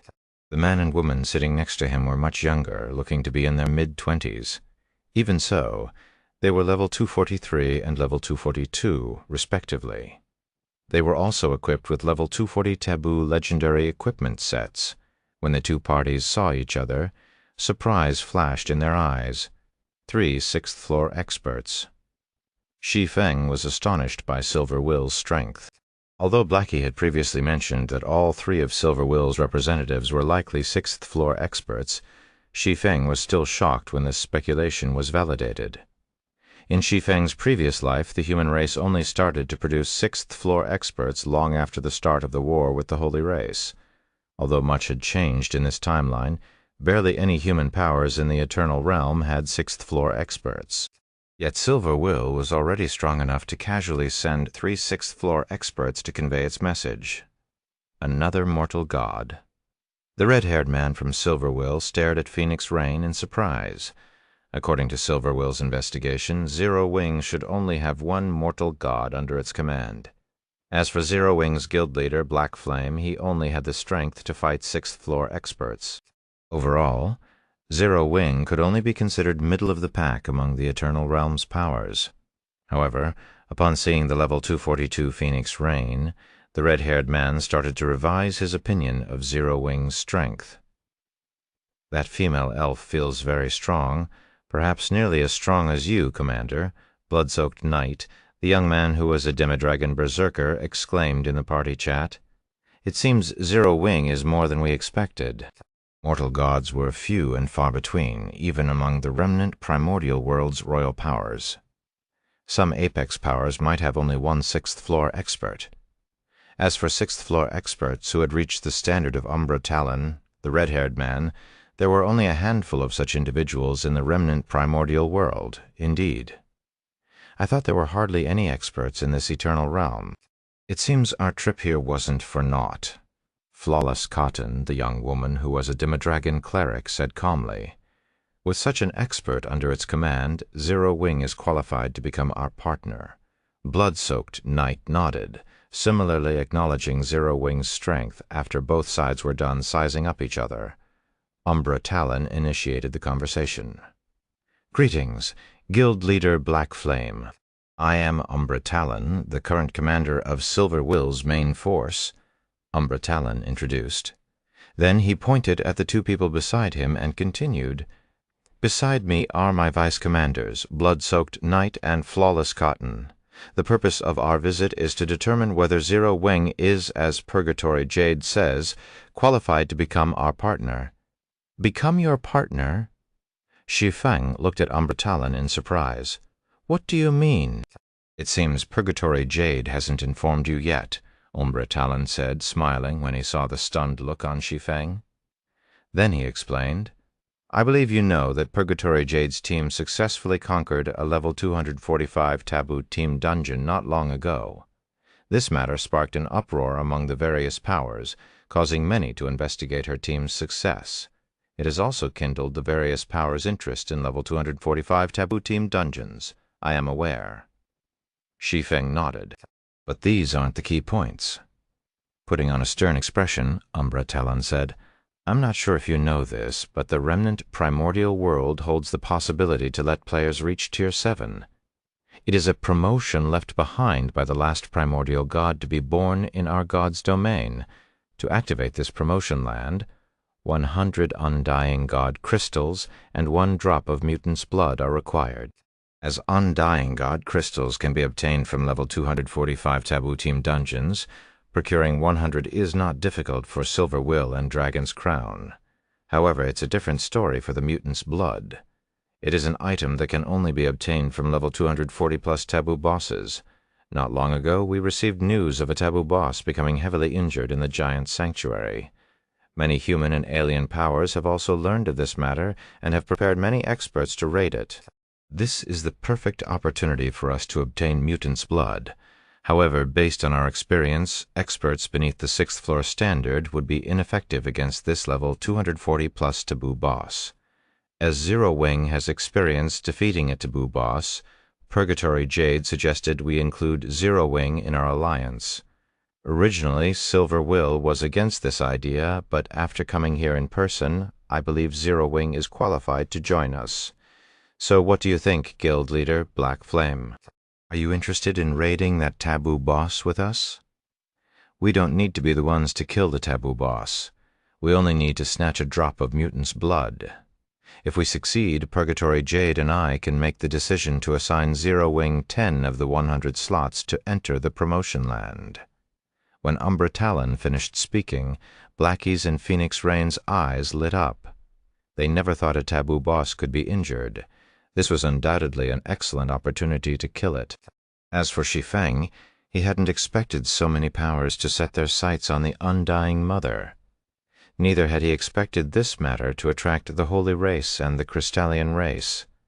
However, what surprised Shi Feng even more was that the remnant primordial world housed a promotion land left behind by God's domain's last primordial god. Chapter 3921, Chapter 995, Taboo Crusade. Chapter 995, Taboo Crusade. The last primordial god to be born.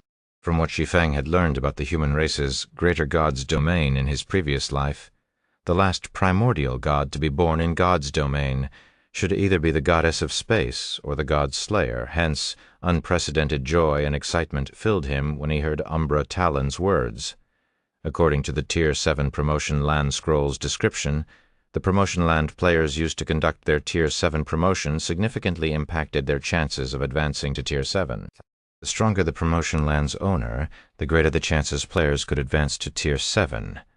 As the Tier 7 Promotion Land scroll only teleported players to the nearest Promotion Land, the quality of the Promotion Land that players got was random. However, if players could determine the location of a Tier 7 Promotion Land beforehand, they would no longer be at the whims of the Tier 7 Promotion Land scroll's randomness. Originally, Shi Feng had considered using the inferior Divine Promotion Land scroll's extra opportunity to try his luck, but now it would seem that was unnecessary. Regardless of whether the promotion land in the remnant primordial world belonged to the goddess of space or the god slayer, Both were excellent options. After all, the two had already been incredibly strong even before they evolved into primordial gods. It went without saying they would become even stronger after they ascended to the realm of primordial gods. It wouldn't be an exaggeration to say that their promotion lands were the best places for human players to challenge their Tier 7 promotion. Now, all he needed to do was obtain the Undying Mother's Undying Tentacle. Then he could use the Promotion Land scroll to teleport to either the Goddess of Space's Promotion Land or the God Slayer's Promotion Land. He wouldn't even need to gain the Promotion Land's acknowledgement like everyone else. Guild Leader Black Flame, I assure you that Zero Wing isn't being short-changed, Umbra Talon explained when he saw the stunned look on Shi Feng. The Undying God Crystal isn't a guaranteed drop. The manpower and resources needed to collect 100 are immense, so we will have to properly compensate the families and corporations that will aid us in this endeavor. Of course, if Zero Wing is the one to secure the mutant's blood, Silver Will can share 5 more slots with Zero Wing.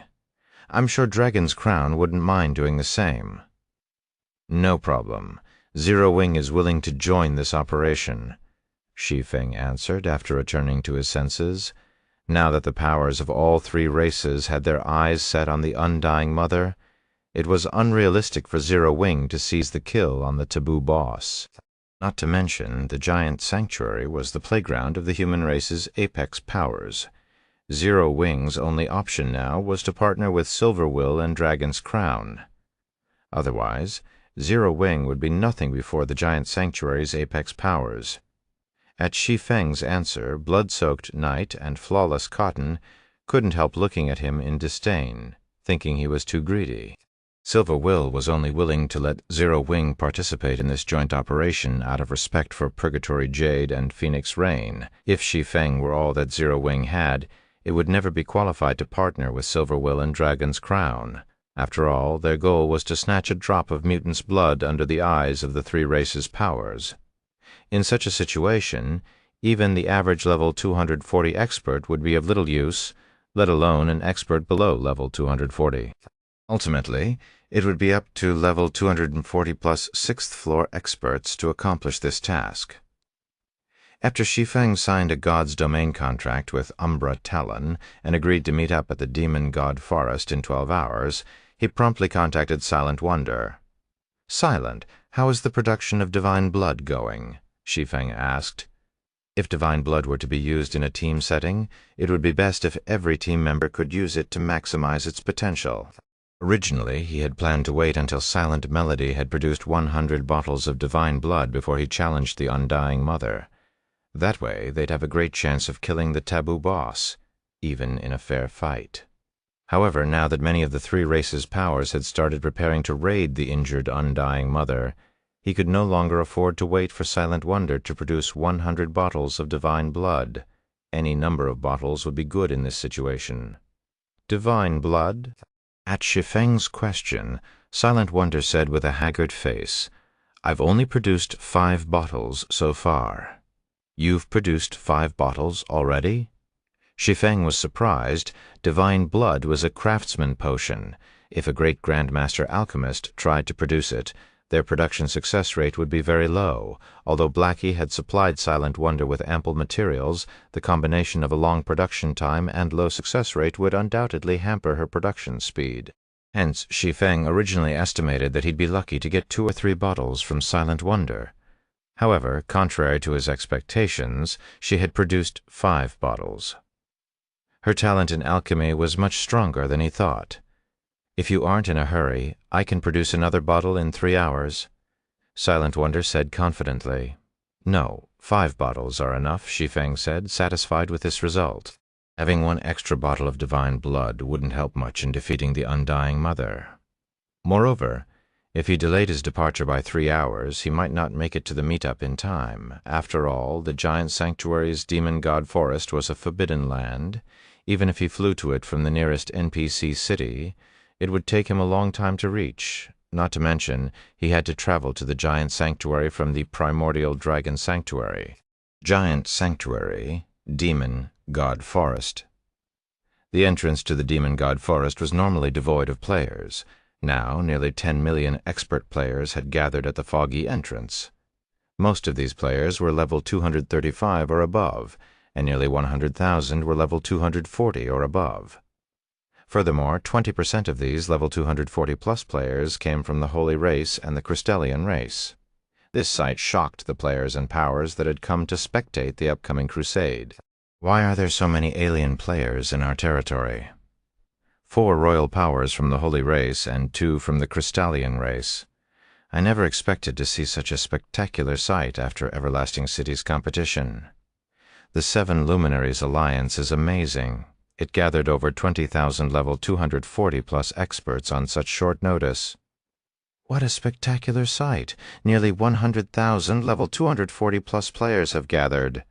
Isn't this already enough to defeat all 22 taboos together? The last time I saw so many experts gathered to raid the 22 taboos was over 3 centuries ago. I never thought I would get another chance to witness such a scene within my lifetime. When the players watching the live broadcast via the official forum saw the situation at the Demon God Forest's entrance, they were inevitably excited. The 22 taboos of the human race's greater god's domain were regarded as invincible existences and walking disasters. No power had ever defeated them. But now everyone felt they might witness the fall of one of the 22 taboos today. As more players gathered outside the Demon God Forest, Shi Feng finally arrived with Phoenix Rain and the others. Chapter 3922, Chapter 996, Meeting Aqua Rose Again. Chapter 996, Meeting Aqua Rose Again. So many powers and players have come. Phoenix Rain was taken aback when she saw the sea of players outside the Demon God Forest. Guild leader, is it fine for us to bring only 100 players? Every major power here had shown up with at least 1,000 experts. Some had even mobilized over 10,000 experts. In contrast, Zero Wing only came here with a 100-man team. With so few players, Zero Wing's team might even be mistaken for one of the spectating independent teams. We're here to raid a taboo boss, not to fight the demon gods in the Demon God Forest. There's no point in bringing so many players, Shi Feng said nonchalantly as he looked at the various powers' teams. The 22 taboos were not your average boss aside from 6th floor experts. Those under level 240 would serve little purpose in a fight against one of the 22 taboos. They might not even live long enough to face the taboo boss. The 22 taboos weren't considered disasters just because of their frightening basic attributes, but also because of the unique world laws they had mastered. These unique world laws prevented players from damaging the 22 taboos unless their technique or overall strength had reached a certain standard. Not to mention their opponent this time was the 14th-ranked Undying Mother. The players Shi Feng brought were all level 240-plus experts Zero Wing had recruited from the remnant primordial world.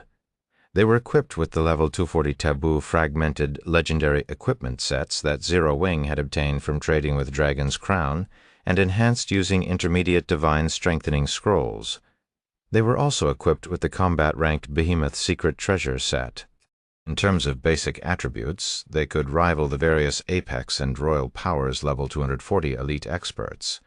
However, he didn't bring these experts to have them fight the Undying Mother. They were simply here to ward off the demon gods that might get in the way.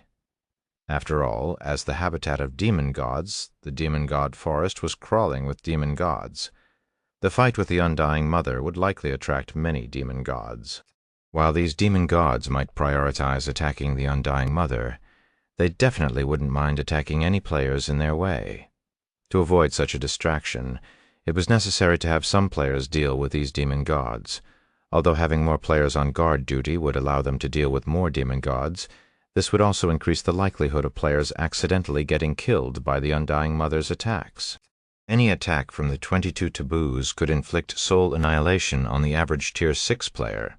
Even level 240 players would suffer a similar fate if they weren't fully equipped with fragmented divine artifacts or possessed incredibly high combat standards.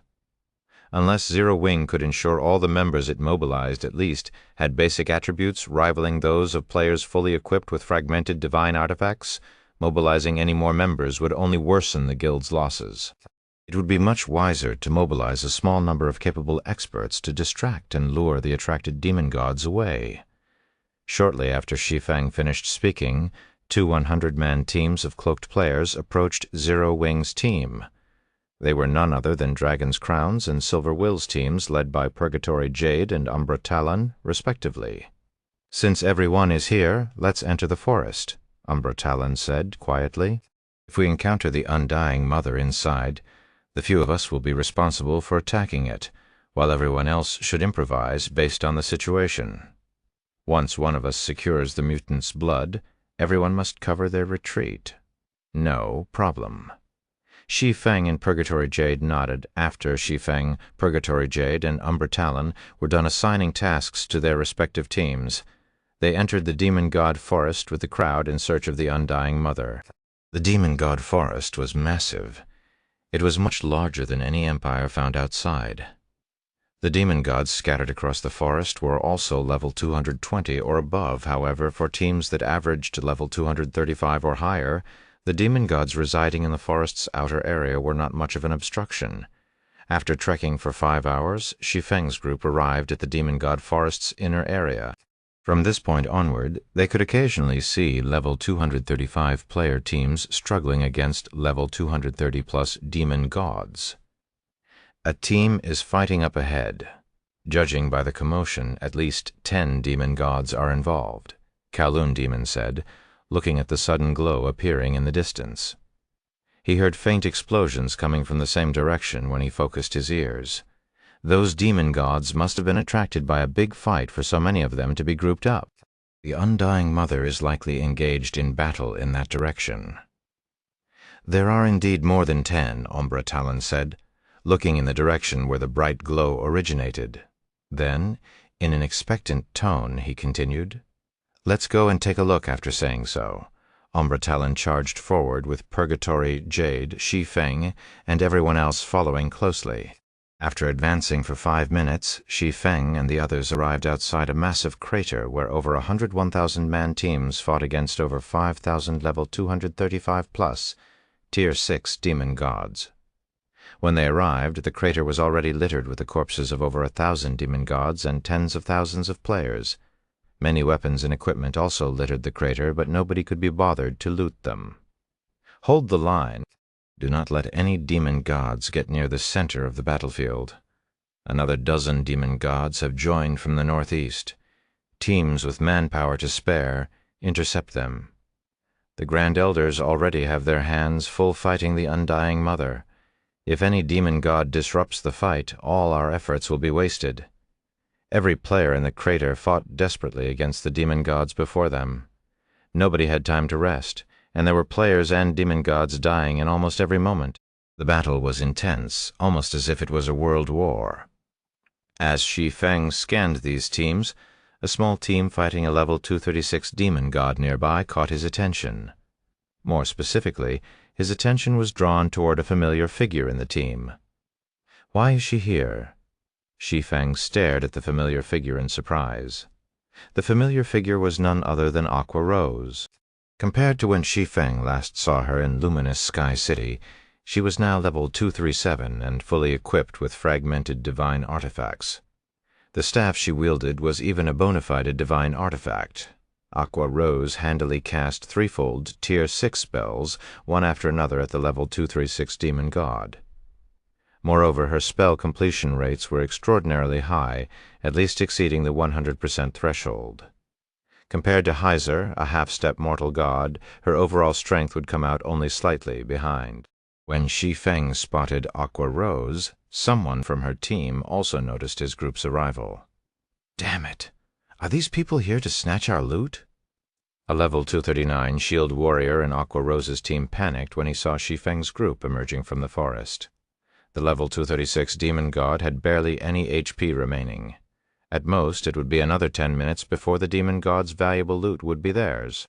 It was incredibly difficult for players to encounter a level 236 Tier 6 demon god outside the demon god forest. Only now that the various powers had joined forces to invade the demon god forest did they have an opportunity to kill a level 236 Tier 6 demon god.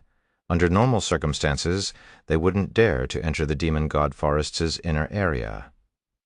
Doesn't that swordsman look familiar?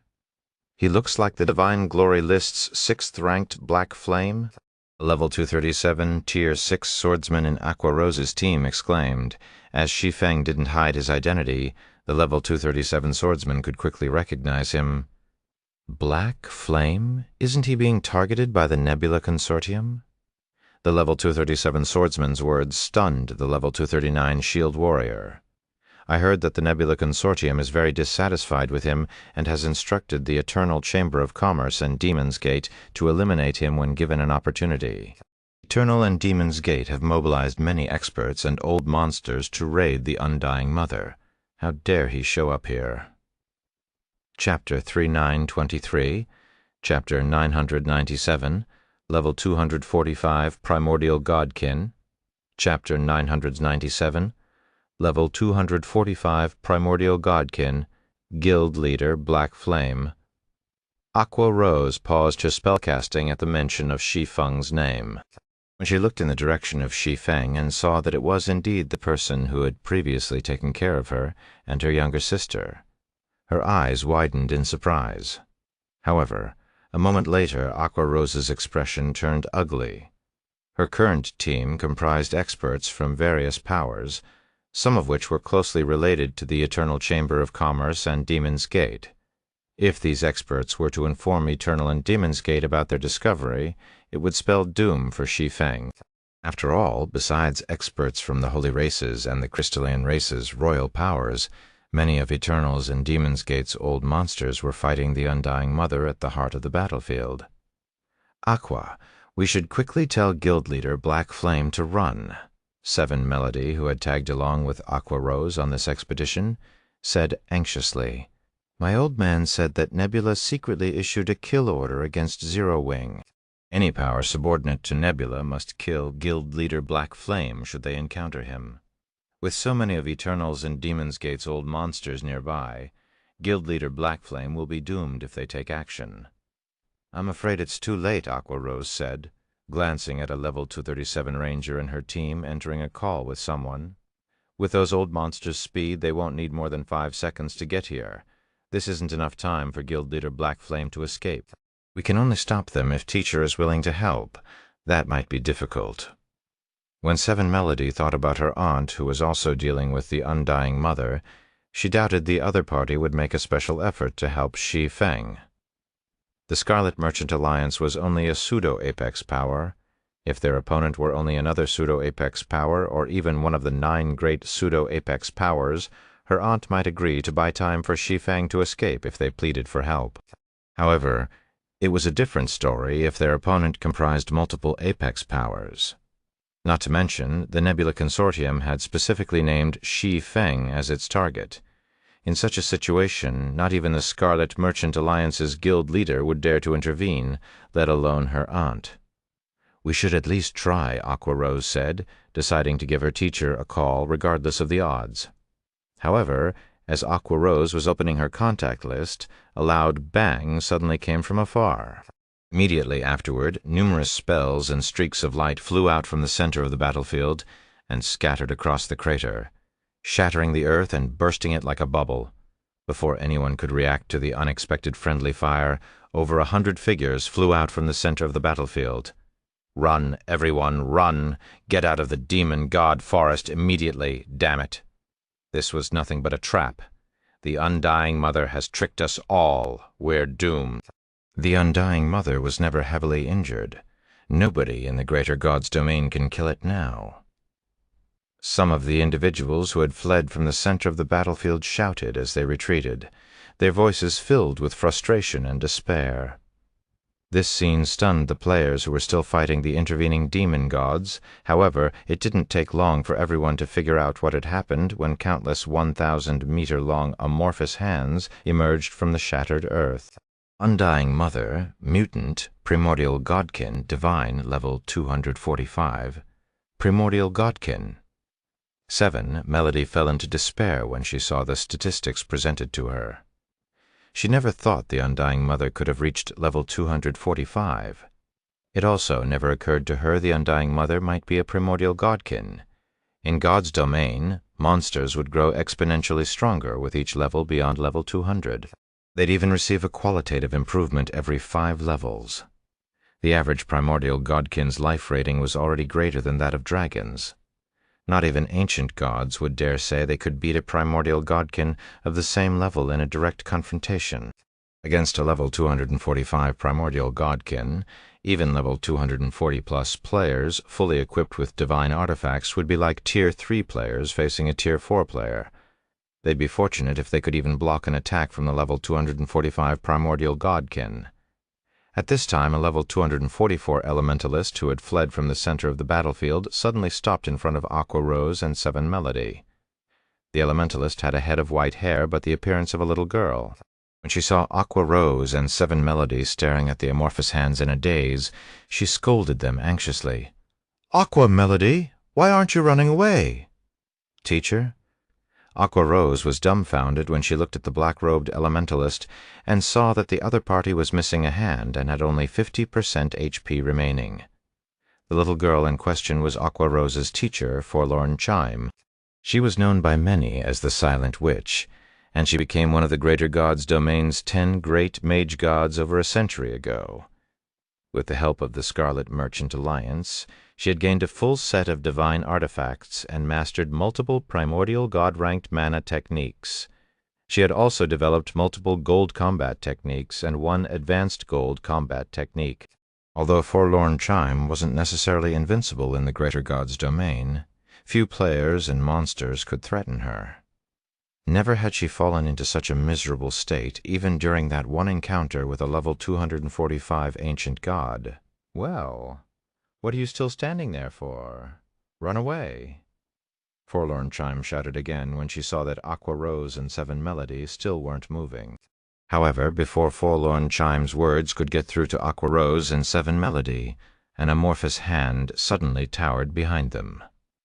At this sight, Forlorn Chime drew a series of divine runes in the air with her remaining hand without hesitation, completing several dozen lines and forming a threefold divine runic magic array in less than a second. Threefold Tier 6 divine runic spell, Void Boundary. This Tier 6 defensive spell could block an attack from a level 245 ancient god. It was also the strongest defensive spell Forlorn Chime could cast. Immediately, 3 indistinct spatial barriers formed at Forlorn Chime's palm, intercepting the amorphous hand slamming down on them. Boom.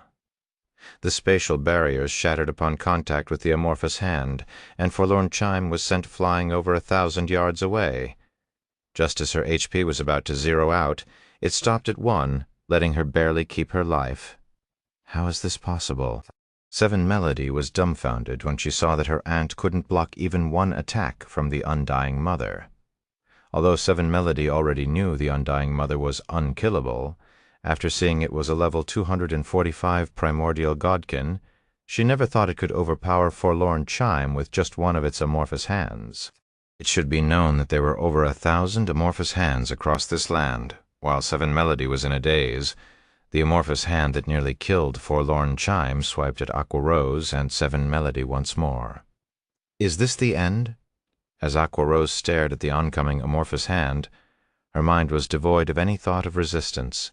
The amorphous hand was akin to a moving planet. Although she could try to defend against the attack with all her might, she did not believe, even for a second, that any of her spells could stop it from crushing her. However, just as the amorphous hand was about to reach Aqua Rose and Seven Melody, a towering bolt of lightning suddenly struck it from the side. Then, as if a train had just struck it, the amorphous hand flew aside and slammed into the ground, creating a crater over 100 meters deep. Guild Leader Black Flame? Aqua Rose's beautiful eyes widened in shock as she turned to where the lightning originated. Chapter 3924, Chapter 998. 32nd, Primordial God. Chapter 998, 32nd, Primordial God. He blocked it. Seven Melody had eyes like saucers when she saw Shi Feng sending the amorphous hand flying. But how is this possible? Not even that old woman managed to block its attack. Forlorn Chime was level 244 and fully equipped with divine artifacts. She was one of the Scarlet Merchant Alliance's old monsters and had risen to prominence over a century ago. Even back then, she could already fight a level 245 ancient god and survive for quite some time. If she couldn't block even one attack from one of the Undying Mother's amorphous hands without taking damage, it went without saying the Undying Mother was significantly stronger than a level 245 ancient god, yet Shi Feng had blocked the attack that Forlorn Chime had failed to block. Moreover, Seven Melody could see that Shi Feng was only level 232. The quality of his equipment should also be much inferior to Forlorn Chime's. Besides, Seven Melody, the other old monsters who had fled from the center of the battlefield, were also shocked by Shi Feng's accomplishment. A few even forgot to defend themselves against the amorphous hands and got killed. When did he become so strong? Kowloon Demon was surprised by Shi Feng's strength. Kowloon Demon remembered that the first time he fought Shi Feng, although Shi Feng could rival sixth-floor experts, the other party only had a 50% chance of beating him, even after he had suppressed his basic attributes to match Shi Feng's. In an actual fight, Kowloon Demon was confident he could trounce Shi Feng if he did not suppress his basic attributes. Even if Shi Feng had leveled up a lot since then, there should still be a significant gap in strength between them. Not to mention, ever since his first visit to the Greater God's domain, he had upgraded much of his equipment. So what was up with this situation? Even though Shi Feng was only level 232, the attack he had executed felt deadly to Kowloon Demon. It had even sent the amorphous hand flying, a feat Kowloon Demon doubted he could replicate. Wasn't he supposed to only rival sixth-floor experts? Flawless Cotton was similarly stunned when she saw Shi Feng blocking one of the Undying Mother's attacks. The Undying Mother's strength was self-evident. In Flawless Cotton's opinion, only Umbra Talon and Purgatory Jade could just barely block the amorphous hand's attacks without taking any damage. Hence, Shi Feng's attack, which sent an amorphous hand flying, completely shattered Flawless Cotton's understanding of God's domain. "Incoming, everyone, spread out." Umbra Talon shouted when he saw over a dozen amorphous hands extending toward their group. At the same time, he reached for the two axes on his back and stood in front of everyone. Subsequently, Umbra Talon brandished his axes, stirring up a storm as he created an illusory world before him. When the amorphous hands collided with the illusory world, each collision forced Umbra Talon back a step. After over a dozen steps back, he successfully blocked the attacks of all the amorphous hands, shielding the players behind him from all damage. "This thing is really powerful," Umbra Talon said when he saw that he had lost over 50% HP. However, this was still an acceptable outcome. With Flawless Cotton healing him, he could tank the dozen or so amorphous hands by himself. However, as if to ridicule Umbra Talon for his thoughts, over 100 amorphous hands shot out from the ground ahead and bombarded him like raindrops. Umbra Talon's face sank at this turn of events. "Leave the defense to me. You guys should figure out how to deal with the boss," Purgatory Jade said before leaping forward and standing in front of Umbra Talon. At the same time, the two round shields she wielded transformed into iron walls that covered all directions. Upon completing this transformation, Purgatory Jade twisted and turned her body, making the iron walls, which were apparently composed of world laws, spin with her. When the amorphous hands came down on Purgatory Jade, not only did they fail to break the iron walls protecting her, but all their power also dispersed into the surroundings as if they had just struck a wall of air. They didn't damage Purgatory Jade in the slightest. What brilliant law manipulation! Shi Feng was amazed at this scene. Law manipulation was a special way of using world laws in God's domain to perform various complex tasks. However, as most players already had difficulty replicating the standard operation of world laws, few players could accomplish law manipulation. Even after his concentration had reached the pseudo-Tier 7 standard, Shi Feng had only begun to attempt law manipulation. On the other hand, Purgatory Jade could already put law manipulation into practice. Her multitasking standard was simply unprecedented. "My law manipulation is only entry-level. It's only doing well now because the Undying Mother isn't proficient at attacking.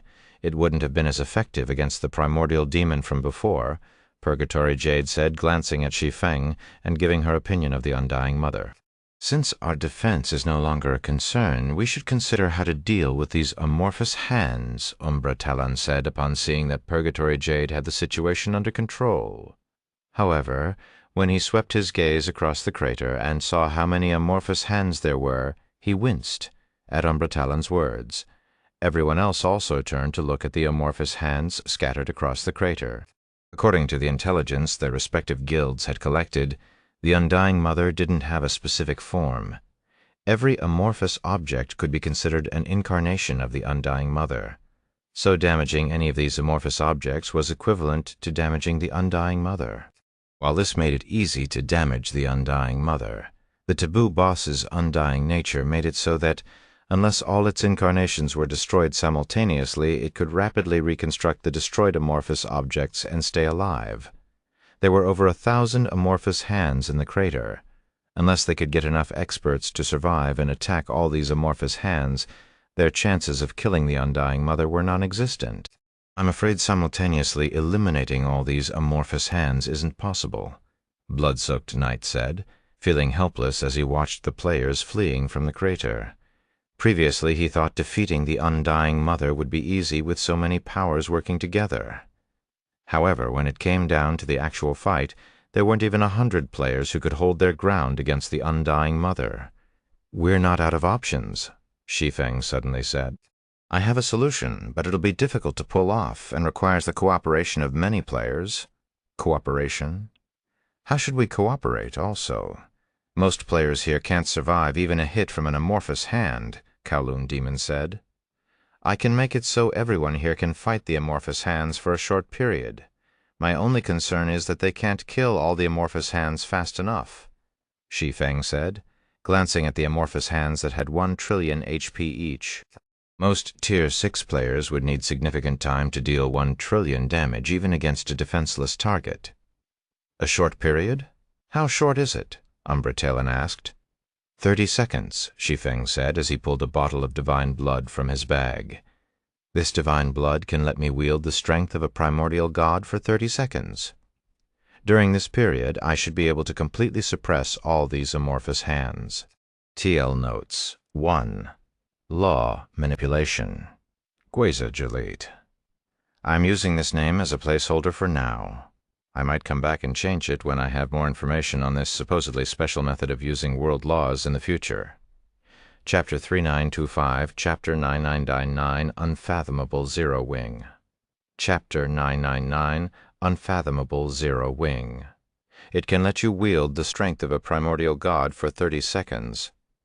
Umbra Talon stared at the bottle of crimson liquid in Shi Feng's hand in astonishment. As an executive of the royal power Silver Will, Umbra Talon knew how difficult it was to let a Tier 6 player exhibit strength that rivaled that of primordial gods. Even Silver Will only had a handful of items that could accomplish such a feat. Despite the significance of the Undying Mother raid, the guild was only willing to grant him the use of one of these items. Moreover, this item was only good for 1 attack. In contrast, Zero Wing had brought an item that could grant a player the strength of a primordial god for 30 seconds. Purgatory Jade was similarly shocked by this revelation. She never thought that Zero Wing, a guild that only fared moderately well in the Eternal Realm, would have such a trump card.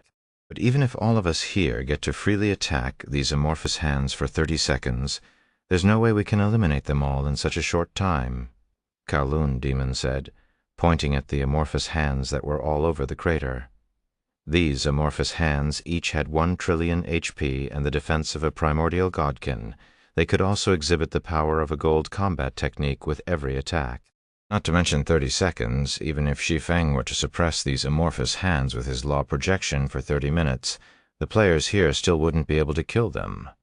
After all, the law projection would suppress only the basic attributes of the amorphous hands. Their defense and combat standards would remain the same. There are still too few powers gathered. Most are still scattered across the demon god forest, Purgatory Jade said while repulsing the amorphous hands' attacks. Then she glanced at the various powers' teams that had just arrived outside the crater and continued, "But now that there is such a big commotion here, it is only a matter of time before the other powers arrive. We can try raiding the Undying Mother once all the other powers are here. Indeed, we can give it a try." Umbra Talon nodded. Although many players had already fled the battlefield, it was a fact that only a few powers were present when the Undying Mother was first discovered.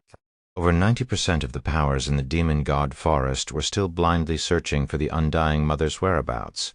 If all the powers in the Demon God Forest gathered, it might be possible to eliminate all the amorphous hands within 30 seconds. Not to mention the other royal powers and apex powers must have brought their own trump cards. Even if the Undying Mother wasn't heavily injured as rumored, they still had a chance of defeating it. "Guild leader, can that potion give me the strength of a primordial god if I use it?" Phoenix Rain suddenly asked Shi Feng after pondering in silence. After looking at Phoenix Rain's fragmented divine set, Shi Feng answered more or less yes. The divine blood could increase the user's basic attributes by 400%. Although Phoenix Rain was only equipped with fragmented divine artifacts, the set effects of a fragmented divine set should let her match the basic attributes of level 240 old monsters fully equipped with divine artifacts. Even if the divine blood couldn't enhance her basic attributes to the standard of level 240 primordial gods, they should be close to reaching it. "In that case, I have a way to heavily injure the Undying Mother," Phoenix Rain said firmly. "If we include the various powers' strength, defeating it shouldn't be difficult, are you sure?" Shi Feng looked at Phoenix Rain in surprise. Although Shi Feng knew that Phoenix Rain had gained a significant harvest from the Flame Dragon God's trial, he found it hard to believe she could heavily injure the Undying Mother, even with the strength of a primordial god. After all, the Undying Mother was only half a step from reaching the realm of primordial gods. Not to mention, it was level 245. "So long as it hasn't reached Tier 7, I'm 90% confident I can pull it off," Phoenix Rain said, nodding. At Phoenix Rain's confident response, Purgatory Jade and Umbra Talon couldn't help but reevaluate their opinions of her. They never thought that Zero Wing's second sixth floor expert would have such strength. "Okay, I'll leave dealing with the Undying Mother to you," Shi Feng said, taking out another bottle of divine blood and handing it to Phoenix Rain. "You have another one?" Umbra Talon was shocked once more when he saw Shi Feng taking out a second bottle of divine blood. "Yes, although divine blood is precious, Zero Wing still has some," Shi Feng said, pulling out a third bottle of divine blood at Umbra Talon's question. Upon seeing the third bottle of divine blood, even Purgatory Jade, who thought she understood Zero Wing, was dumbfounded. Divine blood, its ability to grant its user the strength of a primordial god alone, already made it a priceless treasure. On top of that, it even had a 30-second duration. This was an unprecedented berserk potion. If Zero Wing only had one bottle of this terrifying potion, Purgatory could still chalk it up to luck. After all, if one was lucky, it was possible to find such items in primordial ruins. However, if Zero Wing had multiple bottles of divine blood, it could no longer be considered a lucky find. No wonder Dragon's Crown has kept its partnership with Zero Wing. This also explains why Purgatory Jade recommended Zero Wing so strongly. I'll have to talk to the guild leader about reevaluating our relationship with Zero Wing. When Umbra Talon saw Shi Feng taking out 3 bottles of divine blood, he further elevated his evaluation of Zero Wing. Zero Wing's primordial civilization city had already become the center of the remnant primordial world and the eternal realm. It was no longer an existence Silver Will could ignore. However, Silver Will never placed much importance on the small guild known as Zero Wing. All its attention was focused on Dragon's Crown. But now Umbra Talon felt that Silver Will's approach might be wrong. Even when dealing with a taboo boss, Silver Will was only willing to commit one item that could let players momentarily rival primordial gods. Yet Zero Wing had committed 3 such items to the Undying Mother raid.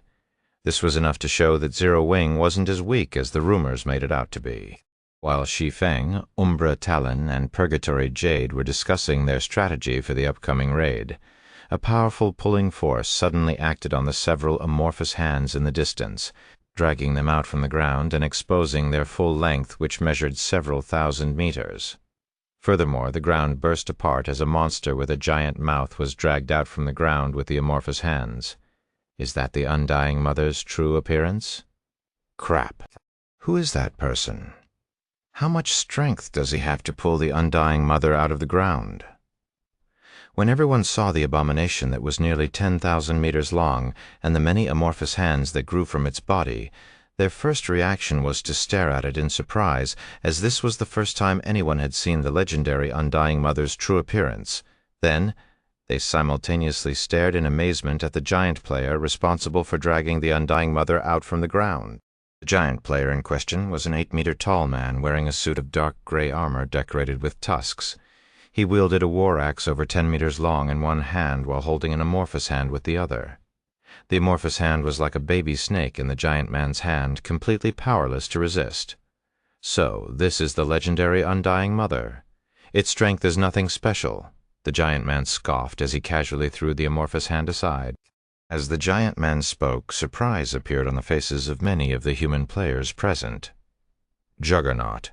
He's Juggernaut. Heavens, the 7 Luminaries Alliance sent its 3rd seat here? Everyone stared at the giant man in surprise, and many berserker players cast gazes of admiration upon him. Juggernaut, the 3rd seat of the 7 Luminaries Alliance. He was a living legend in the human race's greater god's domain. He was already regarded as invincible in the greater god's domain over a century ago, and he was considered the strongest berserker god to have appeared in the 7 Luminaries Alliance since its inception. Rumor had it that he had gone to the depths of the Void Sea to pursue the method to go beyond Tier 6. While the crowd marveled at Juggernaut, a powerful storm suddenly swept across dozens of amorphous hands, inflicting hundreds of cuts upon them. Standing in the middle of this storm was a scythe-wielding elven man with a youthful appearance. Unlike other elves, this elven man had 2 curved horns growing from his head. A thick layer of crimson mist also shrouded him, making him look like a demon from hell.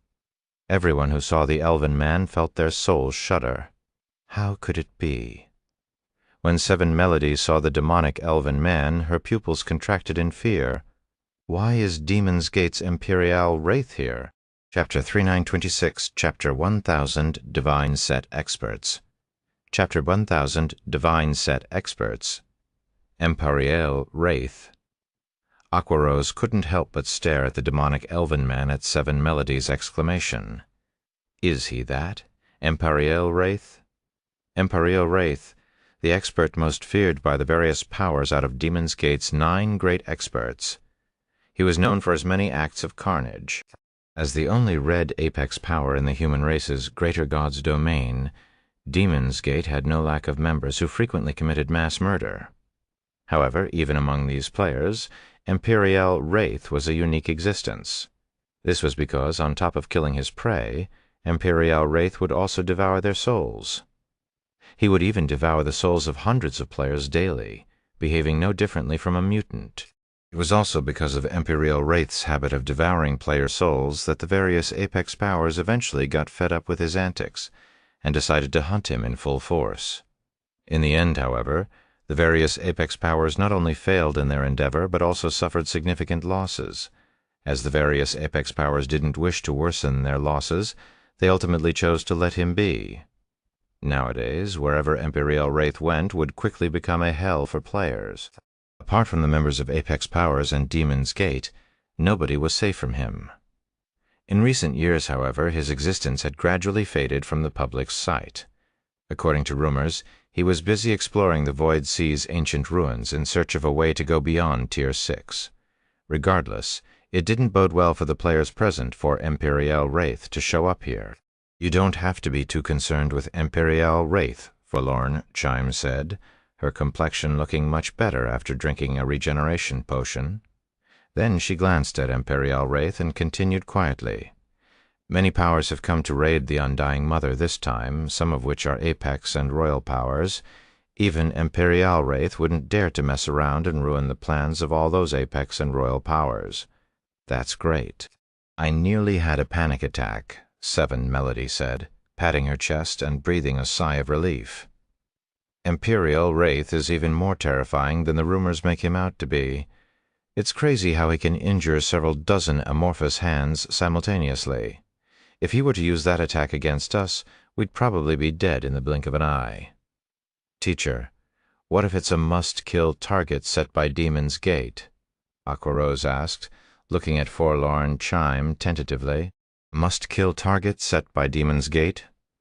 Forlorn Chime glanced at Aquarose before turning to look at Shi Feng, who was standing in the distance. Are you referring to the kill order the Nebula Consortium placed on Zero Wing? Mm-hmm. Aquarose nodded. Don't even think about it. Just give up, Forlorn Chime said, shaking her head. You younglings might not be aware of this, but Imperial Wraith's second identity is that of one of the Nebula Consortium's protectors. The protectors are a group of experts Nebula nurtured internally. Every member of this group is a famous expert in the Greater God's domain, and they exist solely to carry out Nebula's dirty work.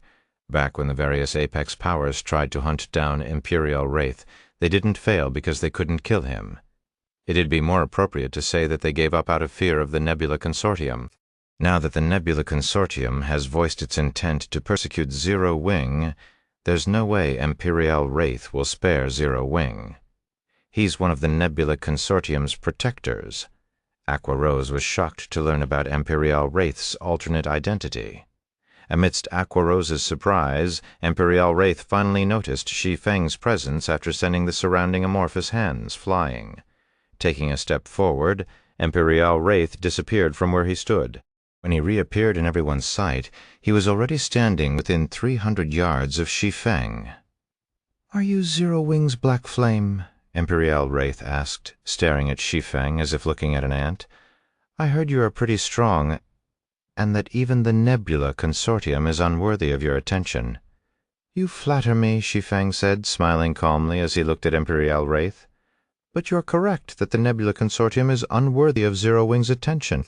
Demon's Gate's 9 grade experts had caused Zero Wing much trouble in Shi Feng's previous life, although Zero Wing fiercely retaliated against Demon's Gate, causing the Apex power to lose millions of Tier 6 members and hundreds of millions below Tier 5. It still lost over 100 guild cities. This was partly due to Demon's Gate's 9 grade experts, which naturally included Imperial Wraith. Shi Feng had many encounters with Imperial Wraith in his previous life.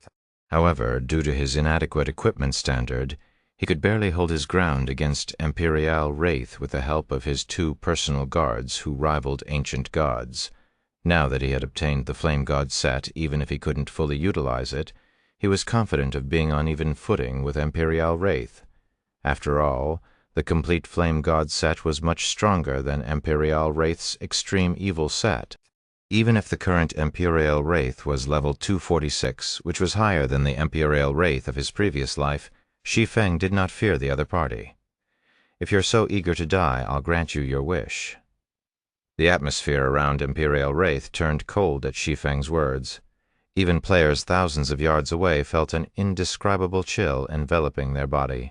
However, just as Imperial Wraith was about to reach for the scythe on his back, a wild and powerful voice suddenly echoed across the crater, making him freeze in place.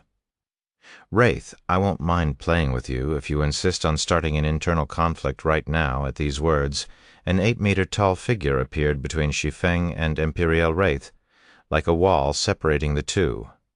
"Juggernaut, are you going to interfere with the Nebula Consortium's affairs?" Imperial Wraith barked as he glared at the giant figure warily. Juggernaut. Although Juggernaut was only level 245, Imperial Wraith knew that the rumors of Juggernaut being the strongest berserker god to have appeared in the 7 Luminaries Alliance since its inception were not without basis. Juggernaut had only become known as such because of his many achievements. Moreover, Juggernaut had come equipped with the Weeping Earth set, a divine set known for granting its user exceptional strength. Although the Weeping Earth set was not one of the 6 great divine sets, its compatibility with Juggernaut's Primal Warrior class, a hidden class, allowed him to exhibit strength comparable to that of the 6 great divine set's users. "I will not get involved with the Nebula Consortium's affairs, but I won't sit by and watch as you cause internal strife here either." Juggernaut said, showing no intention of backing away, even at the mention of the Nebula Consortium. "Fine, I will play by your rules this time, but you'd best not obstruct me again once the raid is over," Imperial Wraith said, and gave Shi Feng one last glance before leaving. When Aqua Rose saw Imperial Wraith turning away, she finally released her bated breath. As for Juggernaut, after making sure that Imperial Wraith had given up on targeting Shi Feng immediately, he turned to Shi Feng and said, "Boy from Zero Wing, I helped you this time because of Verdant Rainbow, but this will be the only time I help you, so watch yourself." After saying so, Juggernaut flew to the Seven Luminaries Alliance's army, which was confronting the various powers from the Holy Race and the Crystallian Race. He showed no interest in getting acquainted with Shi Feng.